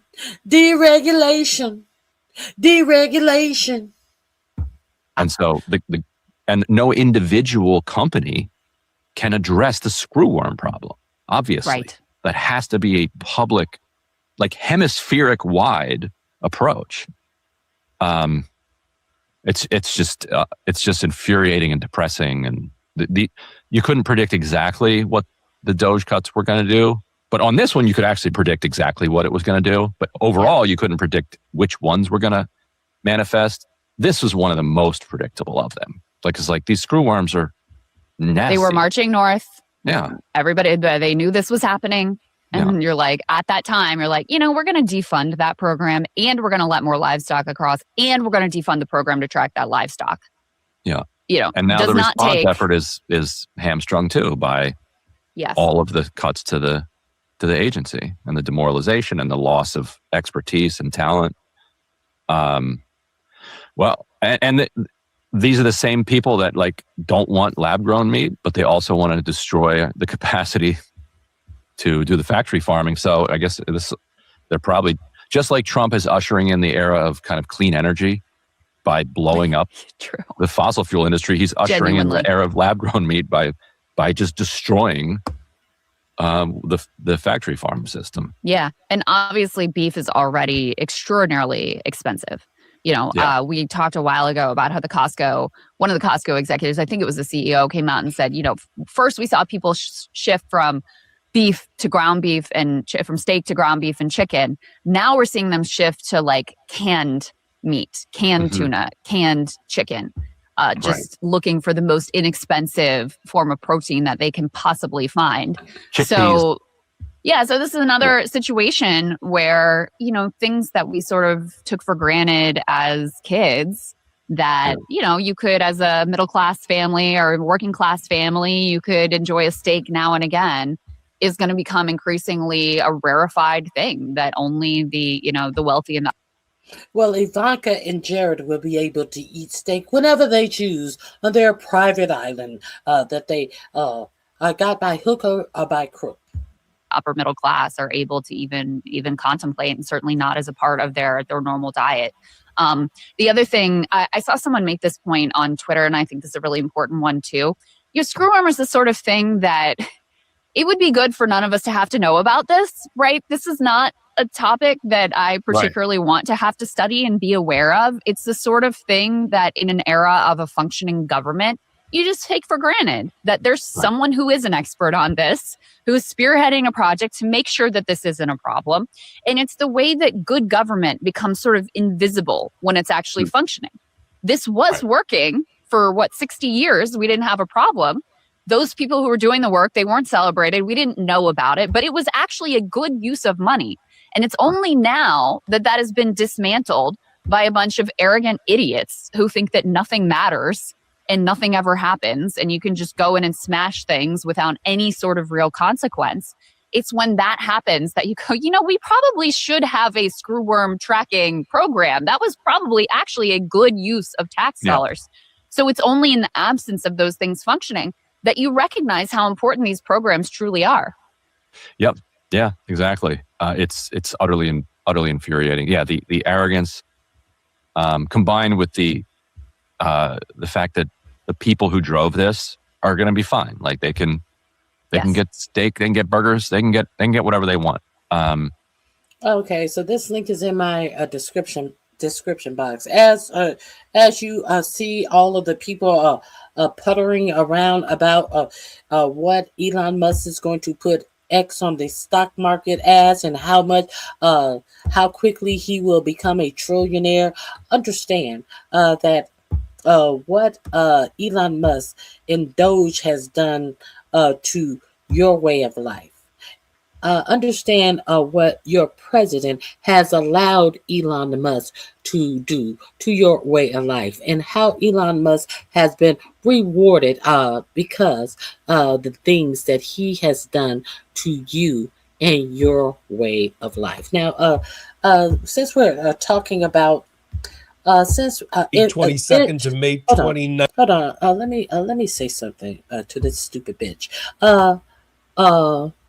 Bitch, if you think you're watching a video, why are you still here or watching the video commenting on what you think Bill Gates would love?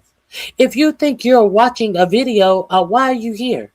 If you think you're watching a video, do you have a problem watching a video of someone talking about the video?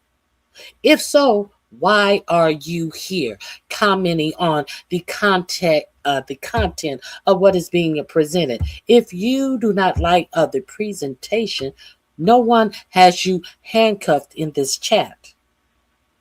Please believe. But obviously you're here because you like it. So hit the like button on your way in, on your way out. Hit the like button. Let's get back to Brooke Rollins in her hearing that she had, where she got some questions about the dreaded screwworm, and you will hear her haw and bullshit and lie about how she has it under control and they have done everything and all of this. Let me.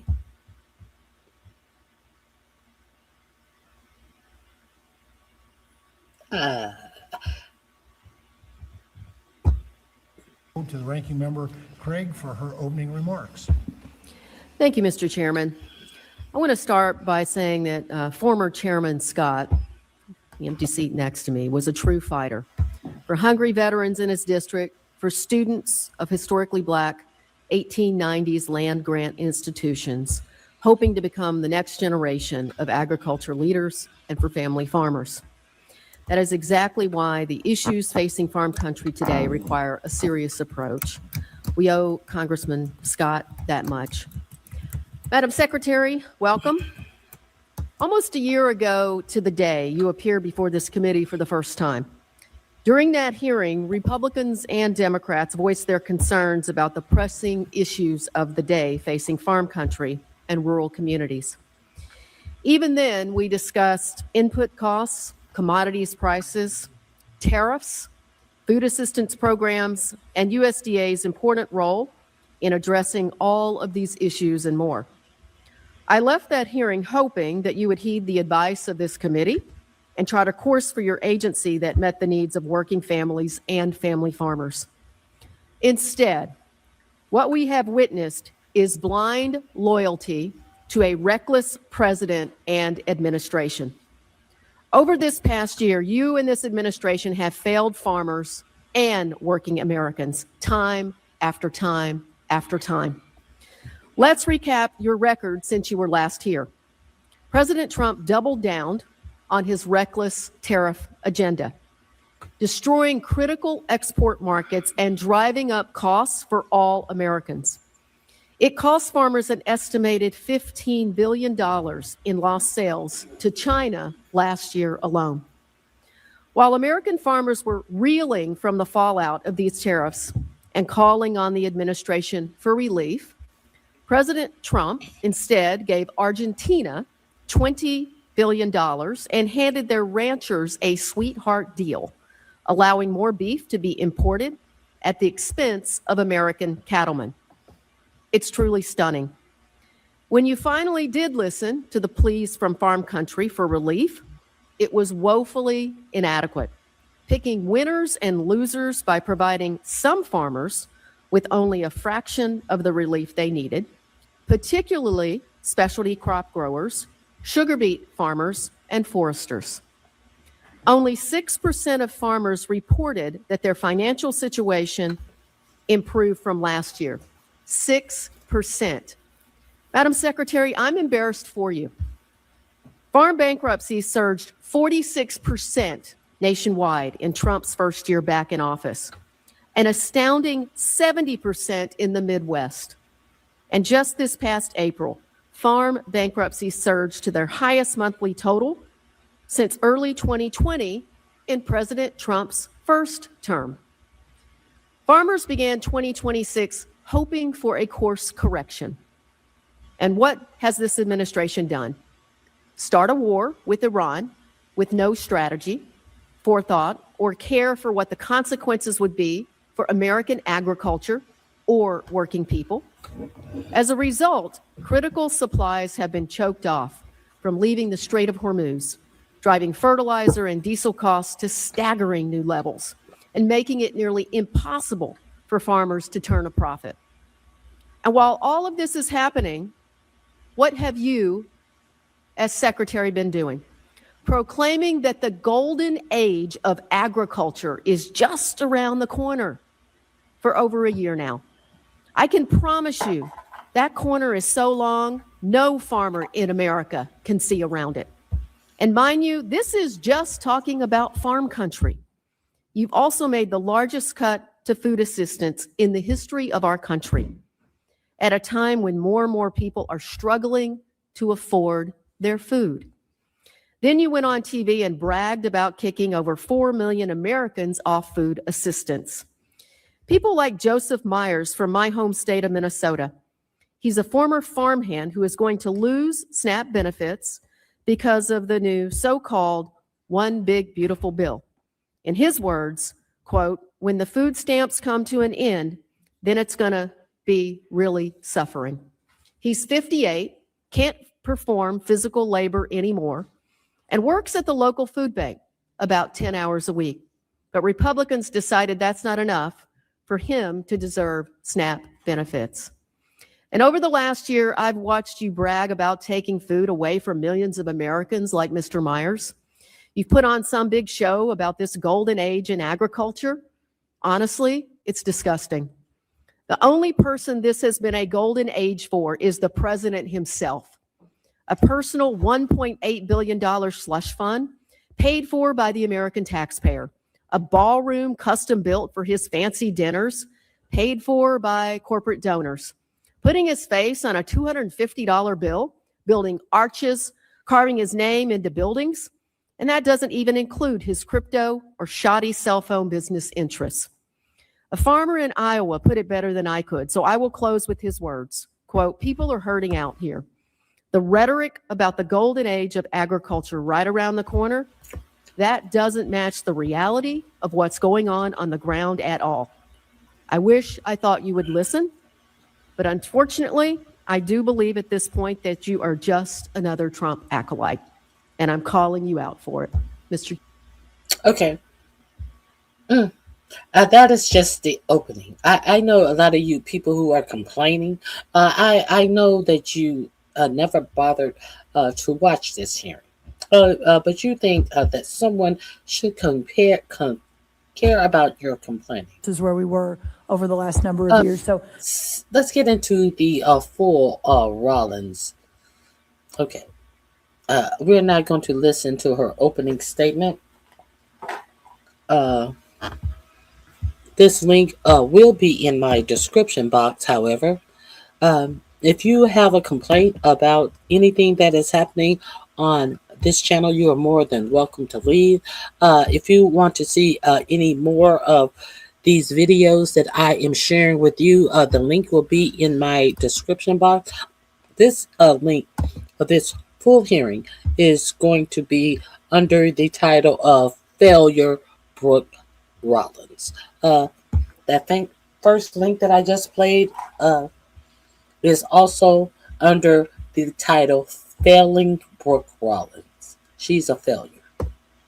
We're not failing her. She's failing the country. She's a failure. And over the last year, I've watched you brag about taking food away from millions.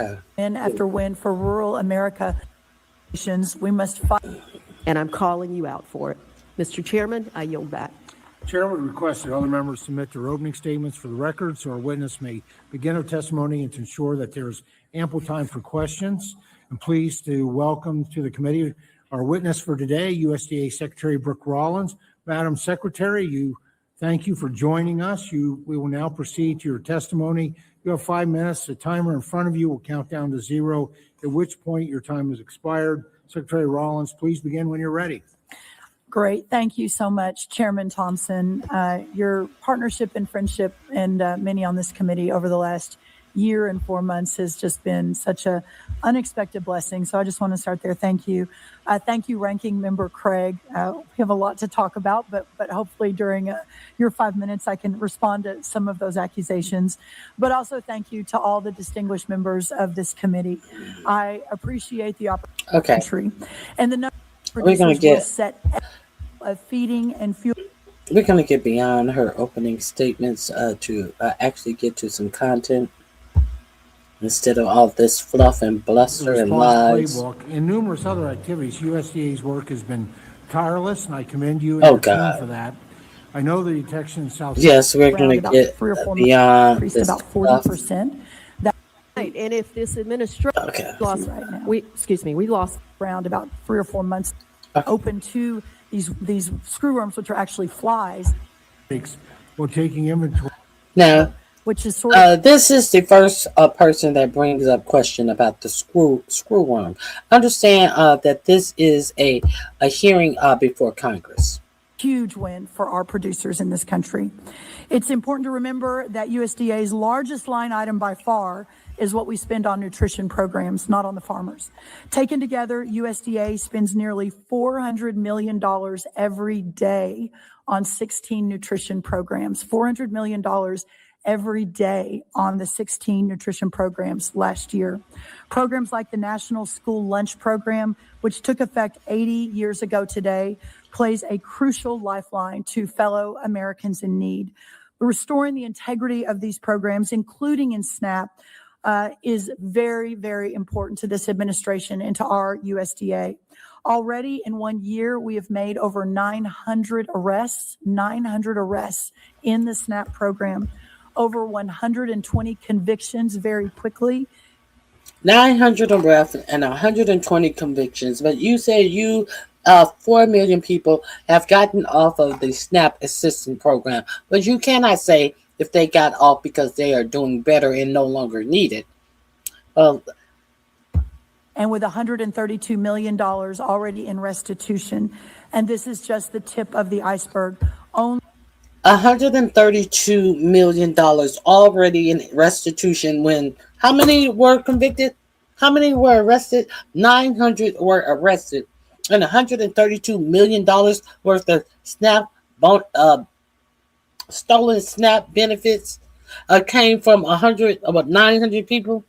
Bitch, are you think we crazy? Bitch, you think we crazy? When the average SNAP recipient, the average receives under $200 a month, the average. Now, here she comes with Over all of these 120 convictions very quickly, and with $132 million already in restitution. 120 convictions and over $132 million of restitution already underway. When only 100 and some this bitch wants us to believe that of these convictions, most of them are going to be having to pay restitutions of $1 million. Is that what this bitch wants us to believe? I think the Trump voter would believe that because they don't know how to do math. They have no common thought process. They only hear what is told to them, and they go around repeating the dumb shit. And this is just the tip of the iceberg. Only the Republican states have shared their data with us. So most of this fraud we have found is actually in the red states. We are obviously in litigation with all the blue states to get that data and to hopefully at some point be able to partner with them to root out more fraud. Also on the only the red states have shown their data. You got that much theft in the red states. So come to think of it. In the red states, that $130-something million, you're saying it's only happened in the red state. Would that include the fraud that happened in Mississippi, where they paid Brett Favre for work that he didn't do in advertising this free volleyball stadium that they built at his former college because his daughter played volleyball? I think it was at Ole Miss or some Mississippi college that Brett Favre attended. Other red state fraud, is that some of the red state fraud you speak of, Brooke Rollins? I'm curious. The topic of law and order from day one, this administration has been clear that farm security is national security. Last summer, we launched our National Farm Security Action Plan that boldly integrates agriculture into the national security strategy for our country for the first time ever, which is sort of stunning, but really glad we're finally getting there.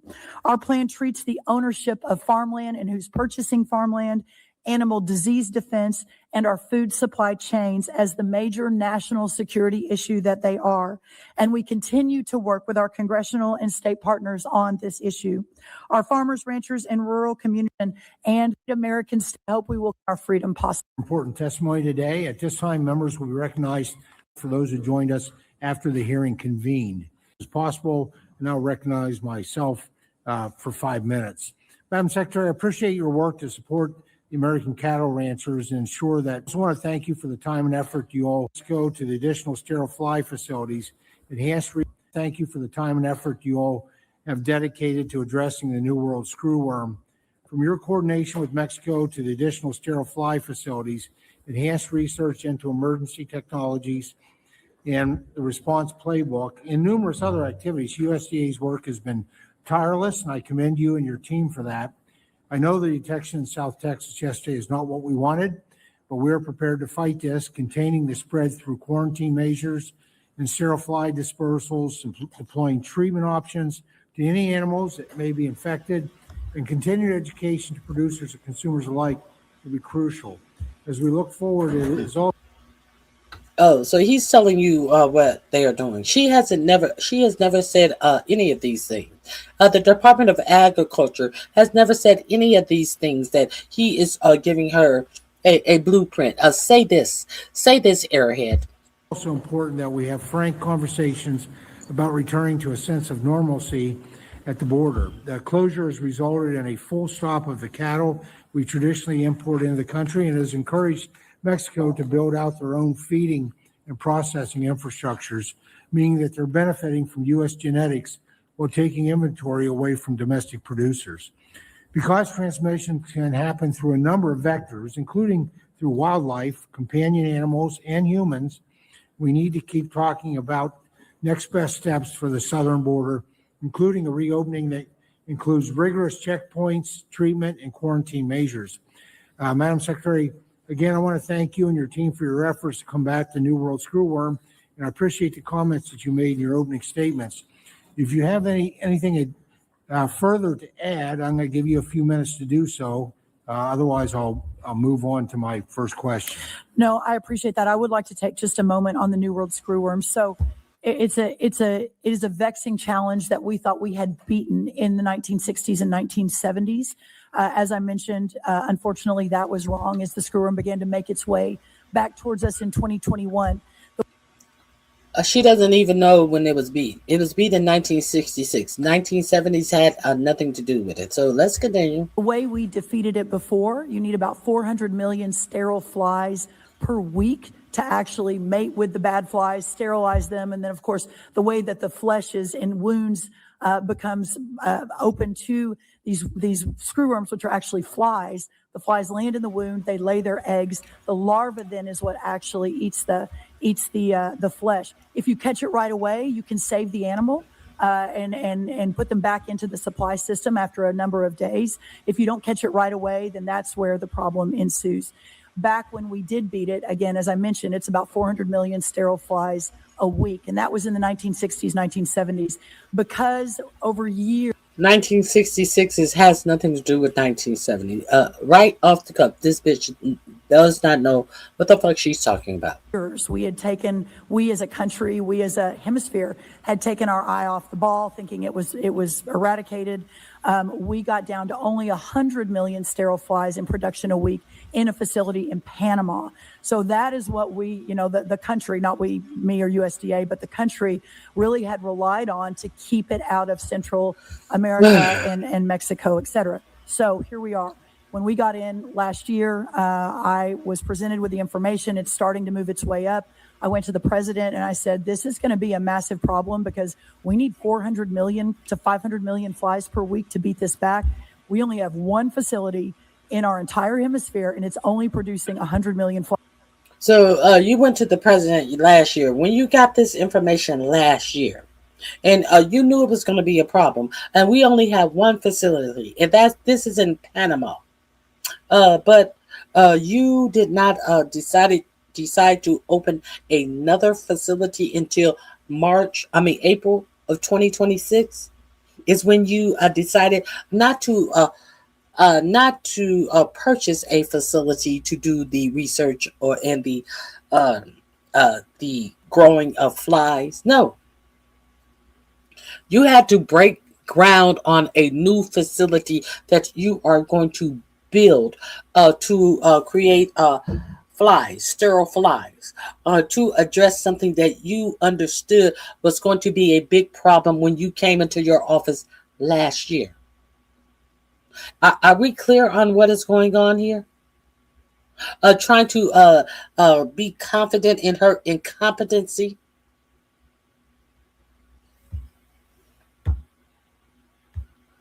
Flies per week. So got immediate approval to begin permitting and construction on what will be the largest facility in the world on this. And that is being... I got permission for permitting and construction. You mean to tell me you cannot grow flies in a empty warehouse? You're growing plenty of flies in the empty warehouse that you purchased, that have been purchased to house undocumented immigrants. There are plenty of flies and maggots and worms growing in their food. You mean to tell me that this is going to be one of the biggest fly manufacturing companies in the world? She, of course, with this Trumpism, this is going to be the biggest and the best. You had to actually get permits to break ground to build a facility to grow flies. The incompetence of this bitch, and to tell you it is going to be the biggest of the whole world, to make it seem like, look at the great work we're doing when we have done no work at all. We have done nothing to address this, and now it is on our land, and we have Nothing to show for the knowledge that we've had for over a year about it being here. Built right now in Mission, Texas. Immediate approval to begin permitting and construction on what will be the largest facility in the world on this, and that is being built right now in Mission, Texas. So instead of a couple years of permitting, our Army Corps of Engineers, our Secretary of the War, put it at the top of the list, got it fast-tracked, and we broke ground about 3 or 4 months ago. That facility will come on 3 or 4 months ago. Today is June. You got that done in April. That's not 3 or 4 months ago. That is not 3 or 4 months ago, bitch. online when it does next year. When it does, it'll produce about 300 million. When it comes online next year. When it comes online next year, what you gonna do until then? Anything you're going to tell us, oh, it's going to be the biggest. What are you going to do until it comes online next year? We want to know. Supplies per week, in addition to the 100 million from Panama. About near our Secretary of the War, put it at the top of the list, got it fast tracked, and we broke ground about 3 or 4 months ago. That facility will come online when it does next year. When it does, it'll produce about 300 million flies per week, in addition to the 100 million from Panama. And then we outfitted an additional Mexican facility in Matapa for another $100 million.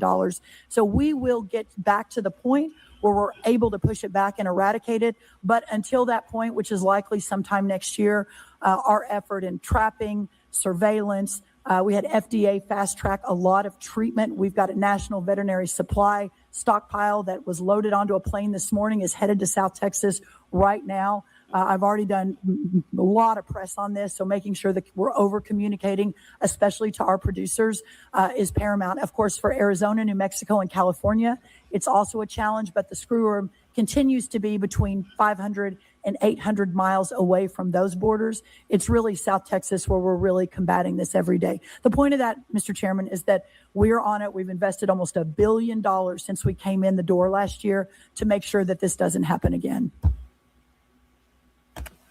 You already invested over $1 billion. That's very curious. Because in the report on Rutgers, you said that you had spent several $1 million. Now, when you are sitting in front of Congress, you spent over $1 billion. Let us review the earlier statements that she said. Shall we? Can we? Let me find this for you. See, because the liars just continue to lie and throw out all of these platitudes of billions of dollars. U.S. races to contain flesh-eating parasite screwworm reports no further cases. Let's see how much she said in this article that was put out June 4th, the same day that she said before Congress.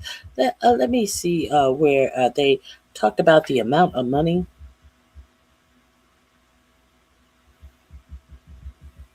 Let's see. Hold on. Okay. Hold on.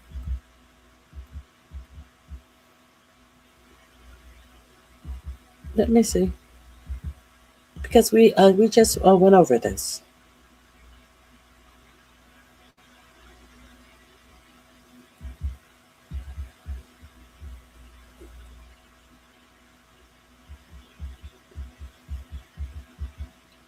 Let me see. In the words sound. Okay, I'm getting here.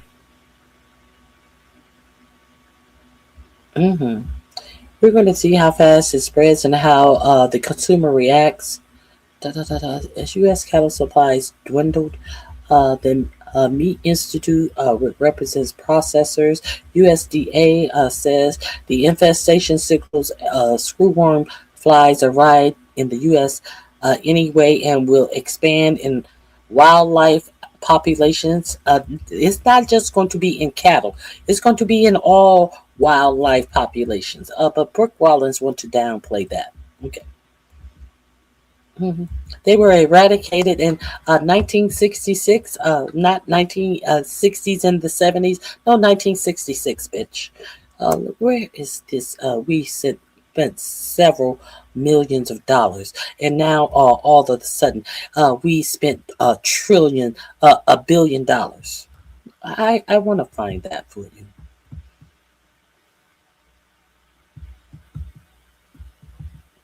I see where the Texas livestock industry face up to 1.8 billion in economic losses if the screwworm spread. I don't see anything about $1 billion in investments. Let me see. First conflict is okay. U.S. Secretary Brooke Rollins said on Thursday that no other infestation or cattle and other animals have been detected.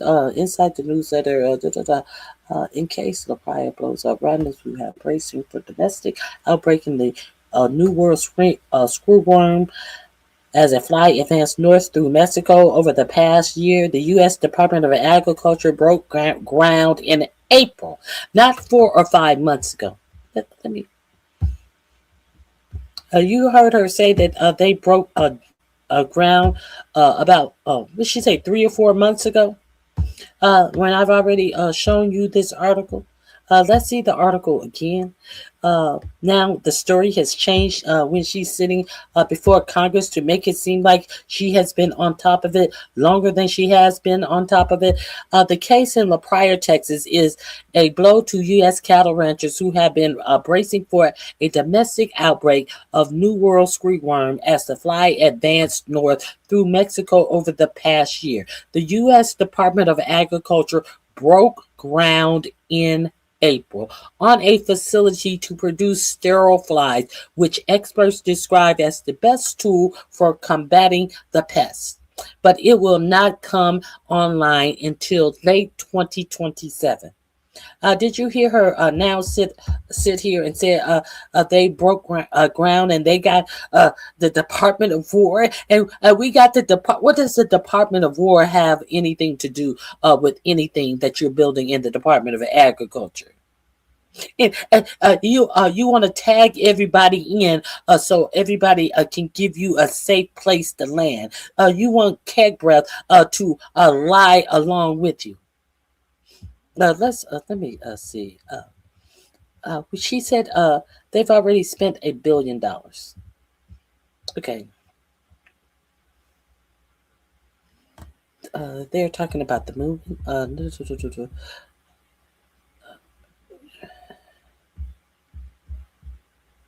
Hold on.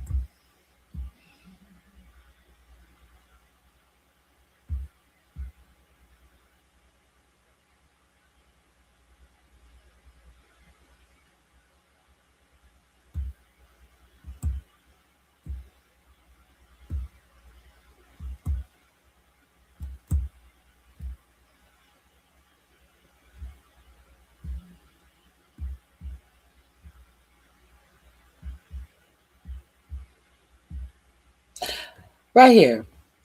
The USDA spent millions of dollars attempting to keep the pest and to keep out the pest, and has blocked imports of Mexican livestock for more than a year. U.S. port of entry will remain closed to Mexican livestock until further notice, Rollins said. So this is the spending that Rollins said she had spent on yesterday. The USDA has spent millions of dollars attempting to keep out the pests, to no avail, and has blocked the imports of Mexican livestock for more than a year at the ports of entries, and they will remain closed to Mexican livestock until further notice. Where is this billions of dollars? This bitch just lied, and Testa lied about spending. Testa lied. Let's go back to this bitch lying in front of Congress. Okay. Shall we go back? Here we go. You want to step back a little? Doing this every day. The point of that, Mr. Chairman, is that we're on it. We've invested almost $1 billion since we came in the door last year to make sure that this. Did you hear? Which story is real? Which is the real story?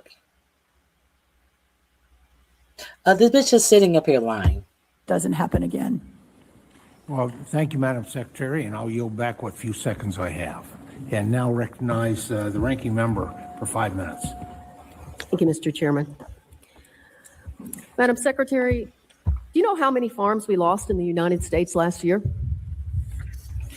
I know you were talking about the bankruptcies. I know that about 315 farms of 1.88 million are moving through bankruptcy right now. We lost 15,000 farms last year. Well, that's a conversation I would really like to have. Fourth, and fifth generation farms. Okay, so not bankruptcy, 15,000 farms. We lost 15,000 farms because of bad policy on the part of this administration. No, she doesn't know. She's at the Mar-a-Lago parties with dog faces on her face, with those dog hoods, watching at Mar-a-Lago, being waving at every senator that betrays their constituents, and she's out there waving for them in the driveway of the White House. She's the do bitch of the Trump administration, always getting congratulatory hugs by Brooke Rollins, because Brooke Rollins has no job to do, or at least she's not doing the job she has been put in the position to do. Oh no, she don't know how many farmers lost their farms. Of course not. Why would she? She's an airhead. So you think we walked in the door? I'm sorry, I'm going to ask the question. About 350. Few seconds I have. And now recognize. She says about 300 and some farmers lost their farms. The ranking member for 5 minutes. Thank you, Mr. Chairman. Madam Secretary, do you know how many farms we lost in the United States last year? I know you were talking about the bankruptcies. I know that about 315 farms of 1.88 million are moving through bankruptcy right now. We lost 15,000 farms last year. Well, that's a conversation I would really like to have. Fourth, and fifth. That's a conversation that I would really like to have. Generation farms. You're about to have that conversation right now. Okay, so not bankruptcy, 15,000 farms. We lost 15,000 farms because of bad policy on the part of this administration. So you think we walked in the door? You're not going to let me curt it in some type of way. If you explain it this way, it doesn't look as if we lost as many. Wait a minute. So you're talking about we're not going to talk about. We're talking about the numbers of farms that were lost in 2025. Period. That's all we're talking about, bitch. I'm going to ask the questions here today. Okay, I would love a question. Do you know how much money farmers lost last year? What their losses were last year? No. It was $28 billion. You're the Secretary of Agriculture. $28 billion. No, she doesn't. And she was too embarrassed to put forth a number because she calculate that. Knew she didn't know the number, and she didn't want to put out a number to be way off. And so when you tell her the number, and then she's going to tell you no. But she had no answer to the question. Do you know how much money farmers lost last year? She sat up there with a blank stare and a stupid crooked grin on her face and offered no answer. $28 billion. You're this, but they're money. I'm going to ask the questions here today. Okay, I would love a question. Do you know how much money farmers lost last year? There's your question, bitch. You would love a question? You just got a question. What's your answer, ho? Nothing? What's your answer that since you would love a question? Money farmers lost last year. What their losses were last year. No answer? It was $28 billion. You're the Secretary of Agriculture. $28 billion. Well, it depends how you calculate that, because Well, it depends on how you calculate that. Because what, bitch? Because what? I don't think you're taking into account all the crop protection, all the insurance, all of the different. If you take in all the crop protection, if you take in everything, and you count the losses, it comes up to $28 billion.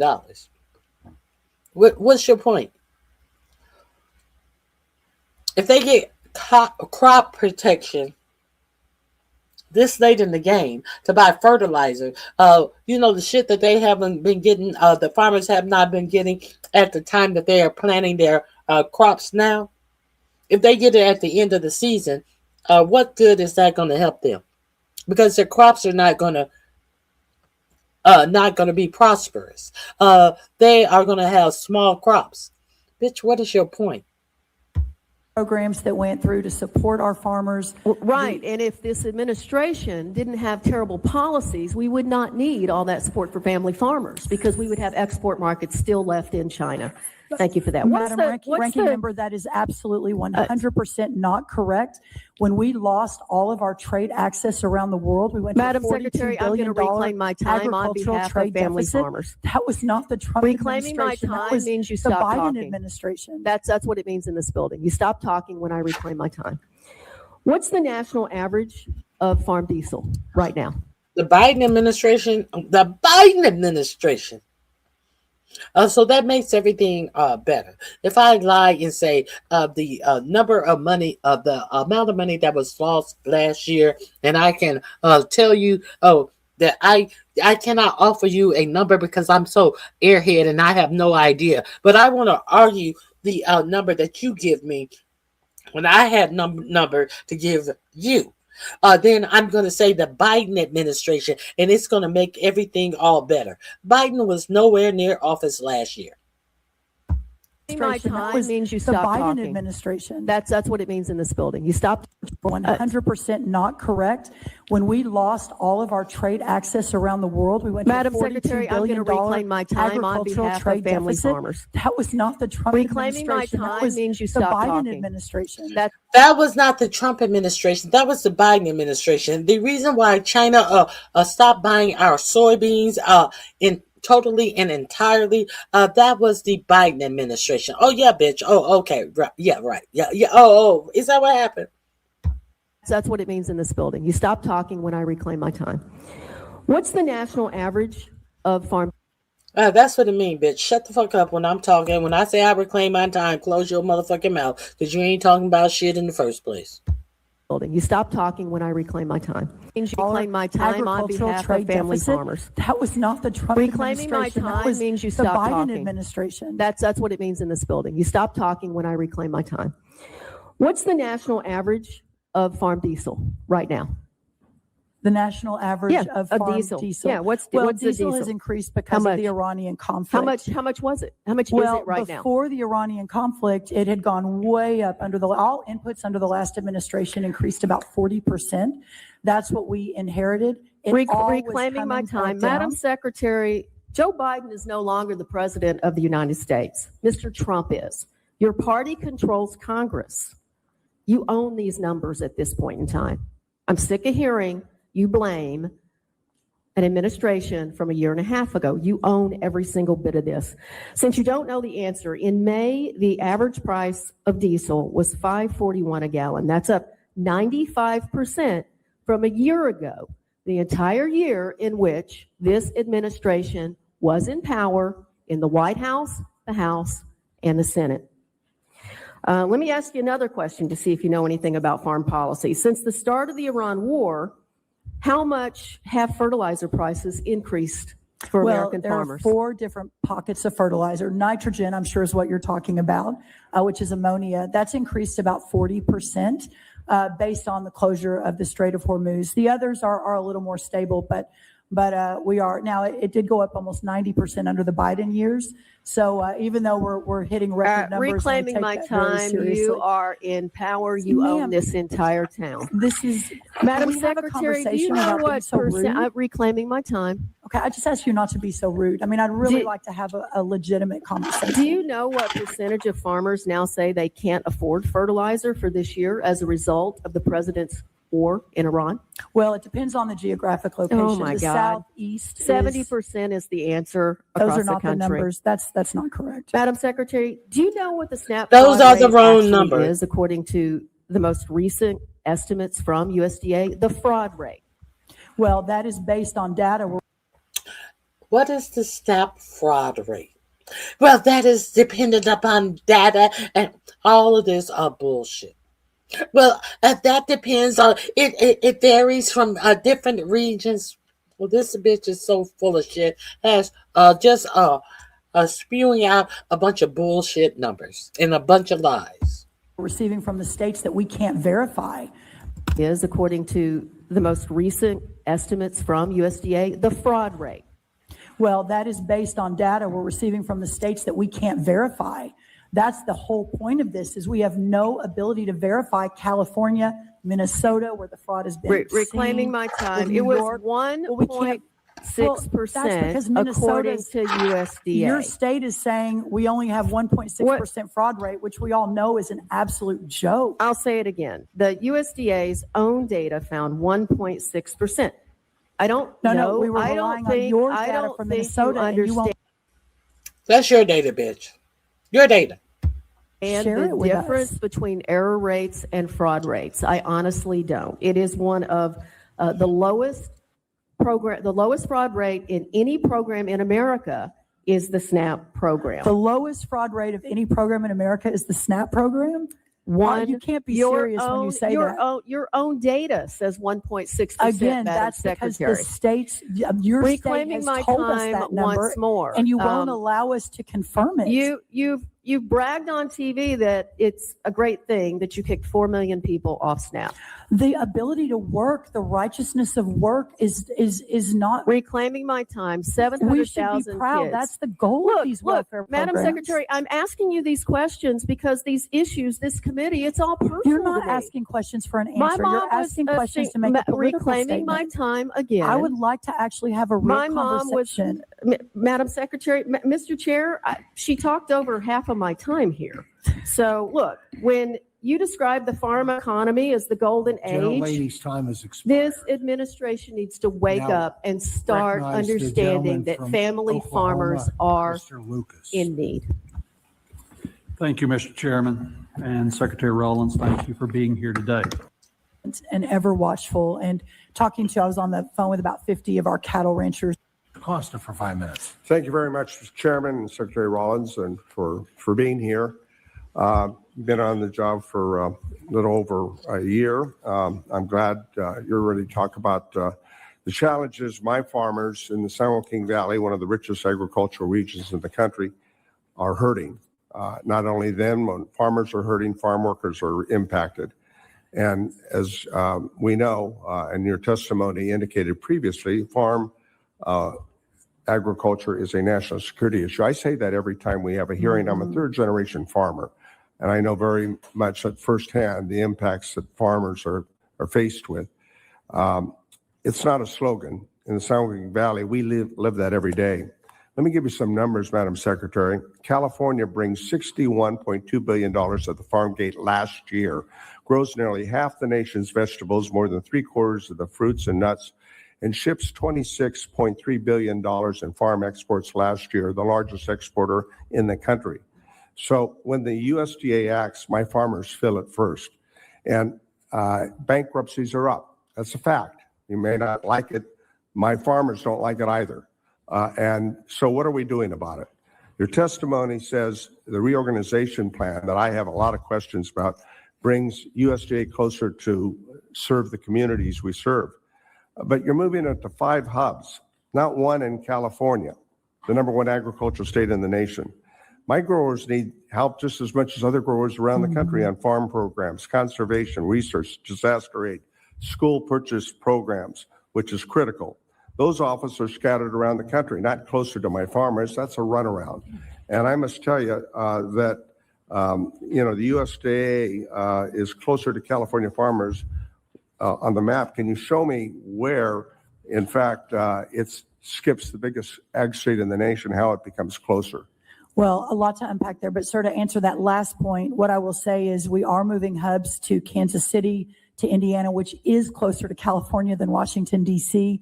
We've also got a hub in Salt Lake City and in Colorado. Let me give you a different take. Okay. I've been here for 22 years.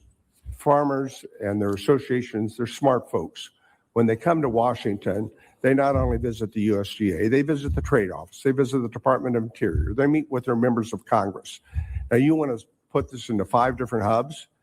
That's not effective. That's a runaround. We'll still have the second headquarters question. here. We're going to need to talk about that. Do you have any desire or willingness to evaluate whether or not California might be possible for a hub? Yes or no? I would be very welcome to that. And in fact, we've adjusted some things along the way based on feedback. Well, let's talk about that later. Trade, critical for California. Just call me anytime. 44% of California's agricultural is exported. And this disastrous trade war brought on between the tariffs, you try to do damage control. It happened in the first Trump administration, $28 billion taken out of the commodity credit conservation to deal with the damage that occurred before the Trump first trade war. So you $11 billion for row crops. I think that's probably appropriate. But what about specialty crops? Specialty crops associations say they think they need at least $5 billion to deal with the impact of these trade wars. And it's skyrocketed, and it's cut off key trade partners that these markets are hard to access and develop. You've lumped them together with sugar. Sugar needs help as well for $1 billion. That's not the $5 billion that the specialty crops believe they deserve. I know on Friday in California, you announced an increase, but it's still paltry compared to the damage that's occurred. Crop relief, and it's about fairness, Madam Secretary, and I don't think there's fairness being demonstrated. California exports to China collapsed 64% in the last year and a half. Almonds are down 77%. Fresno County alone, which I represent, lost $246 million last year. You cannot find a single bottle of California wine, which is pretty good, I may tell you, in Canada, in a restaurant or in a store. They are responding with their pocketbook. And if this Trump's trade war is making matters worse, you can look at the impacts of Iran. The fact that Straits of Hormuz are closed has impacted shipping lanes. Pistachio, walnuts, almond shippers and producers can't move their products to the region. So 2 direct questions. First, beyond the payments announced so far, will you commit to additional assistance for specialty crop growers taking losses from the president's war with Iran, yes or no? We'll be happy to look on that. It's a matter of funding, and the CCC is, as you know, the one big beautiful bill. The Working Families Tax Cut. It was big. I didn't think it was beautiful. I'll have to save my questions for later. Thank you, Madam Secretary. I'm happy to follow up on California and otherwise. We had a remarkable visit there last week. Thank you. Now recognize the gentleman from Arkansas, Mr. Crawford, for 5 minutes. She used all that time to talk about what a great time she had in California, but in that time, she did not try to squeeze in if he would help those California farmers that are suffering. Madam Secretary, thank you for being here. And I want to say at the outset here, it's very refreshing to have an actual Aggie that's occupying the secretary position. Very refreshing for a change. Your credentials in that space are unassailable. Thank you.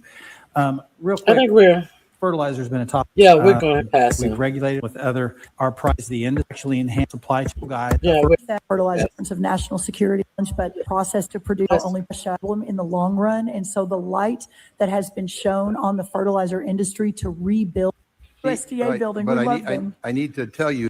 Acres that we're now adding into those programs that we're able to do this quickly. Thank you. I appreciate that. And I yield back. Thank you, sir. When he yields back, no recognize. We're finna get it's finna get to McGovern. Gentleman from Massachusetts, Mr. McGovern, for 5 minutes. Well, thank you very much. And Madam Secretary, let me begin on a positive note. Being from Massachusetts, I see that you're drinking a cup of Dunkin' coffee, which I think is the best coffee in the world.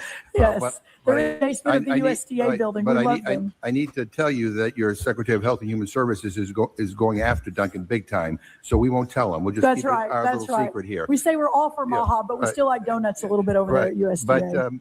But while I'm glad that you're here taking questions, I have to be honest with you. I wish that you would take the time to talk with farmers in my district who have been totally screwed over by this administration. They are livid. They are mad. They are pissed off. My farmers can't afford fertilizer. It's at record highs because of your administration. They can't afford diesel because of this president's reckless, illegal war. They can't afford farm equipment. It's more expensive than ever because of the stupid tariffs. Their markets have vanished because you illegally halted the local food procurement programs. In some states, they can't even call their local USDA offices because some of them have been closed. And because of this administration's cruel cuts to food assistance, many people in my community can no longer afford to buy fresh and local produce. People are tired of the gaudy ballrooms and the slush funds and the and the corruption that is on display before their very eyes. They're sick and tired of the Mar-a-Lago class being enriched and getting richer while everybody else gets ignored. Earlier this year, you even bragged about kicking 4.5 million people off nutrition assistance, saying that was, quote, good news. Well, a new report from the Nonpartisan Center on Budget and Policy Priorities found that the number includes at least 700,000 children. Now, I say at least because that's data from less than half the country. That number is going to be in the millions. Let me say that again. 700,000 kids plus have lost their food assistance. That's not good news. Hunger is getting worse in this country. And by the way, the average... As she sits there with a smile on her Mar-a-Lago enhanced face, 700,000 children has lost food assistance. SNAP benefit is only about $2 per person per meal. You can't even afford to buy your Dunkin' coffee with the average SNAP benefit right now. So do you stand by your comment that kicking people off of food assistance? Well, regular people shouldn't have the leisure of buying Dunkin' Donuts coffee. If you're on food assistance, why would you expect that you deserve to drink coffee at Dunkin' Donuts, no less? Assistance is somehow good news? So, sir, most of those, based on the numbers, were fraudulent. The 700,000 number of children is not correct. That is not a non. Most of those were fraudulent. She's talking about the 4 million people who have left food assistance. And now she says most of them were fraudulent. But when she made the announcement, she said she didn't know. Partisan group that gave you that number. And again, we're back to where we were pre-COVID, and this idea that we should put more and more people on food stamps is just not correct. Madam Secretary, I mean, I've talked to many of the people who have lost their benefits. They haven't been moved off of SNAP. They've been kicked off of SNAP. These are people who actually need and rely on this food assistance to provide basic nutrition for their families. Hunger is getting worse in the United States of America. We all should be ashamed of that. And that's, by the way, before the $200 billion in SNAP cuts go into effect that were part of the big ugly bill. Let me ask you another question. May I respond? I'll be super fast. Yeah. What I will say is that wages are at the highest rate they've been in American history. Well, Our I reclaim my unemployment is time, at the Madam Chair, lowest rate. We have more people working. The result of that is less people on government programs. Go to a grocery store. People are putting groceries back on the shelf because they can't afford to pay their bill. Sir, all let me of ask this you, is down. speak about healthy food and specifically about toxic cancer-causing chemicals like glyphosate that get sprayed on our crops. This administration promised to make America healthy again. This is a yes or no question. Is a glyphosate, do you believe that it's safe? Glyphosate has been proven safe when used correctly, both in the European Union, EU uses it, and in America when used correctly. I'm actually not surprised. Glyphosate is the cancer-causing material that is found in a Roundup weed killer. We know that they have been sued, and RFK Jr., your actual Department of Health and Human Services, was the legal representative for someone who sued for catching cancer using Roundup weed killer. So she's going to sit up here and pretend like she doesn't know any of this information. If it's so safe, can we spray it around your bed every night? Surprised on the Agriculture Committee, if we were to move away from glyphosate overnight, we would completely destroy our food supply system in this country. So Secretary Kennedy and I, obviously we have to take a good look at it. Regenerative farming is a big part of this. Well, I want to submit for the record the World Health Organization's analysis of this. Chairman Thompson has been pushing the Senate to include a liability shield for chemical companies that make glyphosate after we stripped it out of the House. It was a Republican amendment from Representative Luna that got stripped. The chairman of the committee called it a danger to the nation. Do you agree that Representative Luna's amendment is a danger to the nation? We have to be so careful and intentional. We're talking about preserving and protecting American farmers. Do you believe that pesticide companies and chemical companies deserve liability protection? Listen, we cannot destroy our farmers and ranchers' ability to plant and make a living every day. This is the whole point of this committee. So you believe, even though you're saying that glyphosate is... He's not talking about farmers' ability to plant. He's talking about a pharmaceutical company that produces Roundup, that contains this cancer-causing material. And we can't stop farmers from farming. We can't. Answering a question that has not been posed to her. Safe that they should have some sort of liability protection? It's safe when used correctly. So do you believe that they should have a liability protection? If we are enacting policy that allows China to be our sole source of crop protectant, we will lose freedom in our country. It is that. It causes cancer, Madam Secretary. It causes cancer. Now recognize the gentleman from Georgia, Mr. Scott. She don't care. She doesn't care. She want to talk about China and all. If we allow China, she knows it causes cancer, but she gives zero fucks about we can't stop the farmers. The farmers. She gives zero fucks. By the way, I would love to come to Massachusetts and visit your farmers. Sorry. Thank you. Appreciate having a president that. Well, I sure will. I had all the 18. Okay. Appreciate that. We've got a lot of folks that are feeling a lot of pressures. Let's go right here. In the response that I received, that organization leads like me off at a hard. Let's go right here. I think this is where I want to go. Come on. Years because of the policies I was just about your plans and what we're doing. Well, our Brazil prosperity at North Carolina country is the business and recently the USDA announced plans to reorganize, reallocate, and rename the Food, Nutrition, and Consumer Services Mission Area, which includes the Food and Nutrition Services, or FNS, the agency responsible for administering SNAP and other critical nutrition programs. On May 11th, I sent a letter to the Department of Agriculture, along with 47 of my Democratic colleagues, requesting information regarding this reorganization. I listed a series of questions that we were looking for answers to.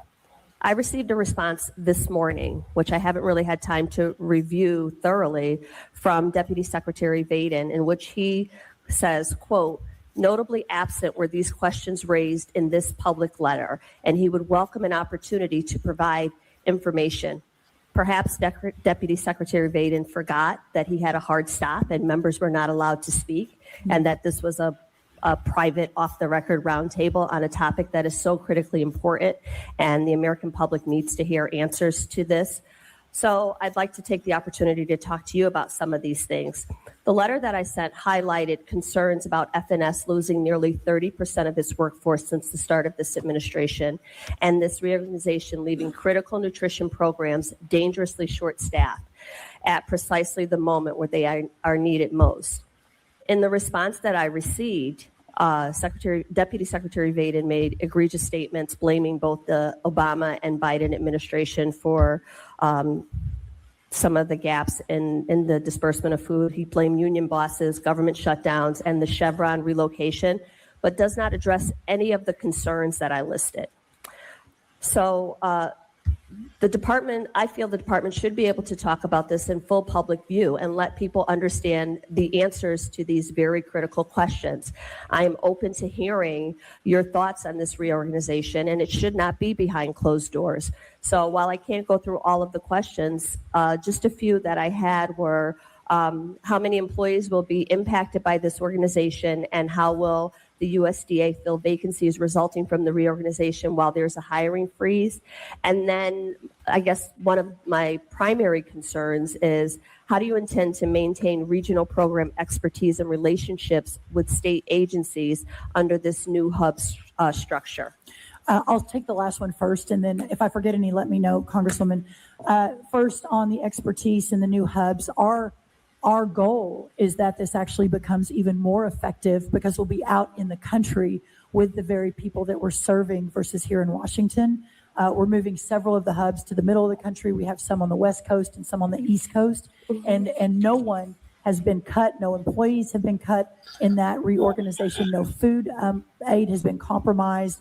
This is really an effort to get closer to the people that we serve and out of the Washington, D.C. area. So I apologize if there was a hard stop and not everyone got their questions answered. We'll reschedule. Well, can I guess, just in the interest of time, because I do only have 5 minutes. Yes. He said he would welcome a second opportunity to provide information. Can you commit here today, at least to a first opportunity to at least answer the questions that were asked in the letter? Yes. Okay, thank you. My next question, I just want to follow up on Rep. Adams' question, predictably, about SNAP. In the state of Connecticut, more than 50,000 people, Connecticut residents, lost access to benefits. Yesterday, my Connecticut Governor, Ned Lamont, committed $8.5 million in emergency federal aid and from a response, a fund that was created in response to federal cuts. It'll be a one-time $300 grocery assistance card for residents. But this is the state government cleaning up a federal mess. Ms. Adams asked you, just as a yes or no question, I'd ask you to just give us some details on what your department is doing to take steps to ensure that families who lose SNAP benefits do not fall deeper into food insecurity over the coming months and years. Again, the economy, we have more people working than ever before. Our unemployment numbers are the lowest they've ever been. Wages are high in the blue collar, and the highest I think they've been. And so as a result of that, that is the goal of the Supplemental Nutrition Assistance Program for when the times are the toughest. Now, if there are stories of families who, I'm sorry, my question was, what does your department plan to do to take steps to ensure that families don't fall deeper, families that lost benefits don't fall deeper into hunger? Well, that's exactly what we're doing by ensuring that the families that really need this are the ones that are getting it. SNAP had a 40% increase in the last administration, 40% in terms of the outlay that was going out. My time is going to expire, but again, you have not answered the question about what the USDA plans to do to ensure that families don't fall deeper into hunger. I yield back. Now, thank you. Recognize gentleman from Mississippi, Mr. Kelly, for 5 minutes.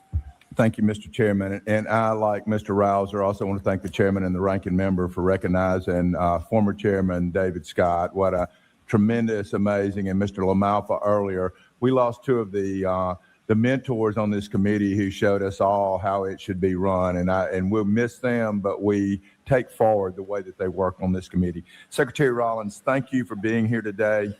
I also want to thank you for your visits to Mississippi. They mean so much. I want to begin by thanking you and President Trump for putting American farmers back at the center of our agricultural policy. Farmers across Mississippi appreciate President Trump's commitment. I will recognize there is room for improvement. We are working really hard to get that improved and to have the nutrition benefits for their children and their families, and that we're taking away from those who are illegally getting these benefits, who are getting double benefits, for tightening up that shop act. May I respond to my dead people that are controls in the blue state? Figure out how to make this program better. Now recognize the gentlelady from Ohio, Ms. Brown, for 5 minutes. Thank you, Chairman Thompson and Ranking Member Craig. Secretary Rollins, over the last year, this administration has repeatedly said that we are entering a golden age of American agriculture. Well, frankly, that would come as news to the farmers and ranchers I talk to in Ohio and around the country, because the only thing that is truly golden right now is the price of fertilizer, while farm country and rural America struggle. Farmers are facing trade wars and real wars, rising input costs and shrinking export markets, cuts at USDA, and tightening margins, all because of policy choices made by this administration. For many producers, the question isn't how much they're making, it's whether they'll make it through another season. So you all can call this the golden age if you want, but the numbers tell a different story, and so do the farmers living it every day. So, Madam Secretary, yes or no, are you aware that the farm bankruptcies increased by 46% last year, according to the American Farm Bureau? Out of 1.77 million Reclaiming my farms. time, it's a yes or no. And are We you had a aware that 0.017%, USDA's own but that's still estimates too show many. that farm income fell roughly $25 billion following the implementation of tariffs? Yes or no? That was based on the years before Yes or when we no? lost our export markets. Or it isn't a Reclaiming yes or my no time. question. Are you Corn aware that exports are according up. to a recent Farm Bureau survey, 6 out of 10 farmers report that their financial situation is getting worse? These are simple yes or no's. We have opened the market. Reclaiming my time. These are facts, Secretary Rollins. So this is what a golden age of agriculture looks like, because if rising bankruptcies, falling farm income, and worsening financial conditions are a sign of a golden age, I'd hate to see what a downturn looks like. There's no And doubt on the there are trade front, challenges, this is but my time, commodity Secretary prices Rollins. are up, This is my export time, markets are expanding. Mr. Chairman, point of order. And on the trade front, the Again, president, I would really appreciate. There's no Secretary reason to be Rollins, rude. this is my time. I know, this but could is we my ask time. in a Mr. genteel, Chairman, point of order. in a dignified manner.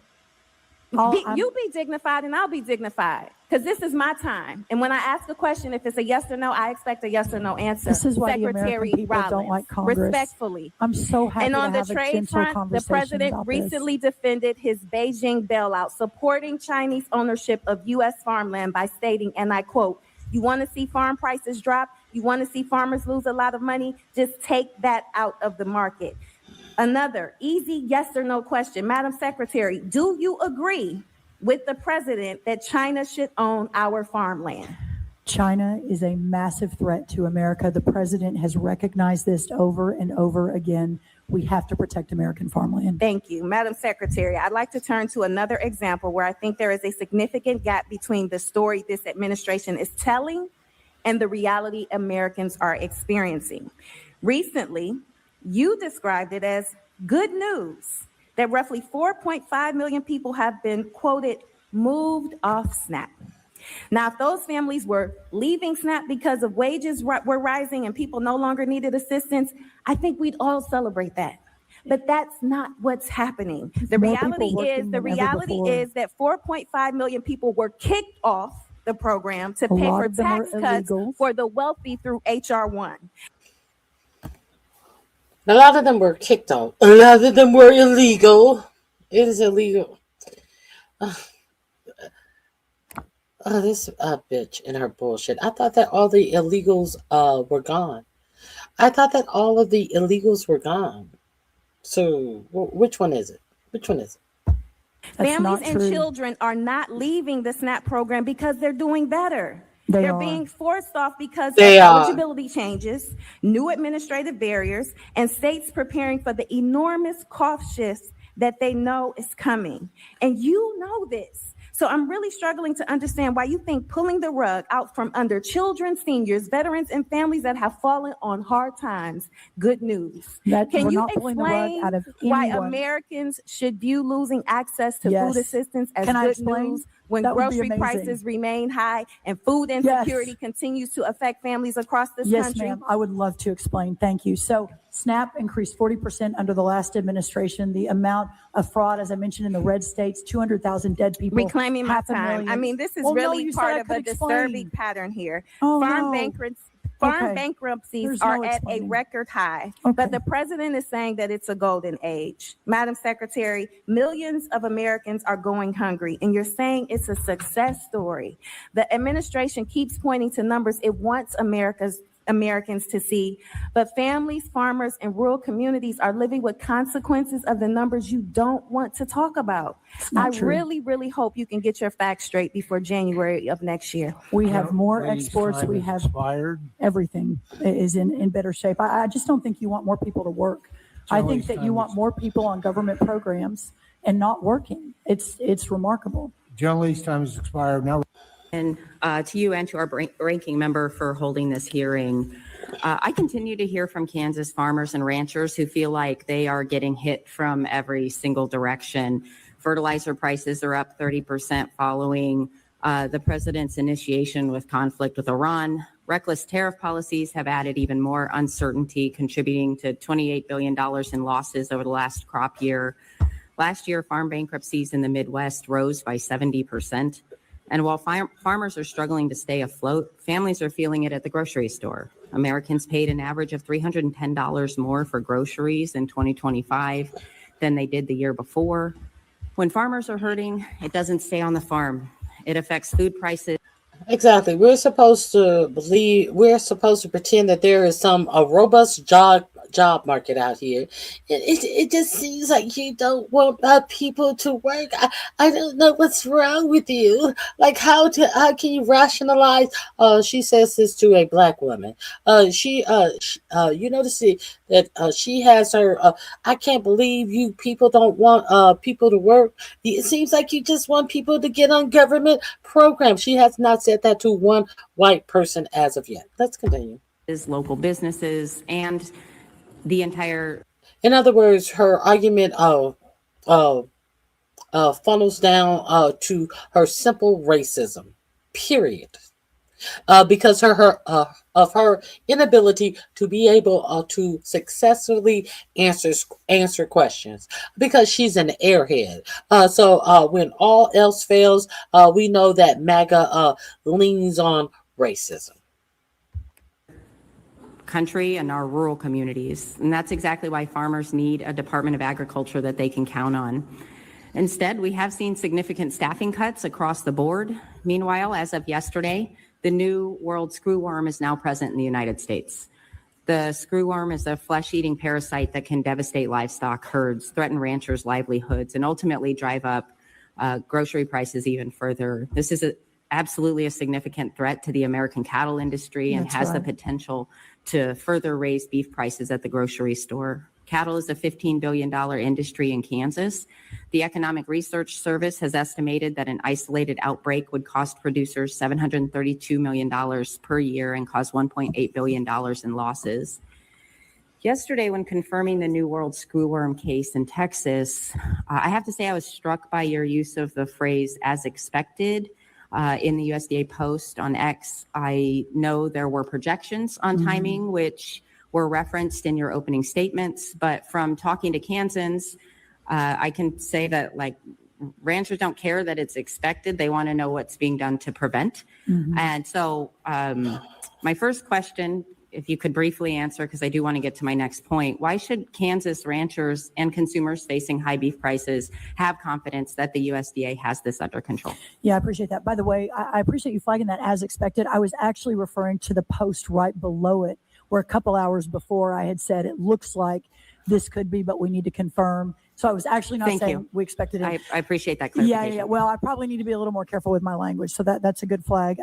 What I will say is this is a problem that our country faced in the 50s and 60s, and we beat it. We beat it all the way back to South America. There was a biological wall with Panama. It had not breached for decades and decades under the illicit cartel movement of cattle. in those countries to the north, along with the open border policies. We saw a massive breach over beginning 2021, where it began to move up and into Mexico. It got to Mexico in 2023. When we got here in 2024, to your point, the models predicted that it would be on our side of the border. Nothing could stop. So we watched this since 2023, and we knew this was possible, and you did nothing. But by last summer, we deployed a significant amount of resources and personnel into Mexico, as well as to South Texas, where the real threat is, almost immediately, while breaking ground and building the facilities that will produce the. Now, while breaking ground, so what are you saying? You knew this since 2023, and you want us to believe that you took this seriously, and you put so many people on the ground in Mexico and including Texas, and we broke down on our facility to manufacture flies. But we know that you did not break down ground on a facility to manufacture flies until April of 2026. So all of this, what we did when we knew about something way back in 2023, you're trying to compound the time, and you're trying to make it appear like you were on top of all of this, when in fact you were not.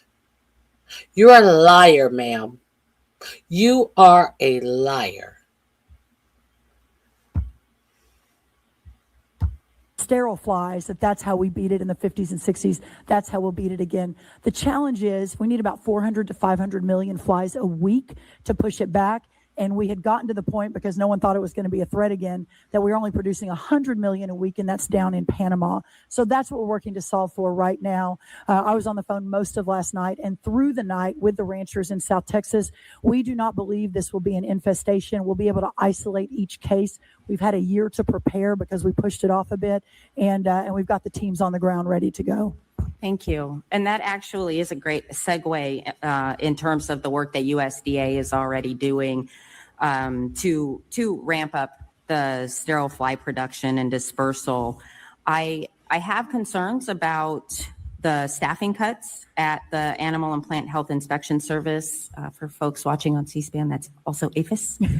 And at a time when producers are counting on the USDA to detect and contain outbreaks as quickly as possible, I'm concerned that staffing reductions can make that job harder. Can you? Yes, and as we read in the Rutgers article, that there are going to be sheriff deputies who are going to be standing at the borders of all of these states inspecting the animals. You should be worried about it because the regular inspectors of the animal who you are worried about because they have been fired, they have been replaced with sheriff deputies that are not trained, that inspecting these animals is not their primary job. Let's put it that way. Would you rather have a scientist who is inept on everything about a disease checking for these animals, or would you like a sheriff deputy who has just a training class in what to look for, but no scientific ability or research into this? Who would you rather inspecting these animals that are coming across the border? Someone who has been in the department, and this is their core job function, or a sheriff? She is right to be concerned. Speak to how many fewer scientists you have working at APHIS now as compared to 2024? We have had no compromise in our ability to react and to research and to make sure we have the best science. She didn't ask you about what you thought about your ability. She asked how many scientists have lost their jobs. That's what she asked you, ma'am. You don't want to answer because you're a liar. And data on the field. As far as the specific numbers, I will get back to you on that because I don't want to misquote it, but we have made that a priority. And in fact, last year, I think the initial round of budget suggestions from the White House. Okay, so she lied her way through that question. We're gonna not waste our time with him. Who is this? That's the chairperson. We're not gonna waste our time with him. I think she's a sycophant as well. The president is acutely aware of the farm economy. It is why he's fighting so hard for these 19 new trade deals, a 40% decrease in the ag deficit, where inputs will go back down, but that question is so important. But did you give the president any advice before he struck Iran on the impact to American agriculture? I am constantly talking to this president. I have to believe we laugh that there's been more conversation about fertilizer school. Do you see how they just dick off time? I'm offended at the president. I think we've had more jokes. You see why you have to be stern with these airheads who have no answer, who will sit up here and pontificate about absolutely nothing till your time is out, and you have had not demonstrate anything about this brain dead bitch sitting up here stalling on time. Worm and soybeans in this Oval Office than perhaps any Oval Office ever in the history. He is aware and has talked about the short-term challenges to make sure that America is safe for the long term. Okay, my growers, and I think American growers, are really feeling the impact. If you haven't seen the Farmer and Rancher Policy Sentiment Survey, I just want to read some of the most striking findings, and this is 1,000 growers across 44 states. Input costs are crushing American farmers. 78% of farmers name machinery and input costs, fertilizer, fuel, seed, chemicals, among the top 3 challenges facing their operation. This goes back to the war in Iran. It's hitting farmers in the wallet. Another concern, 94% of farmers say the war with Iran is impacting their business by raising fertilizer costs, energy costs, or both. Are you aware that diesel prices in Oregon are over $6 a gallon right now and are really harming my farmers? There is no doubt that these inputs are causing more struggle in the farm country. I do want to be fair, though, and say that in the last administration, the cost of inputs did increase 40%. We're claiming my time. We are not talking about the last administration. But that's what we're building on. That's what we're trying to fix. I am comparing 26 over 25 and 25 over 24. Our baseline is 24. We have not improved. We have. Reclaiming my time because I want to make sure we get this on the record as well. The Section 232 tariffs have been in place for 14 months. And I just read that President Trump has lowered those tariffs on tractors, combines, and other farm equipment to 15% from 25% as part of the Section 232 tariffs. However, ag trade deficit hit $43.7 billion in 2025. That was a 37% increase over 2024. But ma'am, that's because of the policies from 24. This year, we're making up for it. We've cut that deficit in half. We're going to have record export in 25. And China's retaliatory tariffs reduced ag exports by $14.9 billion in a single year. And we have a promise from China to purchase more soybeans in the future. That is not flying with my farmers right now. A hollow promise from China. My grass seed losses in Oregon are big, and we cannot continue to afford this. Well, again, exports are up. We've cut the trade deficit in half. What was $45 billion is now down to about $22 billion. Corn's up, dairy's up, tree nuts are up, ethanol's up, sorghum is up, soybeans are up. China has agreed to purchase. Thank you. 25 million metric tons, $17 billion. Plus, where there has just been fraud and abuse that was rampant in. China has agreed to purchase soybeans. Up until this date, these purchases have not happened. And she's telling you about everything that is up. This is a bunch of bullshit. Let me go to... I don't think there are many more people who are going to question her.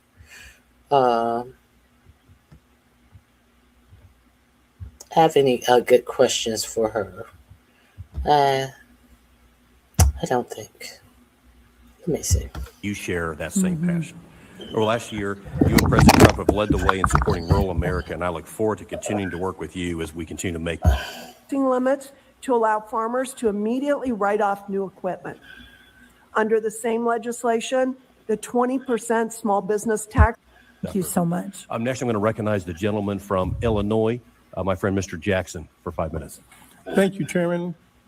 Thank you, Madam Secretary. I appreciate you being before us today, and thank you for your great works. I would like about what sustained relief looks like and when farmers in my district can expect to actually be made whole. I appreciate the question and well framed. And I know you're probably going to like some of what I said. All of this word salad. I don't need your appreciation. I need an answer, bitch. You're probably gonna say, I don't need you to say what I'm probably gonna say. I said what I wanted to say, but give me an answer, Hope. Probably not some of what I say, but I think you were right. This is years in the making. As we've offshored so much of our manufacturing, fertilizer, seeds, et cetera. When we walked in the door a year ago, interest rates, I know we haven't talked about that in this committee yet, we're up 73% for our farmers, 73%, fuel up about 28 to 30%, labor for those that use the H2A program was up about 46%. You've got a lot of H2A users in Michigan, actually, seeds, et cetera. And so this is again, years in the making, and the importance of bringing those with inputs respect, down Madam are Secretary, I'm prioritized. going to reclaim my time because I have another question. Sure. I'm less interested right now because there's been a lot of discussion already in committee about how we got to where we are. Some of that we agree on, some of that we don't. But going forward, we're headed into a growing season where farmers in my district are really concerned that they are going to have another season like last year. And if they do, without any substantial help, they are going to lose their farms. How are you thinking about that? Well, fuel will be coming back down again. Labor is down 46%, the inputs we're talking about now. Fertilizer was down about 10% until the Middle East issue in the last few months. It will be coming back down. I appreciate your point. We can talk long term, but we need to talk short term. We expect a massive, the highest exports on record now. So I'm not talking about in a year. I'm not talking about in 5 years. This year, we're going to break records on our exports, including some of your specialty crops, but also your regular crops in Michigan as well. And then, of course, the constant conversation between your leadership and between us is, I'm going to claim my time back because I only have 1 minute left and I want to get to my second question. But the difficulty that I have, I cannot go back to my district with a cross your fingers answer to this question when it comes to fertilizer costs, when it comes to the cost of fuel and what is happening. There is no plan there right now. There's no plan there. There's a word salad there. I can't go back to my constituents with a word salad in a sad face with bullshit said out of a smiling dummy face. Oh, no, there is a massive plan. I've laid it out about 6 times Not your plan. today. I'm talking about the war. Okay. Oh, I'm sorry. On the ASCF greenhouse exclusion, the program provides relief to specialty crop producers that are hurt by tariffs and rising input costs. Michigan's greenhouse growers need that help, but they are explicitly excluded from the program for no clear reason. It is cold in Michigan. We need our greenhouse farmers. My state has a significant greenhouse industry growing vegetables, flowers, herbs, and nursery crops, facing the exact same pressure as everyone else. Why were they left out? And will you commit to expanding the eligibility to include controlled environment growers? Yes, Yes, I will include them. Why did you exclude them in the first place? Because I don't know a goddamn thing about farmings and farmhouses and greenhouses and what they need. So anything Elon Musk told me to cut, we allowed it to be cut because we give zero fucks. What time is the party tonight at Mar-a-Lago? That's why. Follow up on that tomorrow. I will. We'll look into that. I'll follow her. We'll look into that. She has no idea what she's doing. Let me see what's going on here. Some of the most peanut farmers in the country, in my district, and in my state, decisions of an administration, whether they have the benefit. And so I think we did that. The Biden administration did not open up cattle import markets from Argentina. This administration did that. And so consume more of the commodities that we produce right here at home to more self-so. The kudos. It has been a Herculean effort over the last year to get all those new trade deals and frameworks done and to open the markets up. And I honestly, You wouldn't have to do the Herculean effort to get these trade deals opened up had you not decided to charge your tariff on every country across the world. What tasks have you completed? All of this, it was just a Herculean task that we just got finished doing last year. You did what you do last year? I would like to take a little credit. Do illegal tariffs on people that cause everything to be more expensive to the purchaser in the United States. What you do last year, bitch? Nothing. You did absolutely nothing. But it's really the president and his trade team, Jamison Greer and Howard Lutnick and Scott Bessent, that have put agriculture at the top of their list as they're going out around the world. Oh, so Scott Bessent, who is over the Treasury, is a part of the trade team, and he put agriculture first. Oh, Scott Bessent, the billionaire, said, well, he is a soybean farmer as well. Well, actually, I'm a soybean farmer too, because I rent out parcels of my land to soybean farmers. So therefore, I'm a soybean farmer too. With the president, so they deserve so much credit. But secondly, to your point, in terms of the importance of America first, and used to be in this country. Country has. This is an excess. We need to rely on lose whether it's others around the country is getting. Think we're up, seeing that's. Why are you letting this bitch talk like this? Becomes more important to our country. Well, thank you, Secretary Rollins. We well remember it took because you're a Republican. That's why you're letting this bitch go drone on and on and on with bullshit and lies. Let's go to the next person. decade to get the Carter inflation under control, fully extinguished, and it will sadly take a long time to get us completely back on track. Thank you for the work you and the president are doing. This motherfucker didn't go back to Biden. This motherfucker went all the way back to Jimmy Carter. Now, Jimmy Carter can't even rest in his grave behind this numbnuts, giving this airhead bitch all of this time to talk and lie. And then he's going to come back and try to swipe Jimmy Carter in his grave. These people are animals. Thank you, Congressman. Gentleman's time has expired. Now recognize the gentleman from Alabama, Mr. Figures, for 5 Thank you, Mr. Chairman. Thank you, Madam Secretary, for being here. Good to see you again.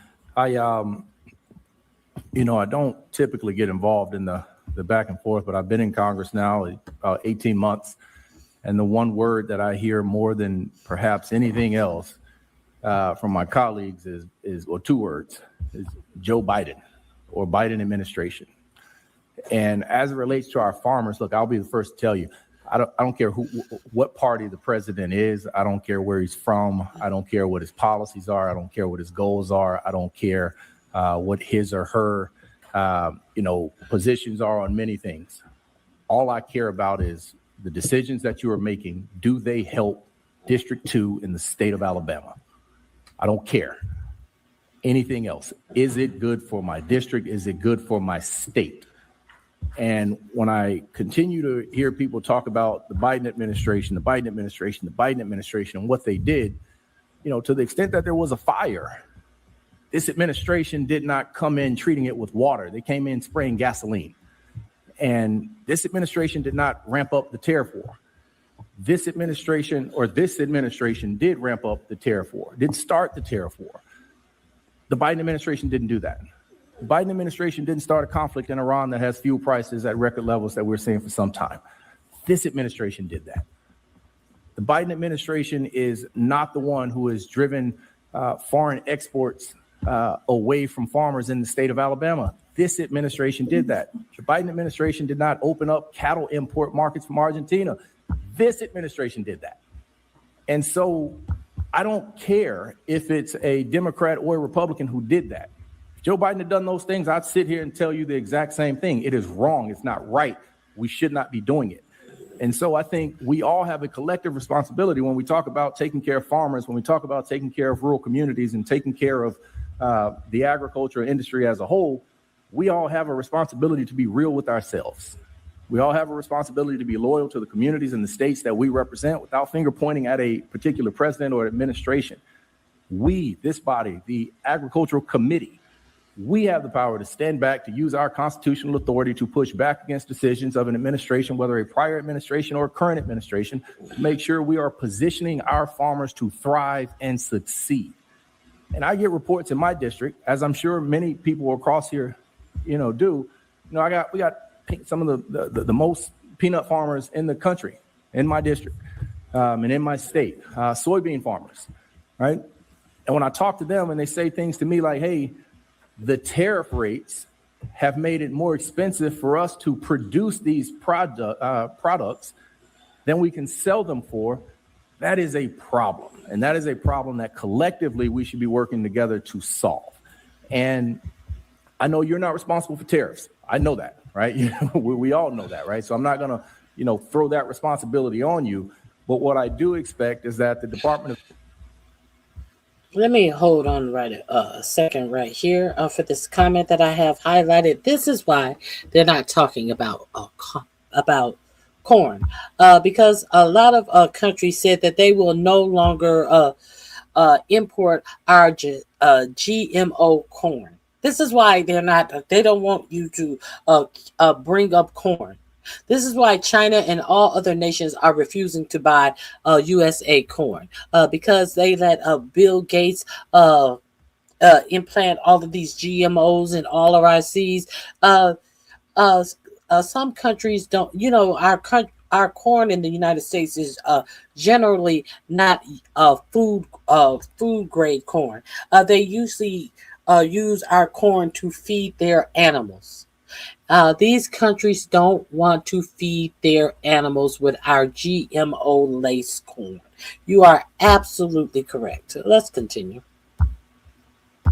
Agriculture, as well as members in this committee on both sides, acknowledge the real harm that has caused to rural America. May I respond? Well, hold on. I'm going to ask a question. Okay. But at the end of the day, the tariffs have been harmful. The input costs have been harmful. And sure, I'm sure we can point to policies across multiple administrations, that lead to our current circumstances. But I don't think that it is fair to anybody. And I don't think it is fair to the farmers, first and foremost, to point that finger solely at one man or one previous administration and ignore the actions that the current administration is taking. And so my question is that, we've heard reports of foreign markets drying up for exports for peanut farmers in the state of Alabama. We've even seen some reports that say peanuts were unable to be exported to international markets from the state of Alabama last year. And that's a problem. That's a huge problem. And we've seen similar reports that say that China, who buys most of this, I know we criticize China a lot, but they're an enormous consumer of American agricultural goods, that they are investing elsewhere, that they're helping stand up markets, soybean markets in Brazil, peanut markets in other places in the country. And I'm worried that those markets are not going to return to the state of Alabama. They're so not. My question is, what is the Department of Agriculture doing to ensure? They're not going to return to Alabama. You are correct to be concerned about that. Sure that those markets can be restored, are not permanently lost, and that we're doing as much as we can to support our farmers in that. And I know I've spoken through most of my time, but to the extent that you can, please respond. Thank you. Mr. Chairman, if I can, just 30 seconds. So I appreciate the framing and the passion, and I'm grateful for that. We love our farmers in Alabama for sure. But I will say it was what you're calling the tariff war. That is what allowed us to strike 19 new trade deals and cut the $42 billion agricultural trade deficit, the markets that were lost in the 4 years. And I get it. You're like, please stop talking about Biden. But it was those 4 years that we lost $42 billion in agricultural markets. We went to a deficit. In 1 year, under those 19 new trade deals, we've cut that in half. So this woman sounds ridiculous. All of this bullshit, and when we know what the tariffs did with trade in the United States, we're not going to play games with this dumb bitch. I'm not going to let her play games with me. approach to solving some of the biggest challenges I've ever seen in the agricultural industry. Thank you. Please. Let me get into the weeds I know he's not thanking her for just a anything. little bit, not weeds specifically, but a gentleman from New York raised the issue of apples. The Supplemental Disaster Program, which has been a tremendous help. What the fuck? Club members in Northern California. Let's We have that this funding represents Dependent on foreign sources. We have to, or we'll lose our country. That's how important it is. Thank you. Thank you, Madam Secretary. Oh, Thank you, God. Mr. Chairman. Thank you, gentlemen. Now recognize the gentleman from California, Mr. Carvajal, for 5 minutes. Thank you, Mr. Chairman. Welcome, Good morning. Secretary Rollins. Thank you. I represent the Central Coast of California, where agriculture is our #1 industry. Like many farmers across the country, growers in my district are currently under tremendous pressure. They are simultaneously grappling with labor shortages, a shuttered export market, rising costs for fertilizer, seed, chemicals, and fuel, as well as increasing competition from abroad, all of which are making it harder to stay profitable and keep their operations running. You may disagree with my next point, but many of these problems have been caused and/or exacerbated by this Trump administration. Whether the misguided tariffs or the war with Iran, it is clear these actions are harming our farmers throughout the country. I hear it every day from my farmers. Specialty crop producers have been hit especially hard, often without access to the same level of federal support and safety net programs available to other commodity sectors. While I was pleased to hear that funding available for assistance for specialty crop farmers program was increased to $1.6 billion, it is widely acknowledged by the industry that this funding represents only a fraction of the total economic losses suffered by specialty crop growers.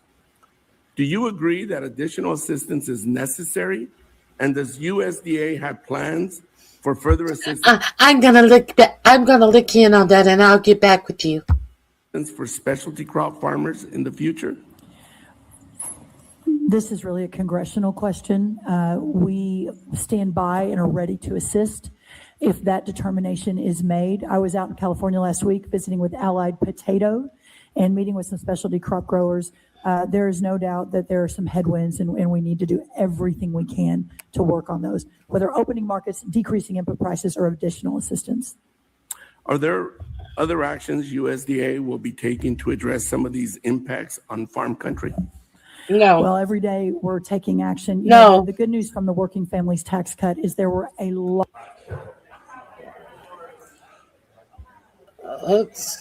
The export market for some of our specialty crops like tree nuts is expected to be way up this year.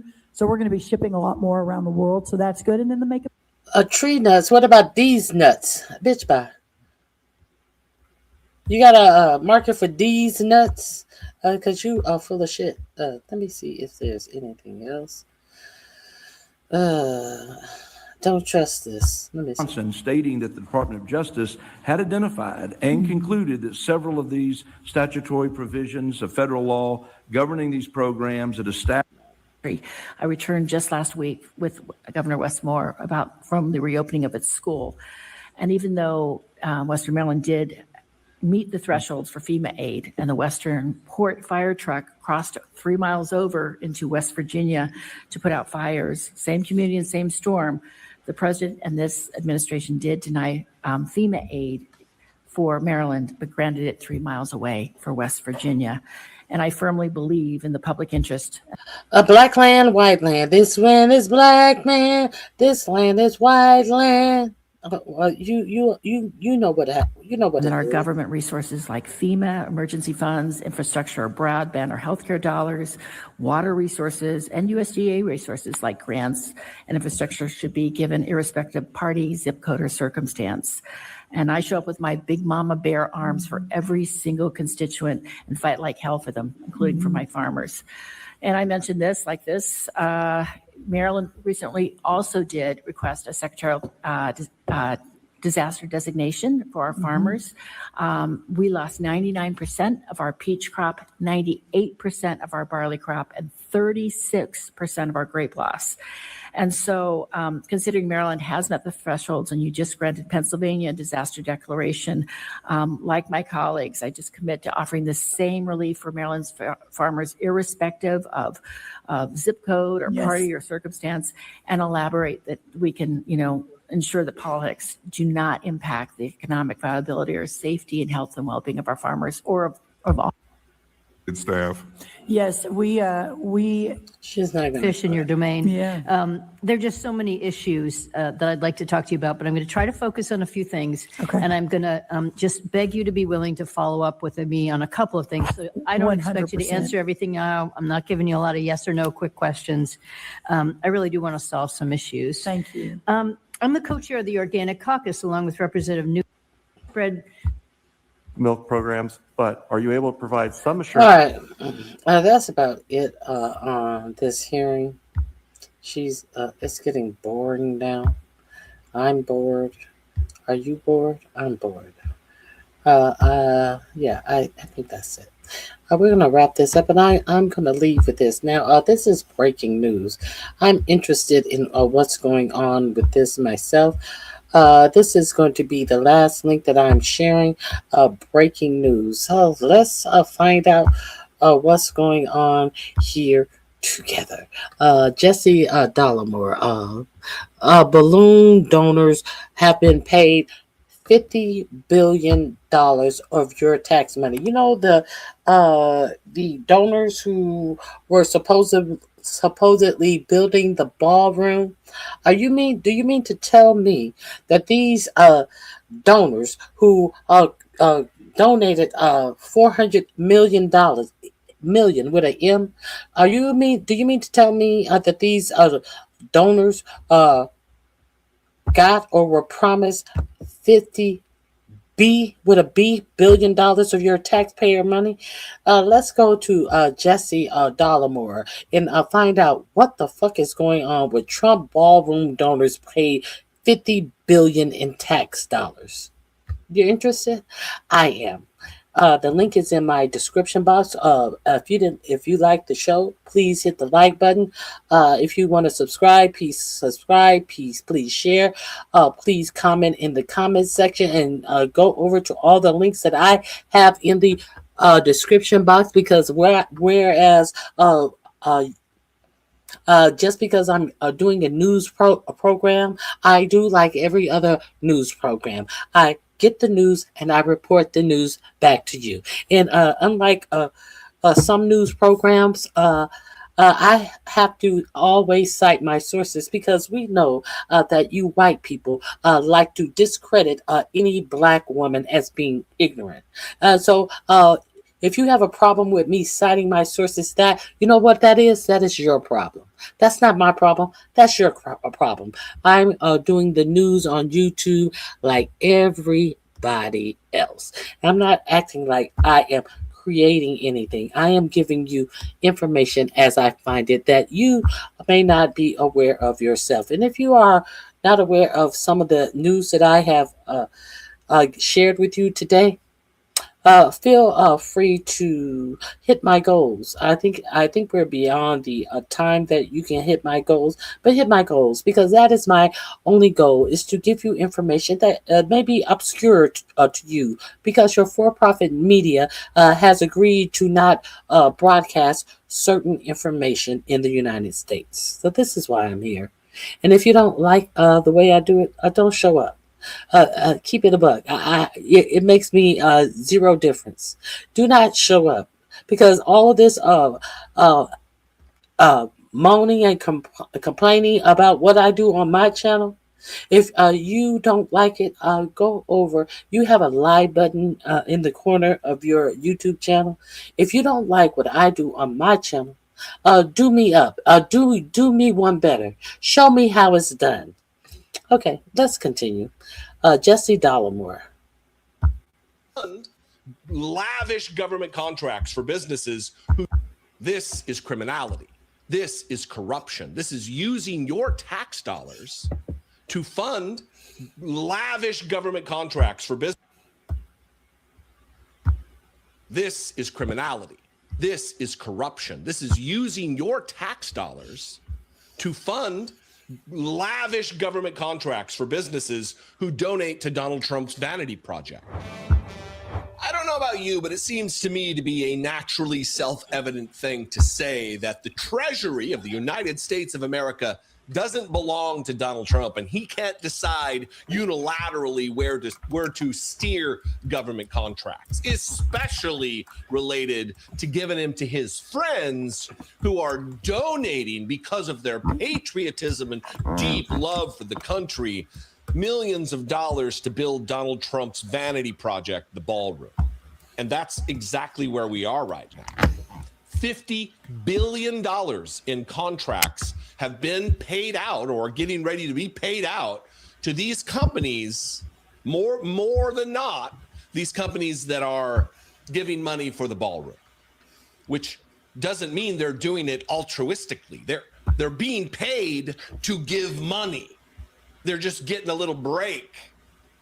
50 billion, and some of these companies actually have current pending legal matters against them by the Justice Department that are being done away with after their donation. Well, of course, Todd, Blanche, crooked Department of Justice will claw back any type of legal claims or filings against these donors to the White House. Why do you think they donated to this ghastly looking gaudy ballroom in the first place? You think that they needed a place to dance, or they needed to get out of some legal trouble?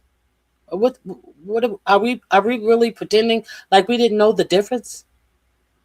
These people have absolutely no shame, and it's getting worse by the second. The things that they are pulling in broad daylight, these people have absolutely no shame. It's disgusting. These people are disgusting. As the average American citizen is expected to be in such financial peril by the end of the month because of the decision of this president, as his cronies are getting richer and richer by the second. This is disgusting. And at what point are the Democrats going to make their voices heard?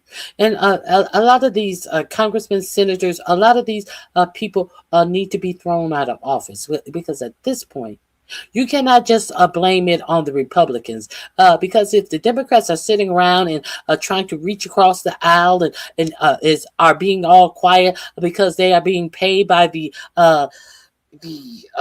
Israel lobby, AIPAC, everybody needs to be thrown out of office, because no one is looking out for the American citizens. No one. Remarkable corruption on the part of Don. I mean, if anything, you gotta give him a little credit for the creativity and just how public and egregious this corruption is. This is in the Washington Post. Ballroom donors won $50 billion in contracts after giving to Trump project.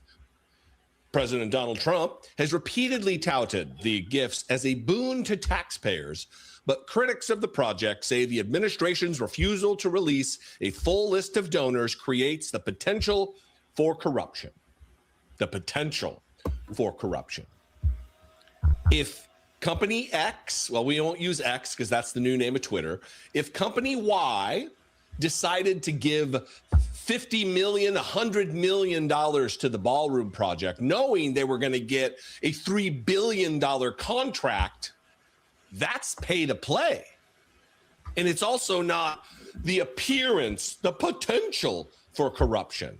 It's corruption. Here's a summary of what we're looking at here. More than half of the publicly identified donors to President Donald Trump's White House Ballroom project have won new or expanded federal contracts worth more than $50 billion during the past 6 months. Now, I know people get tired of me giving the breakdown of what $50 billion is, but I believe it's necessary because our brains aren't wired to comprehend numbers in the billions or trillions. One more time. These companies have won new or expanded federal contracts worth more than $50,000 million during the past 6 months, according to a new report released Thursday by a government watchdog group. 14 of the 27 known corporate donors to the $400 million project, which would replace the East Wing that Trump demolished in October, have seen their government business grow in that window, according to the report from Public Citizen, a nonprofit. Most of those same companies are also facing federal enforcement actions over alleged wrongdoing or have had such actions suspended by the Trump administration since the start of Trump's second term, the nonprofit found. So they're getting paid handsomely and also having legal matters dropped. So they're out from under the quagmire of dealing with their previous impropriety. The donors have sprawling interests that touch nearly every aspect of American life, including defense contracting, technology, and energy. Quote, these giant corporations aren't funding the Trump ballroom fiasco out of the goodness of their hearts, said John Gollinger, a public policy advocate at Public Citizen and an author of the report. They have massive interests before the federal government, and they hope to curry favor with and receive favorable treatment from the Trump administration. Now, listen, when you hear the Trump administration, just hear Trump. Donald Trump is giving out this money to friends, to allies. This is a pay-to-play situation using your money, coming from a man who for years and years and years avoided paying any income tax. The president of the United States is a tax evader. Now, let's talk about some of the numbers since we're here. What are exactly the findings? What are some of the numbers and the amounts of money that are being granted in these sweetheart contracts worth up to $50 billion? And who's getting that money? The analysis builds on a report from the group last fall that found the known donors held $279 billion in government contracts over the previous 5 years and had spent $1.6 billion on political contributions and lobbying during that time. The new report focuses on contracts awarded in most of the 7 months since the East Wing's demolition, which Trump critics have argued created new urgency around potential conflicts of interest. And notice that all of these contributors to these donations to the East Wing Ballroom, he does not have to disclose who these people are. Do you think that the future trillionaire Elon Musk is one of the donors for this quid pro quo? So if you donate something, if you donate millions of dollars and you get twice as many millions back in a government contract, have you really? No, you have not donated anything. You have stolen money from American people in under the guise of giving something to 4547. These people are not donating. They're taking money from. So that Trump will be able to say that this ballroom has been donated. Why do you think that Trump asked for $1 billion in that budget plan that they have? What is this? Was it reconciliation budget plan? Why do you think that he's asked for $1 billion for the East Wing security or some shit that they try to pull over your eyes to make it seem like it's about the bunker under the East Wing. It's not for the ballroom. It's about the security bunker. We tell you anything about security and you usually just give up money. Why do you think that he's asked for $1 billion? Because he's paying people. People who have not even been disclosed. He's saying that we have donations from people, and he wants to pretend like these people are so patriotic, but you don't know who these people are.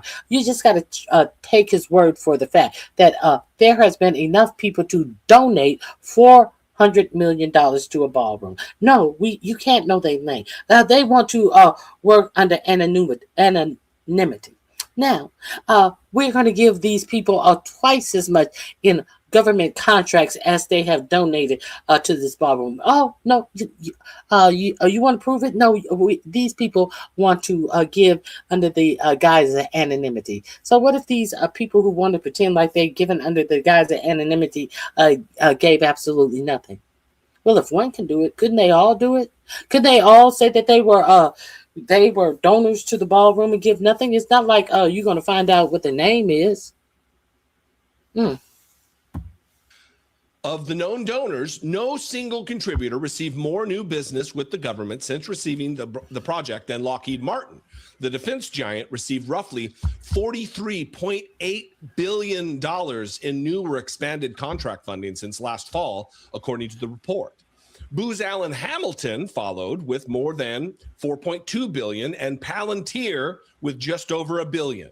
Other donors that received new or increased contract include Amazon, Microsoft, Google, A great investment on your money.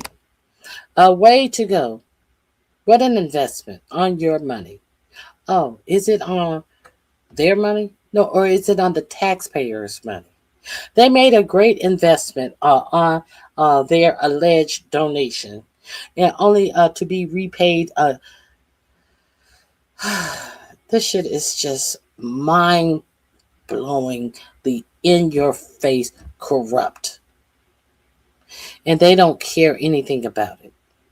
Because unlike what's going on on the newly discovered island that Kushner and Ivanka said that they discovered this island, there is no noise in the street about the stealing of the American treasury by Trump and his sycophants and his billionaire friends. Nothing's being said in the United States of America about this. Caterpillar, and T-Mobile. Amazon executive chairman Jeff Bezos owns the Washington Post. They have to put in there, just for journalistic standards' sake. I mean, the few people who remain at the Washington Post after ghoulish Jeff Bezos gutted the institution. Altogether, more than 2/3 of the corporate ballroom donors, 19 of 27, have received government contracts over the past 5.5 years, totaling $338 billion, the report says. 16 of the 27 donors are facing federal enforcement actions or have had such actions suspended by the Trump administration. The report. How lovely. Suspended my investigation. How lovely. Found, including major antitrust reviews involving Amazon, Apple, Meta, NVIDIA, labor rights cases involving Google, Lockheed, and Meta, and securities matters involving Coinbase and Ripple, whose cases have been dropped or scaled back under Donald Trump. Go figure. Go figure. You notice that Elon Musk is nowhere on there because he eliminated the agencies that were investigating him altogether. You might be asking yourself, you probably know the answer, but you're probably asking yourself, what's the White House have to say about this? As you know, I always like to include any statement from the group under fire, and in this case, I'm going to do no different. But I will have you know, this is a non-denial denial. They don't deny that these companies got the contracts. They don't deny that. The only thing they really deny, and they don't even outright deny it, is that this is like illegal pay to play. Get a load of this. The White House on Thursday pushed back on the report's pay to play framing. Quote, the same critics who are alleging fake conflicts of interest would also complain if American taxpayers were footing the bill for these long overdue renovations, White House spokesman. Long overdue renovations? No, we wouldn't piss a bitch because if you didn't allege that you had private donations, if you hadn't just gone on and torn down the East Wing, there would be the only discussion would be would it be able to be done. But since you, under the guise of you had private donations, you tore down the whole fucking East Wing under the guise of, oh, I have the money to replace it, while still asking for $1 billion from the taxpayer by giving these alleged donors $50 billion. Get the fuck out of my face. $50 billion of your tax dollars. But they don't have money to give you health care. They don't have money to feed you. Brooke Rollins is running around and bragging about $4 million who lost their food stamps. In a job market that has gone to hell, there is an estimated 97,000 jobs that have been lost in May. But they want you to believe that the job market is so stellar. Isn't that amazing? Isn't that amazing? I tell you, something is going to have to be done because these people are brazen in their stealing from the Treasury. These people have gotten brazen and bold in their stealing and giving to their friends, and them acting as if they have done something of merit to deserve to be multi-billionaires, and you have to sit up and look at this long-haired Ivanka talking about how she has decided that she wants to live. After you see a couple of years ago, they were scamming regular people and people on Section 8 for late fees and court costs and all of this to get by, to finance all of the shit that they wanted to show off to you that they were buying in New York City to try to make themselves seem to be some highbrow motherfuckers. These are nothing but motherfucking rats. These are nothing but crawling fucking catfish that swim along the bottom of bodies of water, sucking up shit, trying to make you believe that you should have some reverence to them because they have done something so great in life. And not only are they getting it, they are giving it to their billionaire friends, who have bought up all of the media so the news does not get broadcast to you. This is disgusting. Ugh. Anyway. Davis Ingle said in a statement, quote, "The donors for the White House ballroom projects represent a wide array of great American companies and generous individuals, all of whom are contributing to make the people's house better for generations to come." Yeah, it's shocking. I'm straining my eyes here. Where are my glasses? Aren't here. Straining my eyes to see where Davis Ingle denied that these organizations are getting contracts after having donated. I don't see that here. That's because if they deny, they're just denying reality. And only Donald Trump himself can deny the reality that we all live in. This is criminality. This is corruption. This is using your tax dollars to fund lavish government contracts for businesses who donate to Donald Trump's vanity project. This is stopping criminal prosecutions and investigations and inquiries and probes into companies that give money to Donald Trump's vanity project. A vanity project nobody asked for and nobody needs. It's just to soothe Donald Trump's broken, fragile piece of shit ego. What do you think? I welcome you to this conversation. Go find this article on the Washington Post and read all of it. I didn't read nearly all of it. There's a whole bunch more that should bother you if you actually do care about the propriety and the manner with which our government runs. Comment below, Facebook, YouTube, Spotify, all those places where this video natively lives, this program natively lives. I'd love to hear. Okay, that link is in my description box. I hope you guys enjoy your weekend. I'm gonna go check that article out. I I just wanted to end with that was some the latest breaking news. All of this bullshit about the ballroom is going to cost the American taxpayer hold on. I apologize. It's going to cost the American taxpayers. It's going to cost the American taxpayers greatly. So I hope you guys have a fabulous weekend. That's all for me today. Thank you for joining me. Hit the like button, share, subscribe. I appreciate all of my new members. You are greatly appreciated. And I hope you guys have a fabulous weekend. And I'll see you guys on Monday. Bye-bye.